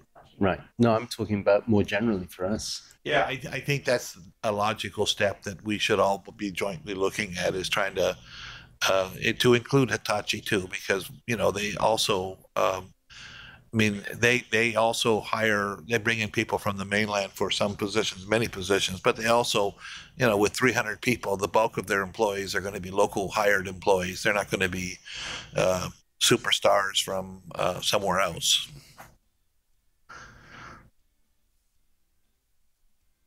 I want to apologize to Sandy because I think I skipped 4A, which was that chart, and I skipped to 4B. So if we could go back to the next one.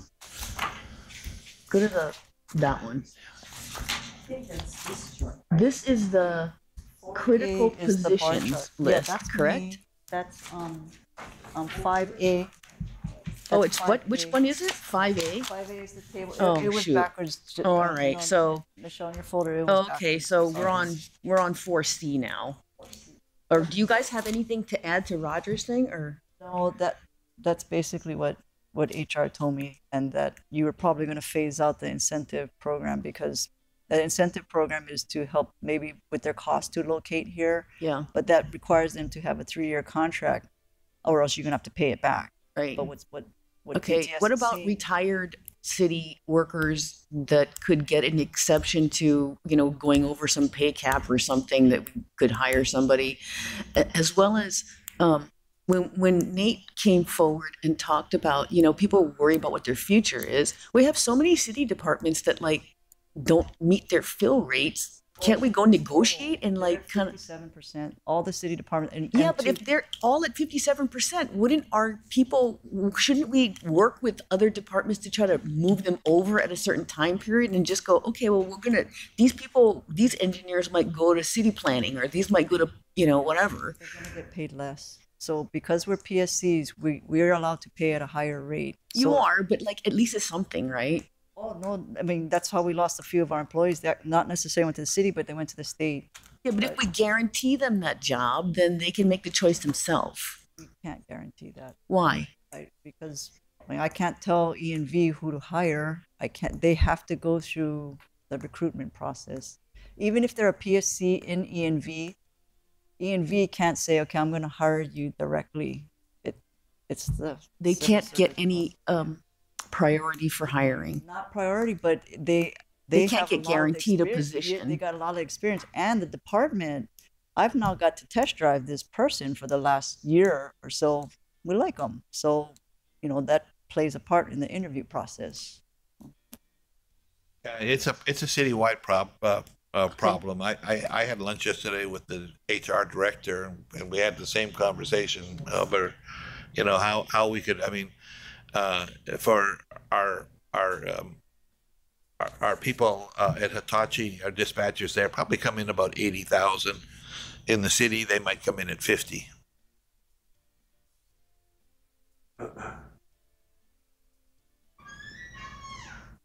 It is one way potentially address it, but it's going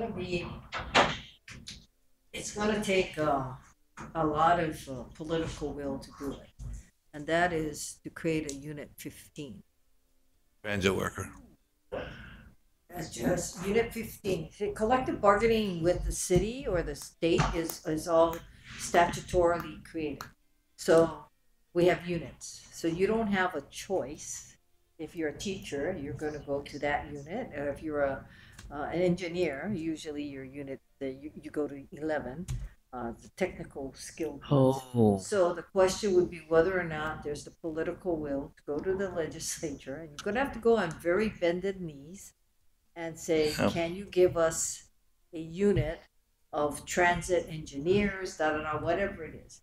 And then you create that unit, and then that unit negotiates with the city for a contract. Then you're outside of all of this. Then you have your own contract scale, and you have your own contract rate.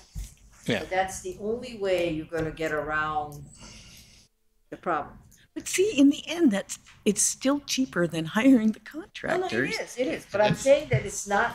It's really, really hard. You gotta go in there knowing damn well what the requirements of Chapter 89 are, and also be able to. And then they have to create a unit, and then you need a unit in a situation like that. You probably have to have a. Usually what has happened is that people get put into just the additional established unions.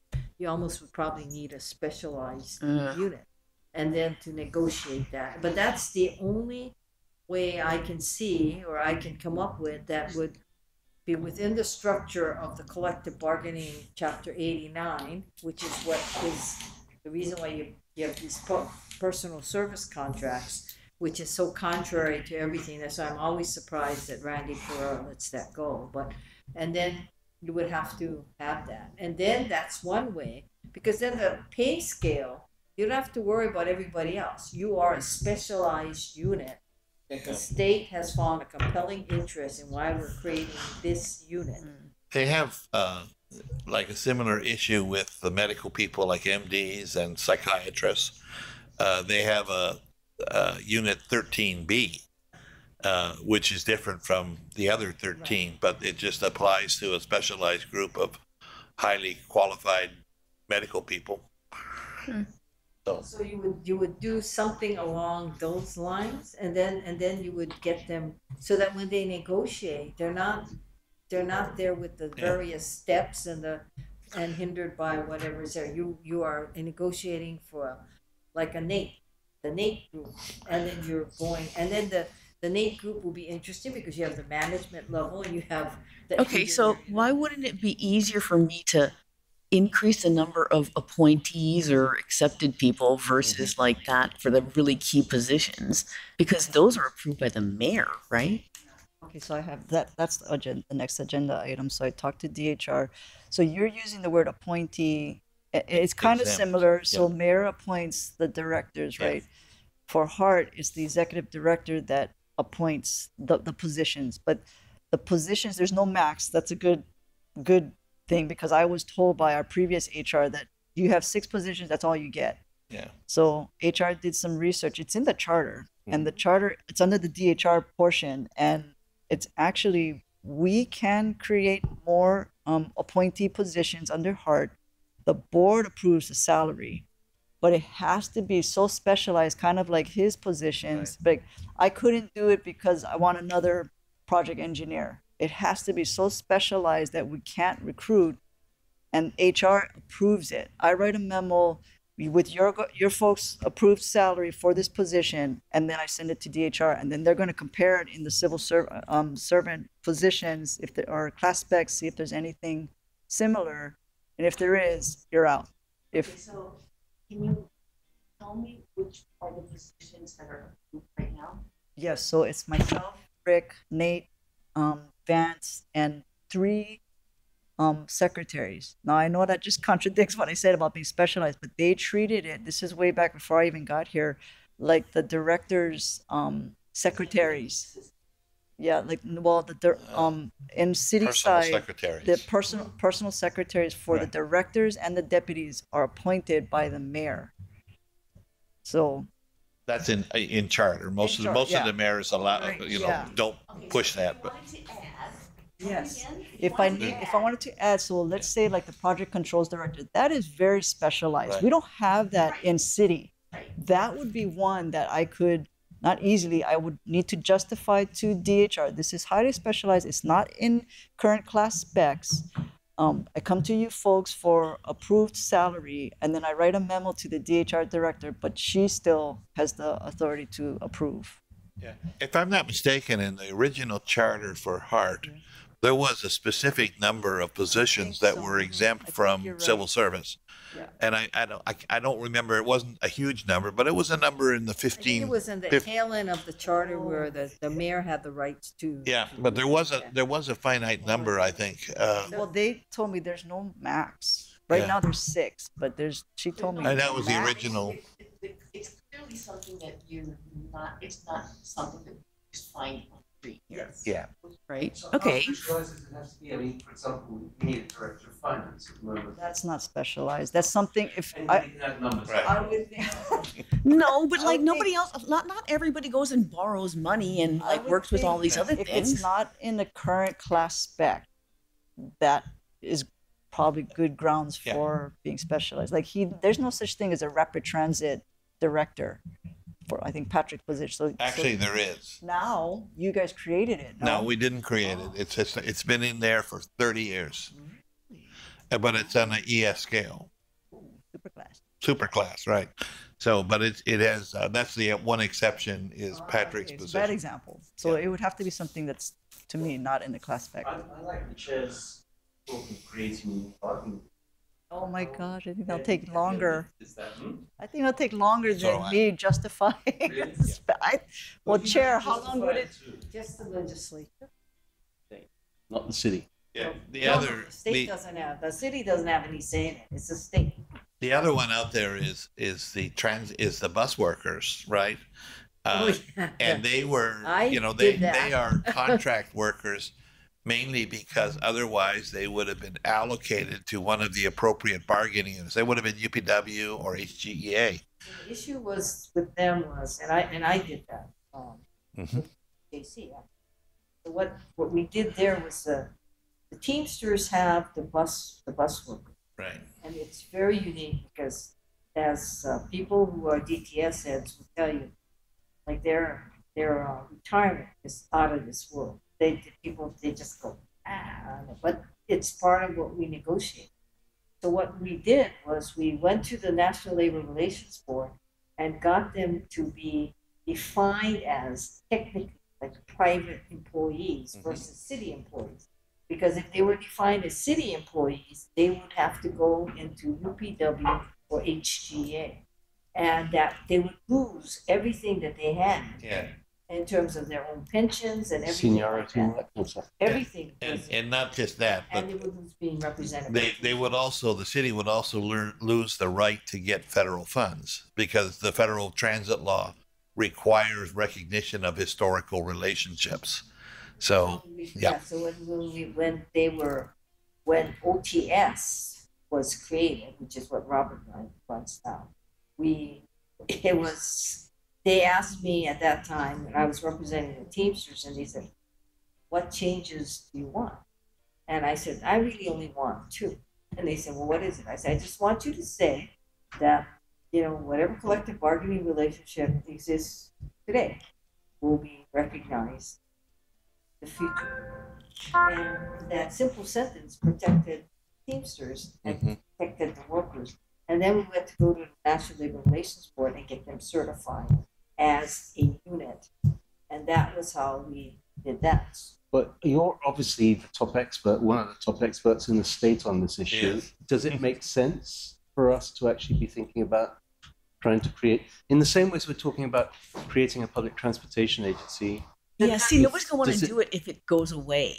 Yeah, right? so that's Nobody's the going to want to problem. do it if it goes away. If it stays and it turns into something else, then everybody's going to want to do it. They'll be more than willing to do it. The Or at problem least, that I see, for example, like Corey's position, yes, it's something that you could justify, but if you ever stop building, you can't justify that position. Whereas I assume Corey's an engineer, whereas if you had a unit that had a defined purpose, he could be shifted within the unit. Right. And then you could, because the most important thing is being able to negotiate not only the position but also the compensation package, because that's where we're not competitive. Exactly. And the only way you're going to be competitive is if you can have your own collective bargaining agreement, which makes you competitive naturally. Right. But it has to be and the only way you create a unit within the state, city, county situation is through Chapter 89 of the legislature.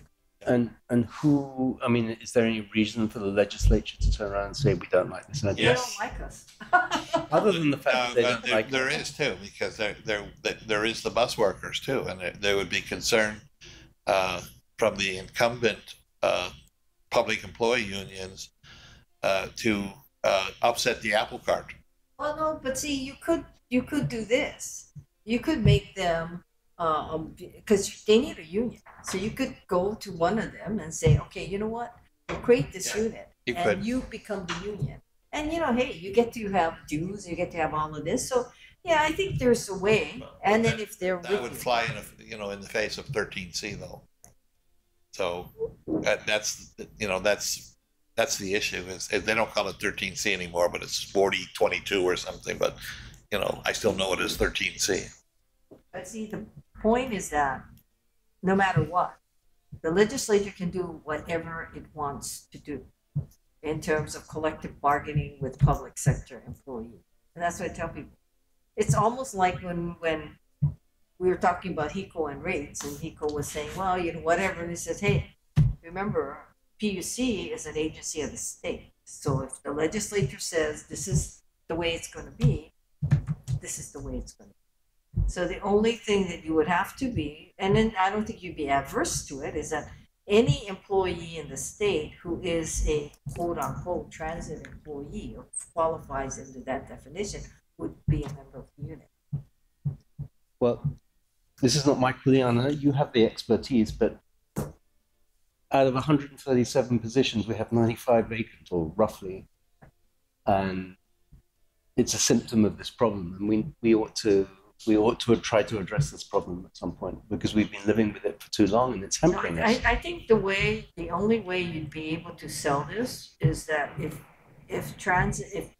there is the stomach for transit to stay, and that's probably one of our major issues that we're going to have to get over, and the fact that we're building a workforce, and the only way you're going to build a workforce is through something along those lines. And retain There's them, no yeah. way that a public sector employee isn't going to, except for, if you're exempt and excluded, as we say, but is going to be without the union. And it's not, when you're at that level, like a NATE level or whatever, you don't necessarily need. No. Yeah. But we're thinking more in terms of people who we can offer them 50K and the private sector can offer them 80K. Right. We're just. No, and I mean, and even a person like a Nate who's going to be off the scales, and we want them to stay off the scales, we would need to have a category for them in terms of poor Nate. He's sitting there like he doesn't exist. But, those are the kinds of things. So there's ways. I guess my whole thing even is his there are off the scale's not off the scale enough. You know what I'm saying? Yeah, but it's Okay. still so it's possible. I guess my whole purpose is it's possible. You got to be creative, and you got to understand how the system works. So until then, Sandy, can you work with Lori and Rick and Nate and see if there are any other positions that they think could be supported as appointees, and that they would be willing to put that effort in to do that? I think it's worth looking at that, especially because if we are able to do that in concert with the vacancy announcements for certain of the key positions, we might be able to incentivize some people. The other thing is these open positions, I'd like to present that to the full board because these are the critical positions. And if you could add a column on it that says how many days the position's been open for, then I think that'll help. There's a date on one of them that says information technology support or project. Is that the date the person's coming on board? Oh, okay.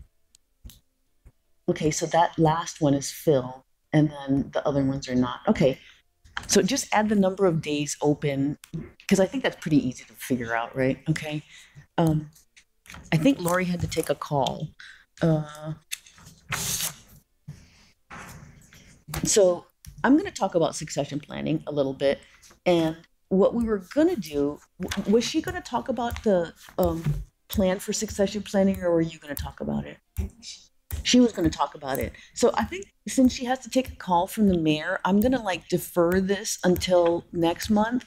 But what I'd like to do is I'd like to combine B and C.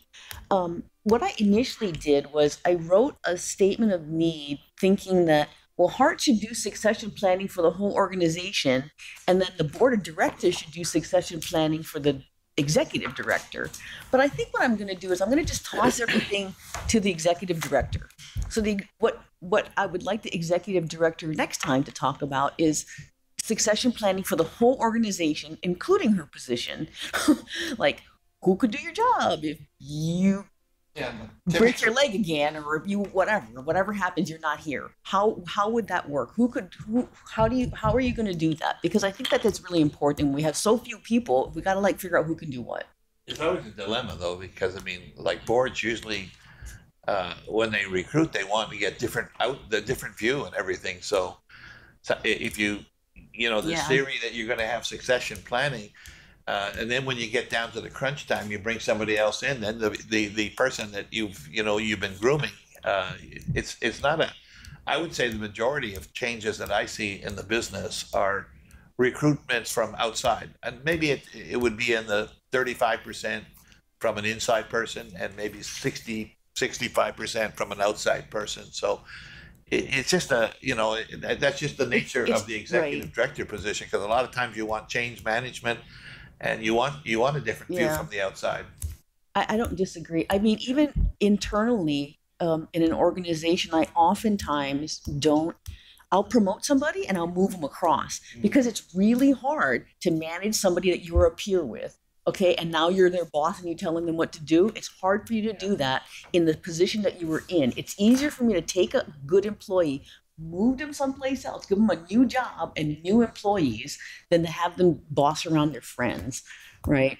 It's really hard to do that. It's a difficult transition for young leaders to be able to do that. But I think we'll just give this a shot for now because I think we're not going to be able to accomplish this this plan this time. So let's see what Lori comes up with for the next time, and knowing that it's really kind of our responsibility to keep an eye out for what qualifications, and I would encourage everyone to read what we think, you know, and give me some comments and Lori comments on, you know, whether I kind of hit the spot on what an executive director needs to do or what's important to that position. So I think we'll just defer this for now, but like the next time, we're not going to talk about me doing it. We're going to talk about Hart's succession planning next month. Okay. So we don't need executive session. I don't think we have any executive session. We don't have any more public testimony. And so, but I can just adjourn, right? So the meeting's adjourned. Thank you. Thank you. Thank you.